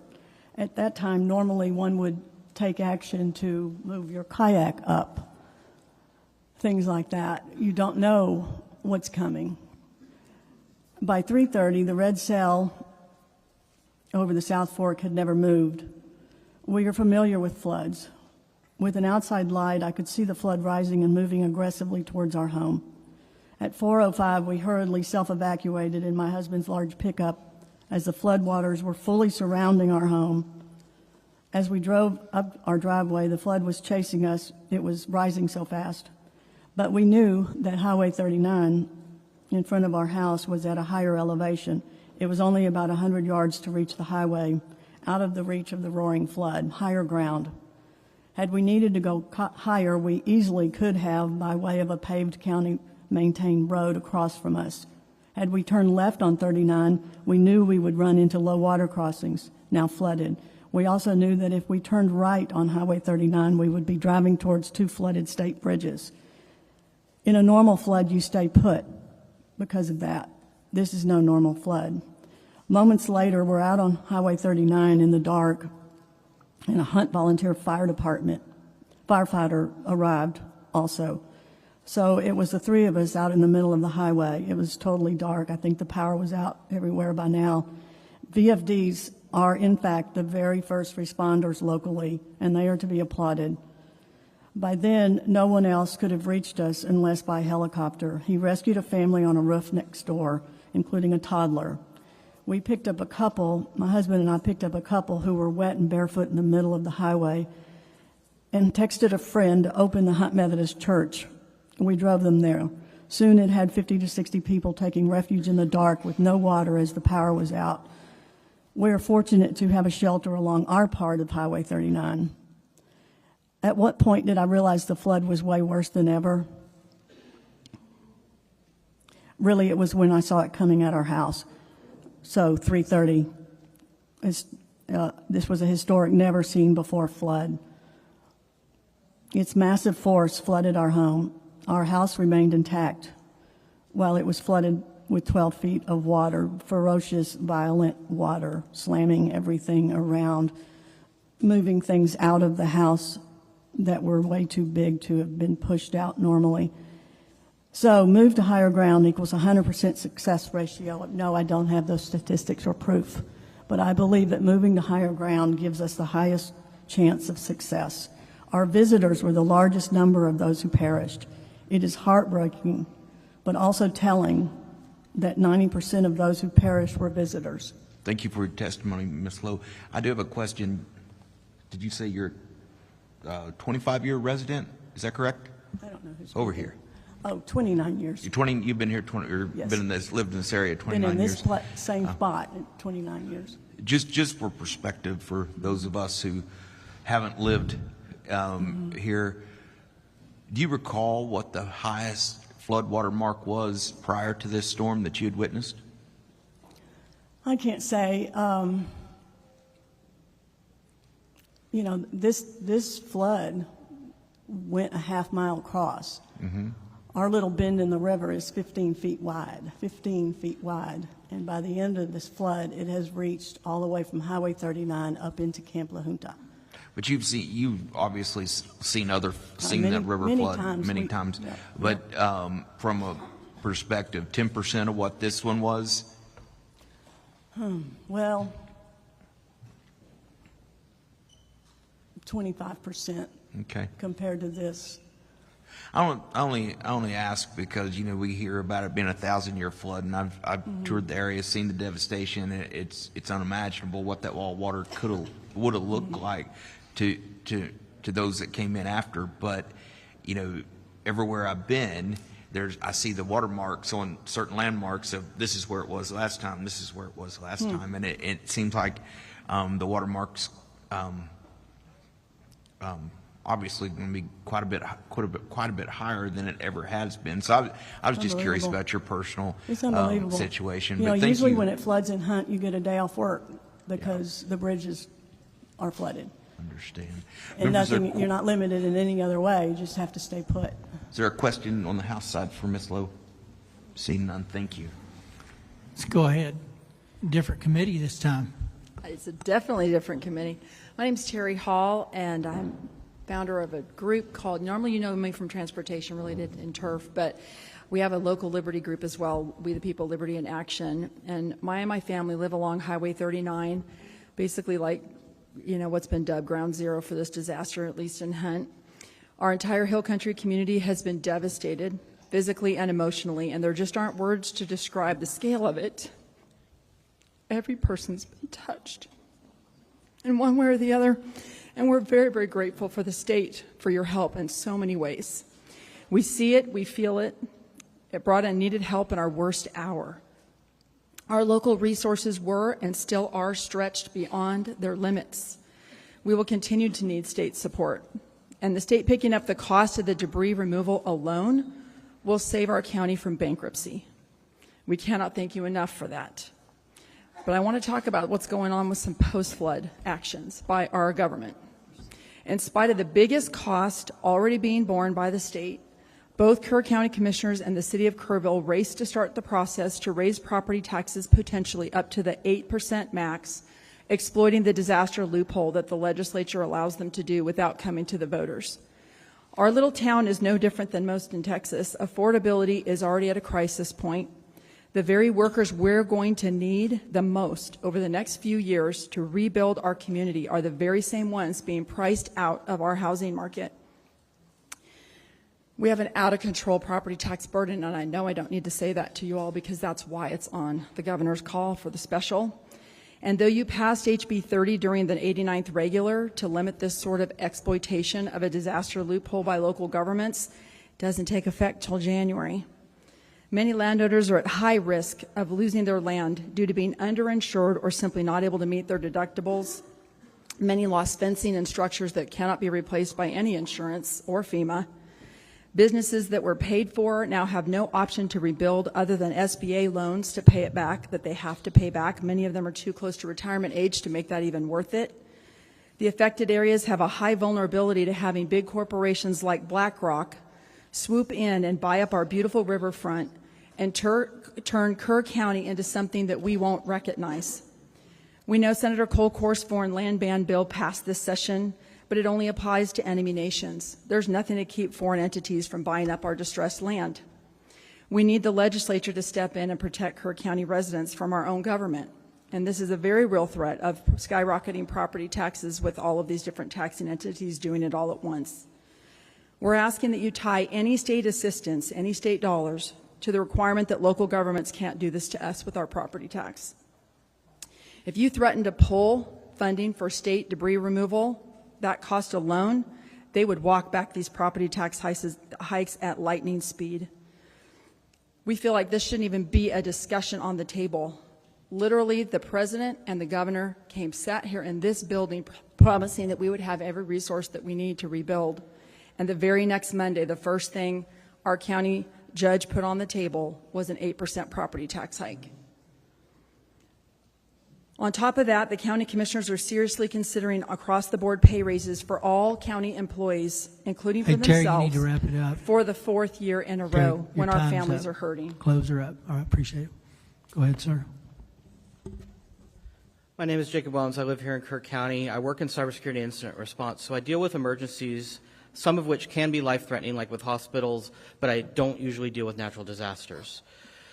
Most of the time when there is a disaster like this, it's not actually lack of technology. It's more a lack of planning, training, or preparing for the worst. I grew up in Austin but spent summers here in Kerrville. I remember past storms intruding on Camp Chrysalis on Turtle Creek here in Kerrville. I was at home, safe and dry, while neighbors like Sherry Shine, two roads away, lost everything. The only reason why that family is still with us today is because they were out of town. The story isn't rare here. That grief is real. There are serious questions that need to be answered. I'm not asking for more government. I found that increasing government generally makes problems worse. I do believe, however, the state does have a role in equipping local communities to protect themselves. First, modernizing flood alerts makes sense. Sirens may not in some areas. We may need a layered approach, gauges, NOA, weather stations, mobile alerts, radio systems, and sirens, if they make sense. Camps need to drill for floods. It needs to be a requirement. We drill for cyber attacks. Why not other situations and disasters? A $30 NOA radio in cabins where cell phones were not allowed could have made a huge difference. I urge the legislature to support county-led tabletop exercises that include camps, emergency management, local responders, and businesses. We already know our worst-case scenario now. We can plan for it going forward. Texas doesn't control the National Weather Service. However, we can lead the effort to improve the quality of the alerts we receive. Texas are tuning out repetitive, vague flood warnings. Let's work with our federal partners to make alerts specific, actionable, and worthy of attention. A good example of an excellent alert was the one that was sent a few days after the flood that warned of several foot rise on the river. That is specific, it's actionable, and directed well at those that were near the water. I support requiring camps to have real emergency plans. We must talk honestly about land use. I'm not asking necessarily for zoning mandates, but people should be informed when they build in flood-prone areas. We can encourage better decisions through education and incentive. We need to bring back signing up for emergency alerts via driver's license renewals. That was a bill that was considered a few sessions ago, I believe it was. We should allow that, and the legislature can make that happen. We also can't ignore the emotional toll on the communities that are impacted. We have a little girl in our church that lost her best friend as a result of this flood. Her friend was at Camp Mystic. Had her parents sent her to camp this year, she would be gone as well. Lastly, I wanted to thank Representative Verdell. He was here getting his hands dirty in the mud and the muck, not observing, but actively helping. He spoke with survivors, worked alongside responders, and truly witnessed the scale of all the loss. That kind of firsthand experience is rare in policymaking. I urge you to listen closely to his insights as you consider how best to help Kerr County and other counties that were impacted by this. So we don't need more state bureaucracy. Big government mandates don't solve this. The state still has a critical role to play, though. We need it to help equip the local people, the ones that know the land, the roads, the risks, to plan, train, and prepare. This is a moment to focus on what works: coordinated drills, clear alerts, informed land use, and yes, we need some mental health support in this community. Thank you for your testimony. Let's back local solutions with the resources they need. We're going to come back to questions shortly. Go ahead, ma'am. Hello, am I on? My Very name is close. Ann Carr, and I didn't want to be here today. I thought that I had done my job by going to Commissioner's Court on July 14th. I went as a resident of Ingram that lives on Ingram Lake, and we have some real concerns about our lake. Senator Flores and Campbell, I believe y'all flew over Ingram Lake most likely when you went out to hunt. What we have noticed since the flood is our lake has become a toxic pit. We've talked to divers that have been out there. They have found vehicles. We have asked them direct questions. Are there bodies in the water? Their answers are yes. We have an RV in front of our lakefront. Our lakefront is unique in that it's very long. It's about 35 yards long. A lot of the lot owners that surround the lake have deeds that go back 100 years. So we own 50 feet into the lake. We can't get access to our lake to clean in front of our lake. I was told by Judge Rob Kelly that the lake was going to be drained. And I thought, okay, this is great. Our job is done. A week later, I think I read in the Kerrville Daily Times that there is no money from the state to drain the lakes. And that's why I'm here. I did a little bit of homework. It looks like we have about $27 billion in our rainy day fund.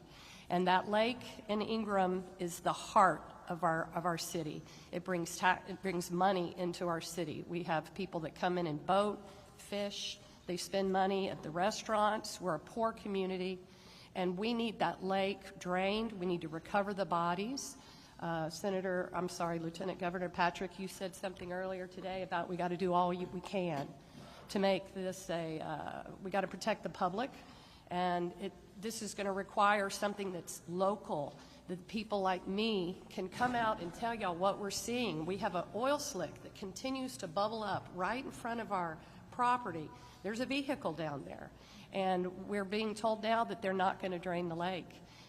You need to allow the lot owners, homeowners, to get out there. If the state's not going to pay for the cleanup, then let us go clean it up. We're willing to get our hands dirty, but we need y'all's help. With $27 billion, I think that the state of Texas can reach down and help us clean our lakes out, and we're going to find bodies out there. I'll piggyback on what the young lady said from Sandy Creek. They're finding fingers, they're finding wallets, they're finding limbs, and they're saying that the bodies are recovered, and they're not. We have six feet of rubble that has invaded our lake, and it's become a graveyard. So that's why I'm here. And Senator Flores says that y'all needed to hear from me, so that's why I'm here. Thank you very much. Thank you. Next.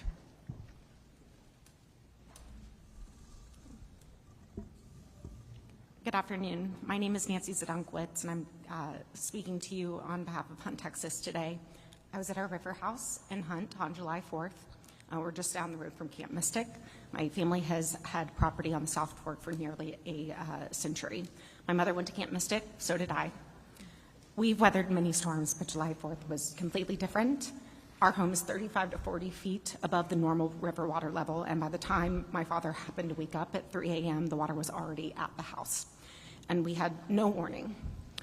Within minutes, the water was already covering the yard, which is how I injured my ankle, and we raced to our cars. We drove out onto Highway 39. There was nowhere to go. All the routes to higher ground on the other side of 39 are fenced, and the water was rising too quickly for us to try to make it to higher ground on foot. So we climbed on top of our cars, and then we climbed into cedar trees, and I had to help my 66-year-old mom.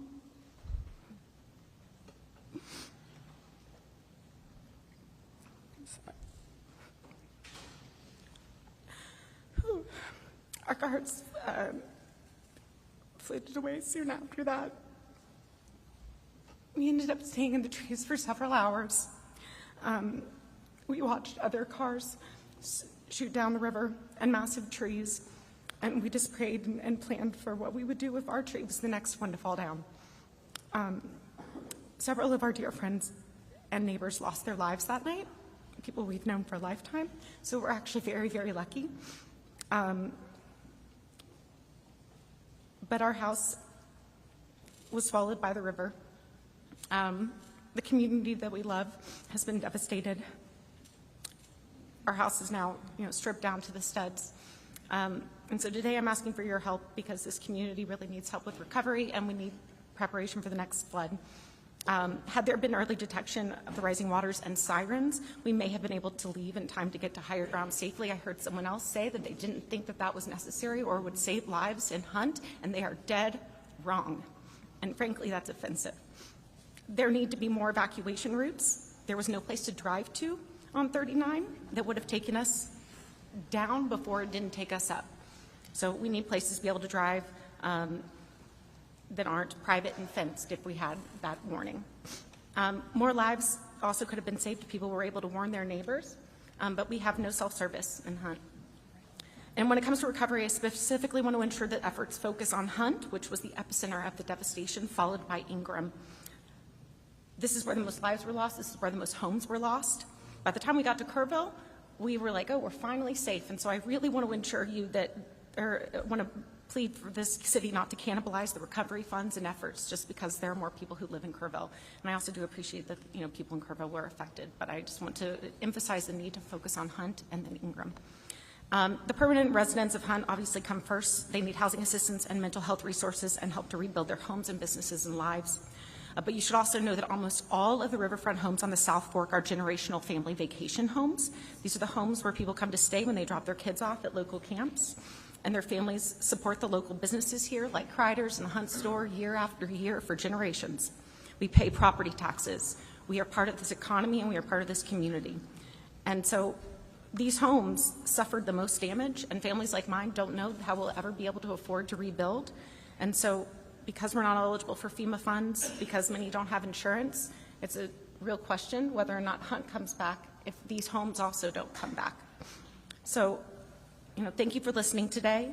I know that the state has the power to act right now, and so my ask of you is that you please prioritize this over everything else this special session. Please, we need your help now. And I know that the governor has the power to use emergency funds today, and this is an emergency. And with that, I will turn it over to my friend. Thank you. Thank you. Go ahead. State your name, please. Sorry for your loss. Zadunwitz. Gotcha. Go ahead, ma'am. Thank you. Can you hear me? My name is Rolinda Schmid. Good afternoon, Chairman Perry and King and members of the committee. I serve as president of the Texas Association of School Boards, and I've also been a trustee here in Kerrville ISD for 30 years. We're grateful you chose to hold this meeting in Kerrville. This hearing is important to all those present and to many across our state and nation. I'm here to offer feedback as you shape future disaster preparedness and response plans. While first responders rightfully come to mind in times like this, public schools often stand quietly alongside them, opening their doors, offering support, and helping communities recover. Our facilities, buses, communication systems, and dedicated staff serve Texans every day. And in moments of crisis, these assets are critical to the entire community. At TASB, we're always mindful of the burden mandates can place on districts. But we do believe there's an opportunity here not to regulate more, but to partner better. During the July 4th floods, coordination happened quickly. We're simply asking, how can we help make that kind of seamless collaboration the norm across all regions and emergencies? As you know, within 30 minutes of receiving a call for help, Kerrville ISD mobilized. Our district employees drove school buses into flood zones to evacuate campers and counselors. Folks across the world saw a heartwarming video that day of young campers singing a Christian hymn to comfort one another, filmed on one of our Kerrville ISD buses and driven by one of our own, Miss Jerry White. She had just received her CDL license a few weeks before, and this was her first opportunity to drive children. It was a moment of peace in the chaos. I give thanks to God for those children who were brought to safety and hold in prayer the families whose unimaginable loss is now carried in the heart of our community. We're incredibly proud of our teams, but these efforts are not unique. Our neighbors, Ingram Hunt, Centerpoint, and Comfort ISDs all sprang into action and continue to provide support services.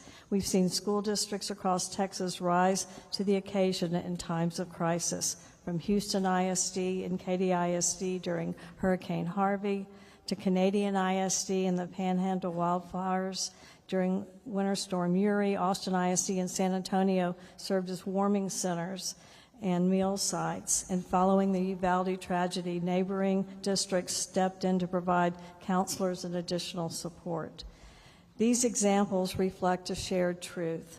Texas public schools are built to serve, and they show up when their communities need them most. When emergency strikes, school leaders coordinate behind the scenes to move resources and support where it's needed. We believe there's an opportunity to strengthen the front end of emergency planning by formally incorporating schools' capabilities into statewide and local response frameworks. Thank you, Ms. Smith, for that testimony. I've got one question for you. Your time's up, but I have a question. Because you got to the point that I think many of us are very interested in, the mental health aspect of this and the grief counselors that our public schools can help provide. We know, those of us that have been around public education for a while know we have a shortage of that in our public schools. Are schools actually partnering with our ESCs, and are we employing telemedicine? Where are those resources at, and how can local affected folks reach out and get those services? Yes, we do work with our local ESCs, our regional service centers. Yes, sir, we absolutely do that. We're just asking to be in the conversation as we move forward. We feel like that school districts do have resources that are vital to emergency.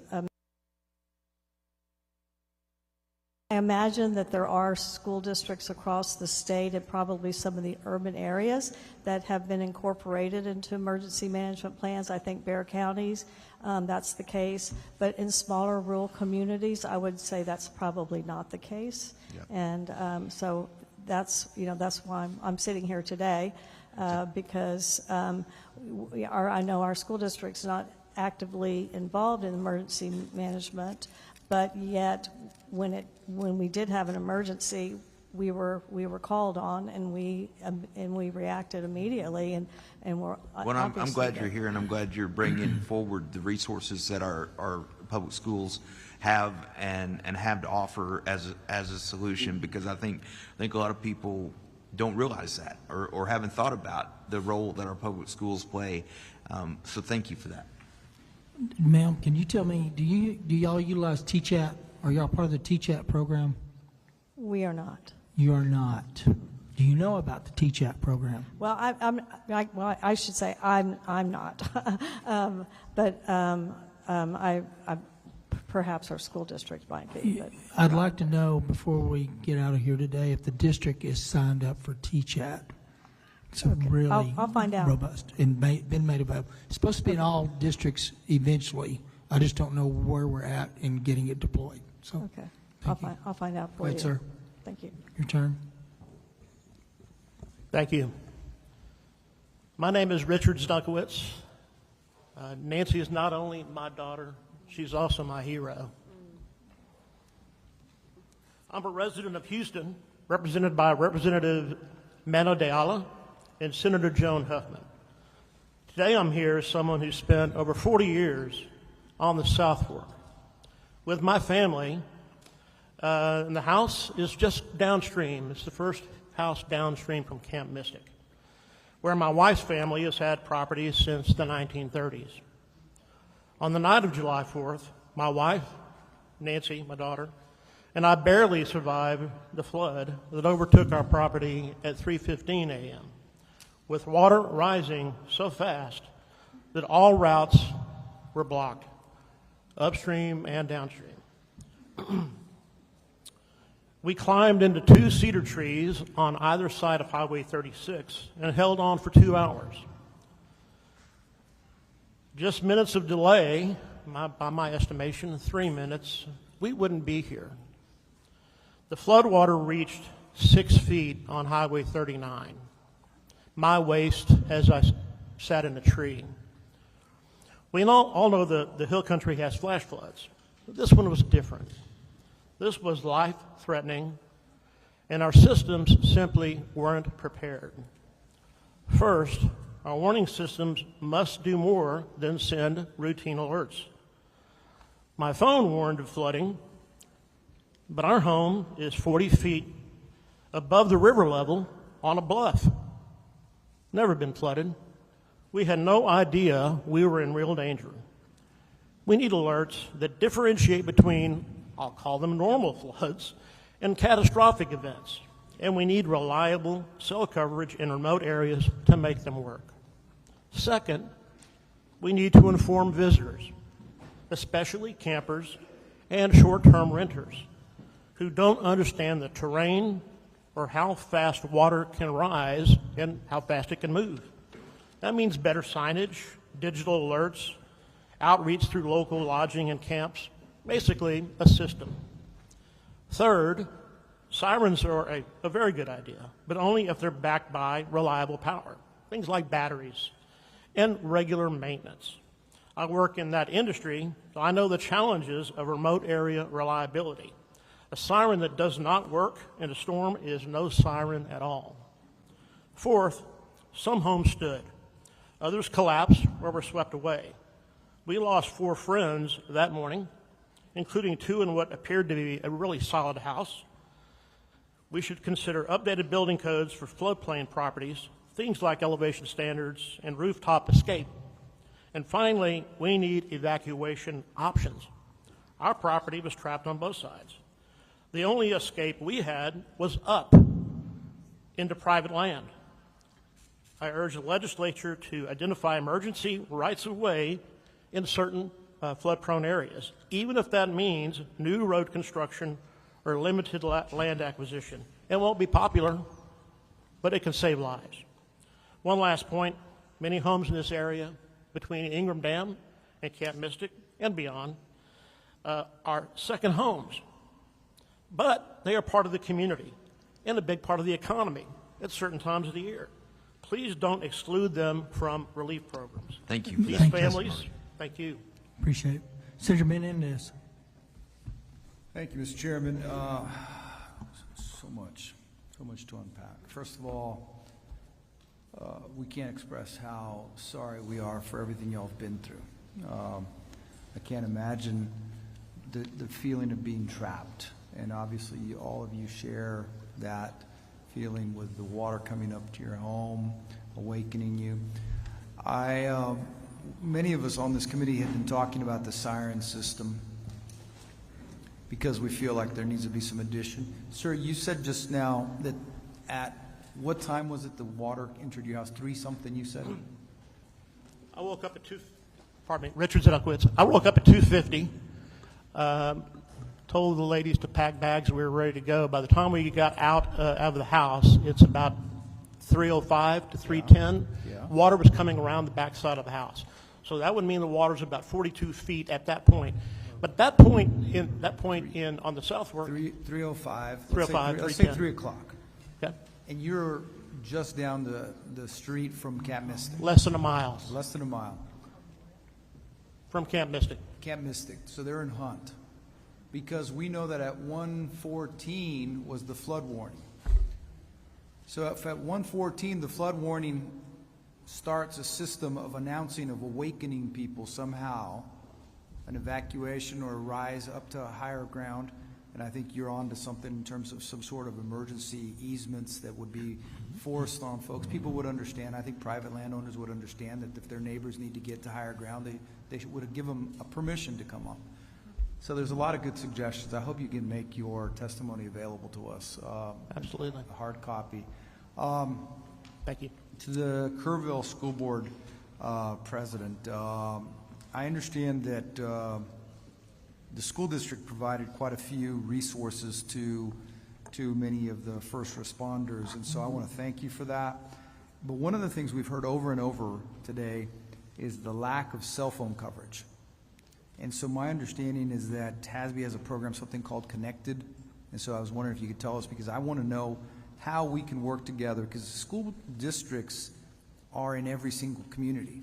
So they have assets and resources that they need to be helping, just like they do today in terms of the people who drove that bus to save those little girls. Yes, this is a voluntary and free program provided by TASB to school districts. We did some research and we found that 50% of Texas school districts have poor cell coverage from one or more providers, and mostly, obviously, more rural areas. And we know that we've heard over and over again throughout this hearing and the hearing last week about that cell service was an issue, that some people just didn't have connectivity. So this Connect Ed program is voluntary and free, and it assists governmental entities with selecting and contracting with a cell tower provider. If a cell tower is built, also the entity that owns the land where that is constructed can receive revenue, lease revenue. I'm going to ask you a favor as the president of, I think you're the president of TASB as well? Yes. Okay. Would you look into what we can do to help it, working with whatever providers are out there to expand broadband as well? Broadband, yes. And then tell us what we can do to help. Yeah. Well, what I would suggest, I know time is of the essence here. Y'all have a very long day. What about if I suggest that I connect our facilities department that's over that program with perhaps some members of this committee, and then they can provide the information to you, and we can see how that could be helpful moving forward and getting better cell service. Yeah, that absolutely Would that be work? helpful. Now, my last thing is to Chairman King's point about the counselors. My understanding is that the education service centers have a contract or an agreement with school districts to sort of share counselors as a result of Uvalde, the tragedy there, that's an ongoing thing. I think one of our school districts in San Antonio is providing counselors here to this region, if I'm not mistaken. That's correct. Yes. That is That's correct? Mhm. Okay, thank you. Thank you, Mr. Chairman. Mr. Senator Verdell. Bettencourt, oh, you got one? Okay, I got one House member. Mr. Verdell. Thank you, Chairman King. First off, Jacob, thank you for the kind words. I appreciate that. I'm glad you're here today. Rolinda, wanted to tell you thank you for the resources that Kerrville ISD helped with this flood. It was immensely valuable. And then Nancy, we are currently, one of the solutions we're possibly looking at is like a disaster victim relief fund. And so I just want you to know that is on our radar, and we're waiting on language currently to be drafted to see what that bill might look like. So I just wanted to give you a heads up on that. That's it. Thank you. Thank you. Thank you. Senator Bettencourt. Thank you, Mr. Chairman. That was a great suggestion about the having basically a right of evacuation that we can grant through a property right in an emergency situation, Richard, so I really appreciate that. Nancy, your comment about why the responses you saw on the main panel offended you is perfectly correct, because I tracked this unfortunately, to an engineering study about 10 years ago in this county that made the same comments about sirens not being useful tools. I don't understand why the River Authority would repeat that. Now, they did, under questioning, recant that immediately. But that was because that's a recognition of the obvious. What you all went through is certainly, fact demonstration enough that any form of disaster or sirens or any type of early alert is so critical, because in the few minutes you all had to try to pack and leave, the water was already at 40 feet above river bottom and rising rapidly. And the only way you could survive was to try to get higher. So yes, the answers were unacceptable. We noted it. Under Lieutenant Governor Patrick's direction and Chairman, I've got to file a bill about these flood emergency communications warning. I'll have your comment in it if we can put it in the caption in the property tax code, the right place. But I just want to make sure, yes, you were right to be offended. The answer was not sufficient. In fact, it was pretty pathetic. Thank you. Any others? All right, you guys, appreciate you being here, appreciate your patience.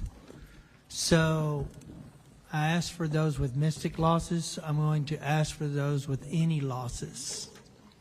Any losses. We would like to set you guys just out of respect to get you up here and through the process. So if you haven't signed up and you want to testify, please come on up. We'll get you signed up. Any of those that have experienced losses, this is your next panel. All right. There they are. Okay. And I have an Alicia Baker. Is that you? I said I couldn't tell your story. Your story on your card is very sad. It was clearly there, but it's not. It's one of the few, but just a tremendous loss, actually. So, any others that have experienced a loss that wants to come to this panel so that you don't have to wait the whole day, please come now. All right, Alicia Baker, and are you another witness? Yes. What's your name, ma'am? I'm a sister, Kristen You're Jeffrey just Jones. sister. Did you sign a card? No, You're sir, not just testifying. You're just supporting. moral support. Yes, sir. What's your name? Sir, what? Sir. Sir on the end. Hello? Oh, What's your me, I'm name, sorry. sir? I thought you were looking over- Bud Bolt. My name's Bud Bolton. I'm a Okay. Thomas. All right, we'll get your card and put those two. That's it. Those that have losses. Okay. All right. Hey, Alicia? Yes. Talk to us. I'm Alicia Jeffrey Baker, and I'm here on behalf of my 11-year-old daughter who passed away and my parents. We were part of the Casa Bonita community, and there were 9 others that were swept away. We started doing our summers here back in 1990. This was not a new endeavor coming out here. My parents bought a cabin out here in 2008, so this was our regular happy place. The river that we've loved so much killed them. I'm sorry. All right. In our community, there were 19 cabins, and we were the only one up on stilts. So let's just say that we got cell service, which we didn't, but with Wi-Fi, you could. Let's just say they got an alert. The alert says, seek higher ground. They're on stilts. Thank you. Where are they supposed to go? My suggestion would be that instead of just sirens, we actually have sensors in the water that would then alert sirens to go off. Because if you just have sirens that go off, people stop paying attention to them. Like, if we have gauges in the water already, put a sensor on them. If it gets to a certain point, that's when the siren goes off. Not just because, oh, it might flood. Because to be honest, if I got an alert that said 6 to 7 inches, I'd been like, cool, that's the dock. It wouldn't have made that much of a difference. Now, when you're talking 30 feet, that's a whole nother story. Something that I was the first parent at Ingram Elementary on July the 4th. Ingram Elementary wasn't even actually aware that they were the spot. When I got there, there were volunteers there. They had no way of communicating anything, and no one was in charge. And I waited there for over 12 hours for news, and literally no one could tell you anything at all. Literally no one was in charge. It wasn't until Sunday morning that really things started happening. Our parents were found on Saturday, but not identified until Sunday. And by then they had already been taken to Kerr County, and autopsies had been performed, which we would not have asked for. It seems pretty obvious. My daughter was not identified until Thursday the 10th, and the only thing that identified her at all was her charm bracelet. When we know better, we do better. And so we need to do better for the people in this community, for the people that are suffering. And like I said, we need to give people a chance. This is a lovely community. Like everything, people have been fantastic. But I don't think the sirens by themselves will be helpful. Like I said, people will stop listening to them. But the sensor, when it gets to a certain level, and then the sirens go off, and then people know it's time. Like, this is serious. It's not just a, oh, it's going to rain, yay, kind of thing. I think that's my suggestion as someone that's living through a nightmare. Thank you for your testimony. Sir, state your name. Yes, sir. Tell us your story. Yes, sir. My name is Bud Bolton. I'm a local independent contractor here with heavy equipment and put up steel frame buildings and things. We lost our home on the 4th, that morning on the 4th, me and my wife. Had no notification. I was watching the river till about 2:30 in the morning because I do a lot of this river conservation work on this river with my equipment, have for many years. We got no warning. My neighbor's the one that woke us up, and he tried to rescue a family on the island out there, which ended up being Pat Green's brother, and couldn't get to him, and so he came and knocked on my door, and we came out, and that water already rose about 9 foot, and this is about 4:15, 4:20, somewhere along in there. It already came up 9 foot. I looked out there, and there's water coming up on my doorstep, and I turned to look out there in the parking lot, and there's about 20 fire trucks, rescue workers, sheriff's department cars, and not a knock on my door, and they're as closest from me to you. My neighbor's the one that got me out, and they're standing that close to me with all these vehicles out there, and not a one of them knocked on doors, not a single one of them. So we went up to higher ground. I watched 108 RVs float right by me in them 3 RV parks, watching these screaming kids inside these RVs with the lights still powered on from the batteries after they pulled loose, and them screaming and hearing crashes and crashes, then tiny homes crashing and more crashing and get dead silent, then more crashes, then more screams, and that went on for 15, 20 minutes. We got an alert to evacuate after all the homes were gone. That's when our alert came in, and it came in on my wife's phone. It didn't come in on my phone. She's standing there next to me. That's when we got our alert. Of course, then we get alert this past week saying we need to evacuate. There's a chance the river might, we got a chance of 3/4 inch rain. That was pretty much a slap in the face to the people in Kerrville. We didn't get one when it rose 28 foot, but we got one when it was going to rise an inch. So there's an issue there because these right here don't work. There's no service out in Hunt. I do a lot of work in Hunt. Done a lot of work for Mystic Camp with heavy equipment. I know a lot of these homeowners that lost their property because that's what I do. And I want to address something here because this is what I did for Trinity River authorities up there. Is river conservation work is the name of the game. It's river conservation work is the name of the game. This river's full of islands, full of them, little islands where the river parts and comes back together, parts and comes back together. Lots of trees that are in the water, not on the river banks, they're actually in the water. Tens of thousands of them. All that's got to come out. That water's got to be able to flow without any resistance. And when you start getting resistance, you start getting water backed up, just like if you dig a ditch and you start filling that little ditch full of debris and little trees and rocks and stuff like that, you get water that starts backing up. It doesn't let that water flow. The spreader dams that were put on this place years ago, there's only one out of all the spreader dams, the 8 that go through this county right here, there's one that's in the correct location, and that's the one that backs up our city water. The other ones are not in the right locations. They were put in many, many years ago. This county's grown, population's grown, things have changed. Just like we did on the Trinity River Authority years ago in Dallas back in the 80s. Don't cost much to put in these monitors in, these river, like I'll keep talking about these sirens that need to go in. I can drill you a hole in the ground and stand you a 50-foot. Thank you, sir. Appreciate your testimony. All right. Is there questions, members? Senator Campbell. Well, I lost 27 people that I knew. I hear you. In the 3 RV parks. I know 27. Just me. Thank you for that, sir. Thank you, Mr. Chairman. So, Alicia and your beautiful daughter, Emmy. Yes. We're sorry for her loss. Thank you. I met you through your sister on the phone, Christine Jeffries Jones. Kristen. Glad you're here from Dallas. And your parents, Emlyn and Penny. Yes. Right? Yes. Emmy. Got it. And they had a cabin in Casa Bonita for years. You celebrated the 4th and other holidays there. Yes. We're sorry. But we're sorry for everybody's loss. Very personal.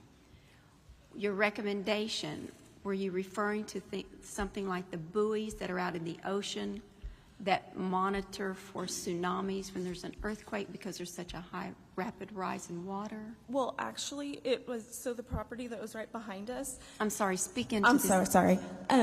It actually came from the property right behind us. They woke up because they have a water softener where when the water got to a certain level, it started like alerting them. And that's actually how they woke up. Their water softener? Their water softener woke them up.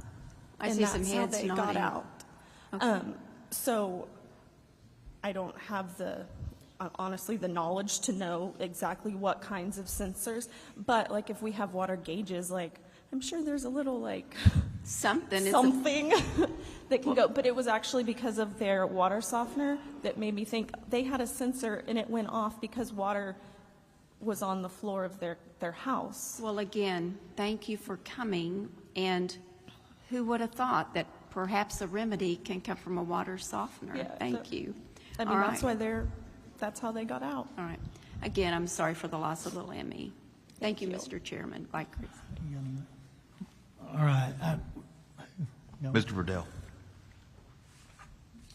Thank you, Chairman. To both of you, I think you were about to talk about a float switch is basically a real simple switch that goes up and down, has 2 wires, and I think that's what you'd be indicating with connected to something like a siren system would be a good idea. And is that what you're about to say too, sir, when you were talking about that? Well, I was just talking about those monitors. Y'all talking about those sirens to go up there. We've installed a lot of them up in Dallas and on the Trinity River when I was working for Trinity River Conservation Authorities. And just like I was telling some council members the other day, I was telling them, I said, I can put you a monitor up, I can drill you a hole and stand you a 50-foot column up and put you a 4-point megaphone up there, 180 degree, for $6,500. Yeah. I can do 2 a day, put them every mile. I don't see where the money problem is, and put you a river monitor up there on the headwaters north of Mystic Camp. About 7 miles is where that headwaters is. Put your river monitor up there. It works just like a toilet tank float. Yeah. Easy to monitor, simple to monitor. It monitors itself, does its own thing. It goes off. You'll hear them sirens all the way to Dallas, Texas, and them river bottoms out there in those canyons, and they're not. I don't know where the money issue is here.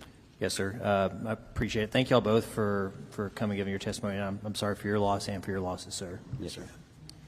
I appreciate you guys being here. Thank you for coming and sharing your story. And you make the appropriate comment. We all lost a lot of folks as a state, as a group. All right, we are going to get back on invited testimony. Chair calls up Judge Lane Carter of Tom Green County, Judge Sheree Harden of Mason County, Judge Frank Toll of McCullough County, Judge Jody Foley of San Saba, and Judge Brandon Corbin of Menard.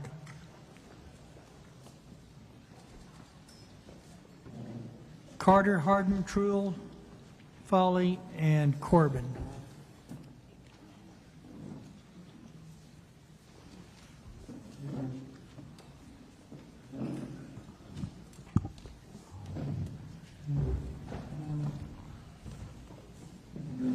All right, Lane, let's start with you. State your name, your title. Thank you, sir. Get this closer.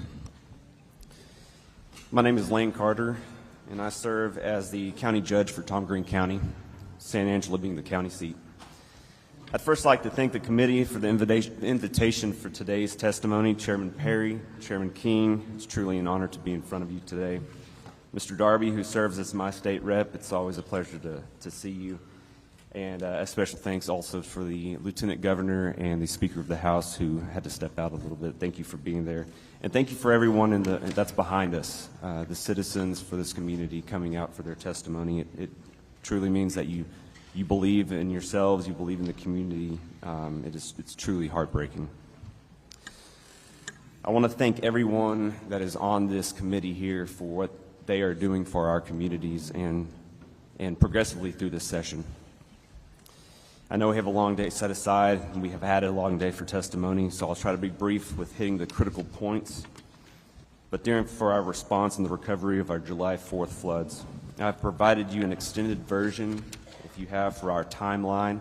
I'll refer to this here shortly on the hour-by-hour, minute-by-minute progression of our day. We have a unique setup in Tom Green County in the city of San Angelo. This will be a prelude to the response to our community. In Tom Green County and the city of San Angelo, we have a shared EMC, Emergency Management Coordinator. We have an MOU set up with the city of San Angelo where the EMC is under the administration of the city, however, with a supplement from the county for the operational expenses. We've been blessed to have EMCs like Jerry Huffman, who is a retired TDM, Texas Department of Emergency Management District Director, and now Jose Rivera, who came from us also from TDM as the Regional Task Director. Our EMCs have taken into account the very words of Chief Nimkid from the very first hearing: plan, train, respond, recover. They have trained us through courses such as the IS 300 and 400, the IS 700 and 800. What these courses are, if you're not familiar, it's for elected officials, department heads, municipalities, governments, counties, to come together into a room and have mock scenarios, whether it be a tornado like we plan for being out in West Texas, during the fairgrounds, stock show and rodeo, which is a heavy event, 7,500 to 10,000 people at a given time. Tornado coming at night with many individuals in the area, and how do you respond if it comes to fruition and if it comes to a direct hit, which we actually saw almost come to fruition 3 times in one night during this last April stock show and rodeo. We have a command center trailer that we had the weather service on site along with our EMC, the chief of police, myself, in there watching and making sure that those red cells and those J-hooks were turning north as they did every time before we made the call. We have quarterly VFD meetings, if not semi-annual, What that is where we have our volunteer fire departments come into the room at the EOC, along with the chief of police, the San Angelo Fire Department, myself, the EMC, TDM, and we discuss actions that need to be implemented, any necessary items that have taken place in the last quarter or the semi-annual part of the year. That way we can stay on top of it and make sure that everybody's on the same page. We also have dispatch there. I don't want to miss, I want to highlight that dispatch is in the room as well. However, it is not only the courses that have proven beneficial. It is our tight-knit partnerships we have with multiple agencies in our community. Many, if not all, being a member of our community COAD, which stands for Community Organizations Active in Disasters. We have a deep ongoing relationship with our nonprofits and strong coordination across all levels of government. This allows us to have solid emergency response plans and empowered leadership that can make fast decisions in the case that one leader might be unavailable at that time. Our COAD was first formed in 2021, and the trainings that we have are held annually for the IS 300 and 400 courses. With that being said, I'd like to point out now the following key times. This is a long packet if you can refer to it, but this kind of sets the stage of how our response was in Tom Green County and the city of San Angelo. At 1:38 a.m., first flood advisory was sent out by the National Weather Service. I'm going to skip down to 3:59 a.m. PD dispatch receives the first call for the water rescue. This happened with Grape Creek Volunteer Fire Department responding. Quail Valley, East Concho, and Dove Creek Volunteer Fire Departments called out also for mutual aid. At 4 a.m., Public Works started barricading the roadways due to floodways. We have known floodways in our area, nothing that has come to this fruition in the past. But like Mr. Darby said in the first hearing, we don't see 14 inches of rain annually in Tom Green County, let alone in a 12-hour period. Between 5 a.m. and 6 a.m., call volumes for water rescues and assist for motorists increased dramatically. At 5:24 a.m. is when TDM DDC 10, which is Sean Baxter, Jerry Huffman's old position, called myself as Tom Green County Judge to inform of multiple water rescues currently underway north Tom Green County 2105 and Navajo Lane, and that I, as judge, was the point of contact given that our EMC was technically out of town at that moment. He informed me that we were in need of transport, possibly 2 vans containing 15 passengers each. I started rapid firing our phone calls, first to John Austin Stokes, which is to the mayor, and then to Chris Moran, Dr. Moran, which is a SAISD director. All went to voicemail, which signified that we did have a tower issue at that time. They started calling back later after a little while, which knows that it was either a tower issue or an overload at that point. I got a hold of, I also called the chief of police. It went through, but he was already responding. It went to voicemail. Once I got a hold of the Tom Green County Sheriff, I informed him that we were in need of a transport van, which he graciously offered up our jail transport bus. And if he didn't have a deputy to drive it, he was going to drive it himself. 6:10 a.m., the county and TDM established the EOC and DDEOC at the Texas A&M AgriLife Extension Building out North US 87. And at 6:58 a.m., San Angelo's COAD was notified by myself and TDM Sean Baxter for assistance. 7:05 a.m., first evacuees arrive at AgriLife EOC. And we also learned at 7:30 a.m. of the response that was happening within the city of San Angelo proper. What we found out during this flood event is we had rising water north of town, and we had swift water on the east side, northeast side, progressing south of town. This is where we saw the swift water rescues happening within the city limits, Bell Street, Cohenheim, Pulliam Streets. This is where we saw a majority of the houses that have been washed away off the slabs or if pier and beam off their footer. 7:48 a.m.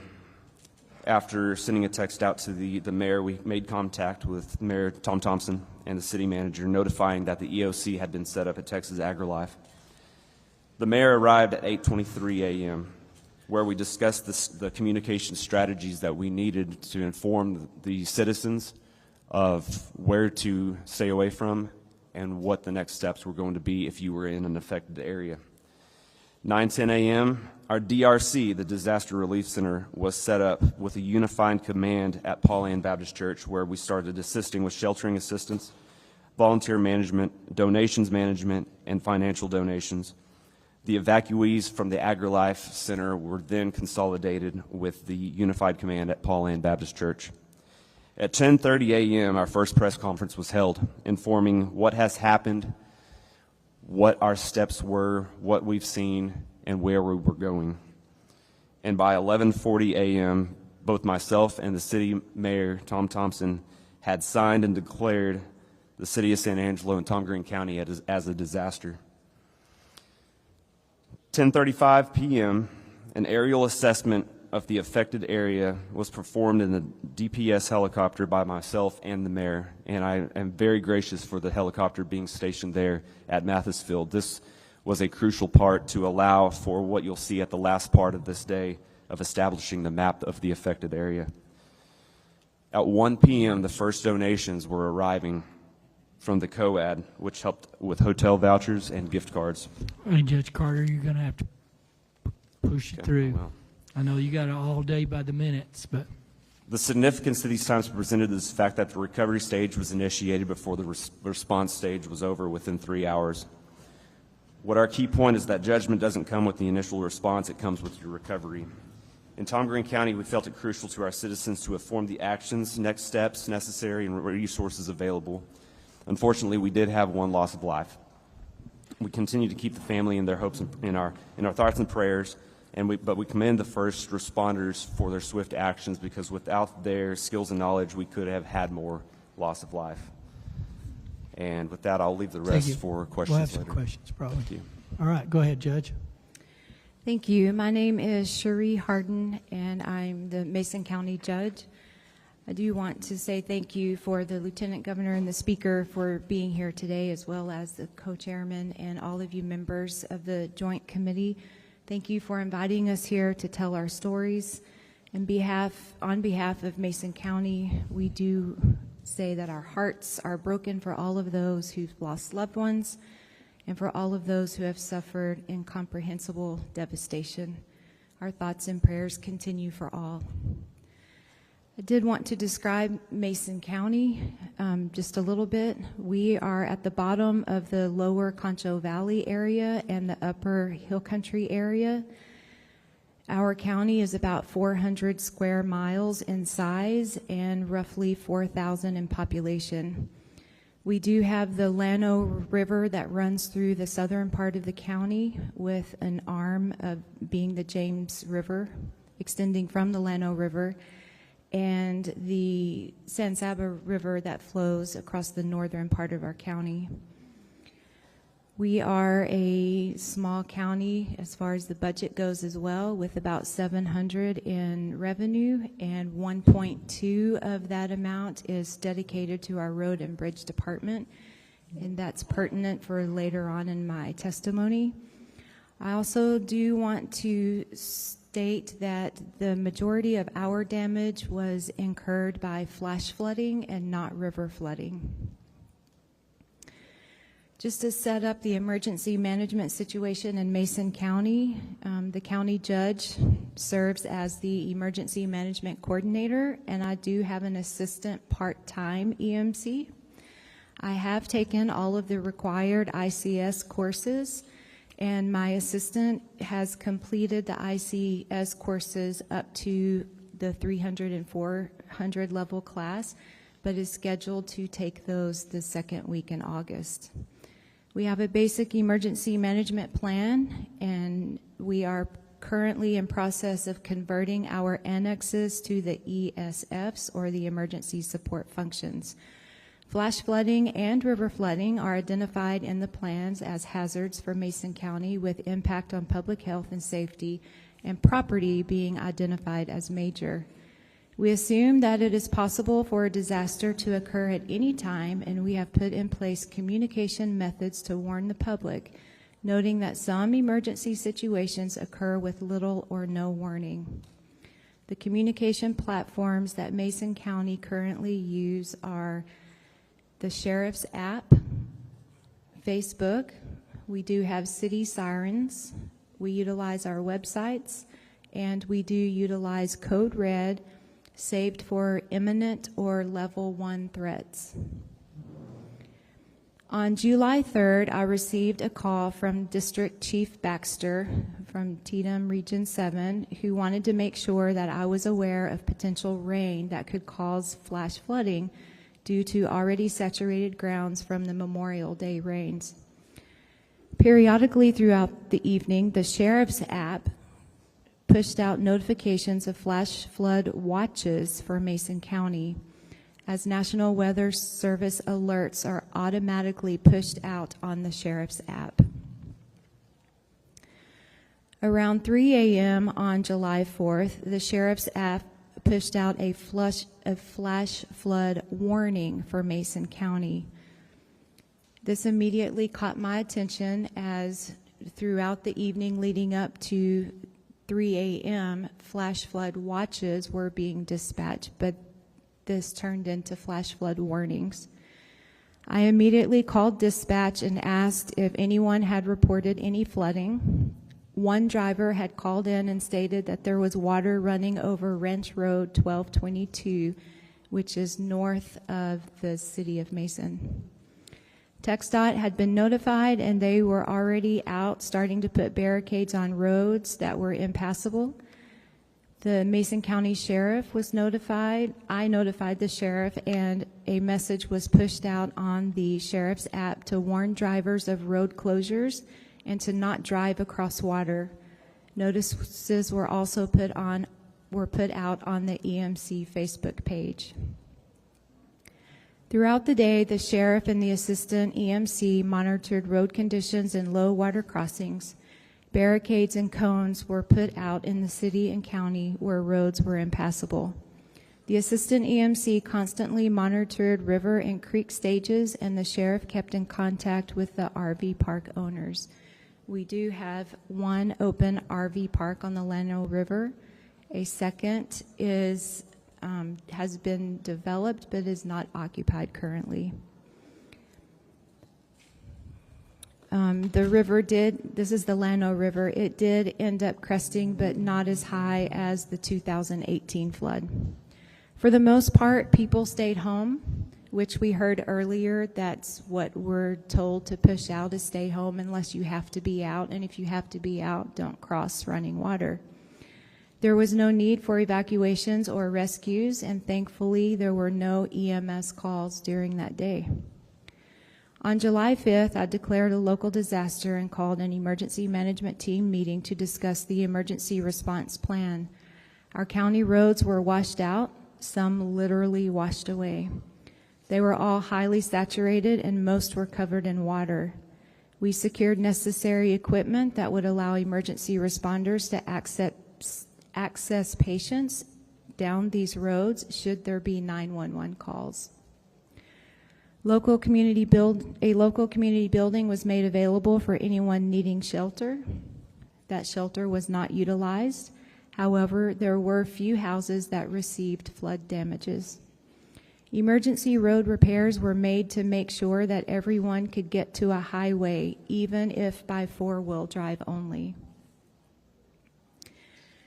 At this point, there was an incredible effort made by our neighbors out there helping each other try to find a way to make sure that everyone could get to a highway and that our emergency responders could get to them in the event that someone needed emergency services.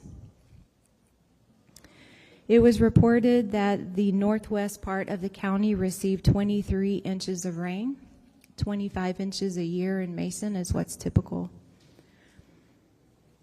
A week later, on July 13th, the second wave of rain came fast and furious, and a swiftwater boat team was positioned in Mason, but left only a few hours to go assist in the San Saba area. The rain event dropped another 5 inches of rain across the county, and emergency repair work that had been done the previous week was now washed away again. Post-event or recovery, several days later, the roads were passable by four-wheel drive only, and we began the process of PSTAT assessments. TDM dispatched multiple employees to our county, and over a week's time, we finished roads assessments. 250 PSTAT surveys were submitted, indicating over $40 million worth of county road damage. Concho Valley Council of Government sent employees to Mason to assist with ISTAT surveys. Today, 30 surveys have been submitted, and though individual assistance has not been granted to Mason County, citizens have sustained substantial damage to property, and many have sustained agricultural losses, causing extreme economic loss. Recovery will be long and costly for all, and any considerations for immediate relief funding from our great state would be sincerely appreciated. I'm here to ask you to please help us, as county officials, help our people. I'll be happy to take any questions, and I will too provide a copy of my testimony. Thank you. Go ahead, sir.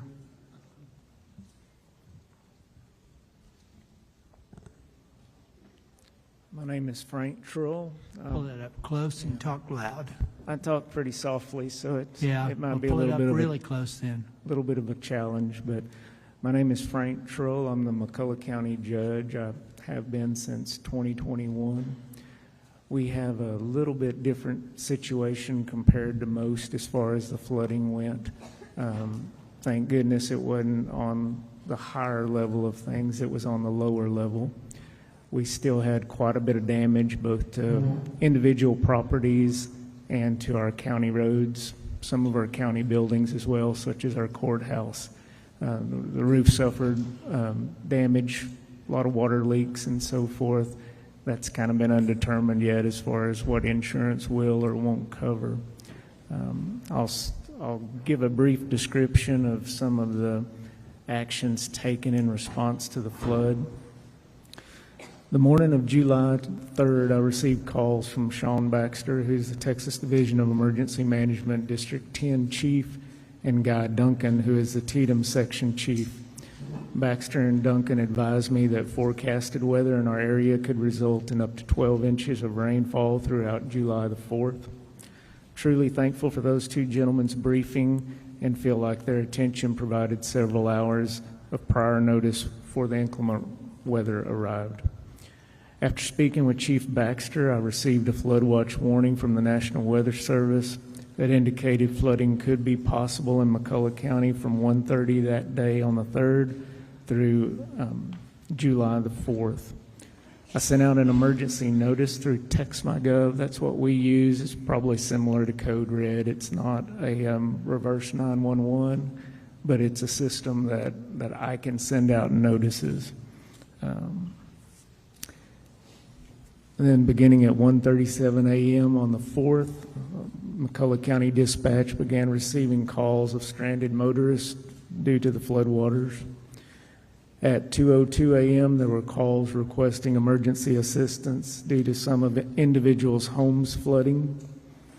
According to the National Weather Service, San Angelo at 4 a.m., the riverbank stage, and that's going to be the San Saba River, which is south of Brady, measured 5.9 feet. The bank full, just to give you an idea, is 16 feet. About 5:30 a.m., the radar indicated thunderstorms producing heavy rainfall. Across that warned area, between 1.5 and 2.5 inches of rainfall had fallen. Additional rainfall was expected of 1 to 2 inches more, and that's when the indicator for flash floodings were imminent. About an hour later, the National Weather Service San Angelo changed the forecast from minor flooding to major flooding, and the riverbank stage measured 17.6 feet. It took 2.5 hours, and the river rose 11.7 feet. About 7 a.m., I spoke with dispatch to see what the call volume was. They advised that there had only been a few calls and that 2 families or individuals had been displaced from their homes. Some of the other calls were related to the stranded motorists that I spoke about previously. I arrived at the courthouse about 8 a.m., and that's where I observed all of the water leaks throughout the courthouse. Shortly after that, there was a bulletin from the National Weather Service that the EA's activation was requested for flash flood warnings. About 11 a.m. that morning, I received a call from the National Weather Service San Angelo requesting me to travel to that San Saba River Bridge because they did not think that the LCRA river gauges were working properly.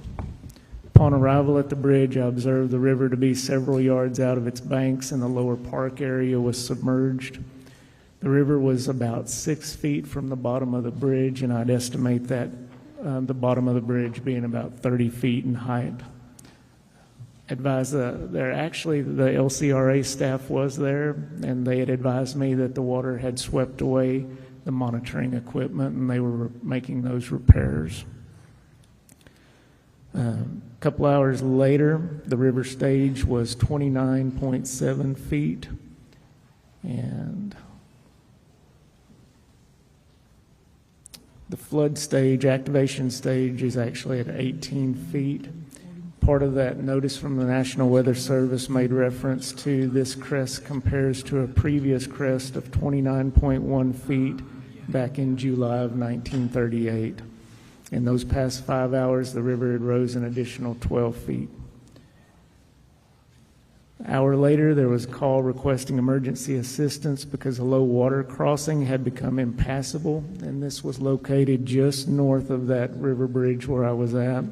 There were a group of people at a vacation home, and the road had washed out where they couldn't get back out onto the main highway.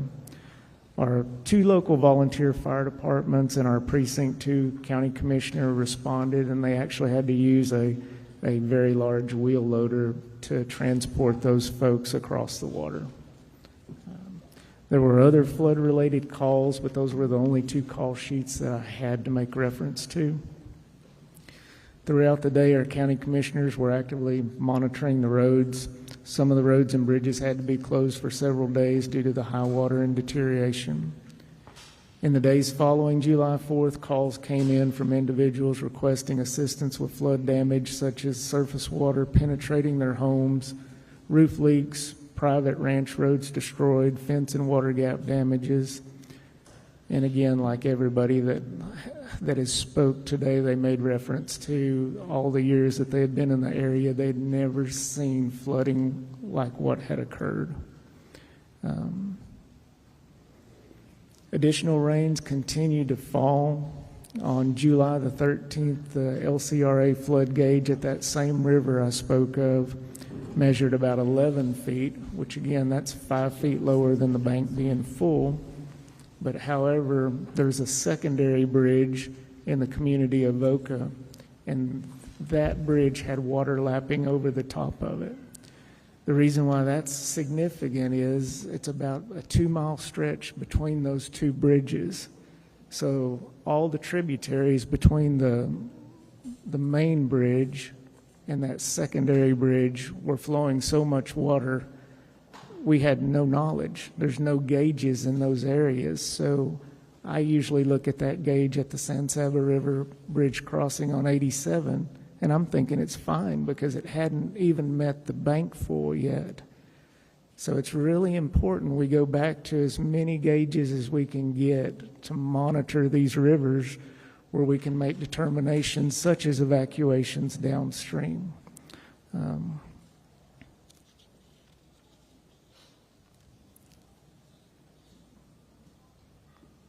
Of course, several coordinated efforts for our local folks, for the ones that were displaced. Salvation Army, American Red Cross, our local McCullough County Resource Center. Our city manager coordinated a flood victim assistance event and helped those folks get their ISTATs done with the help of the Concho Valley Council of Governments as well. We had a nice group of people there helping those victims.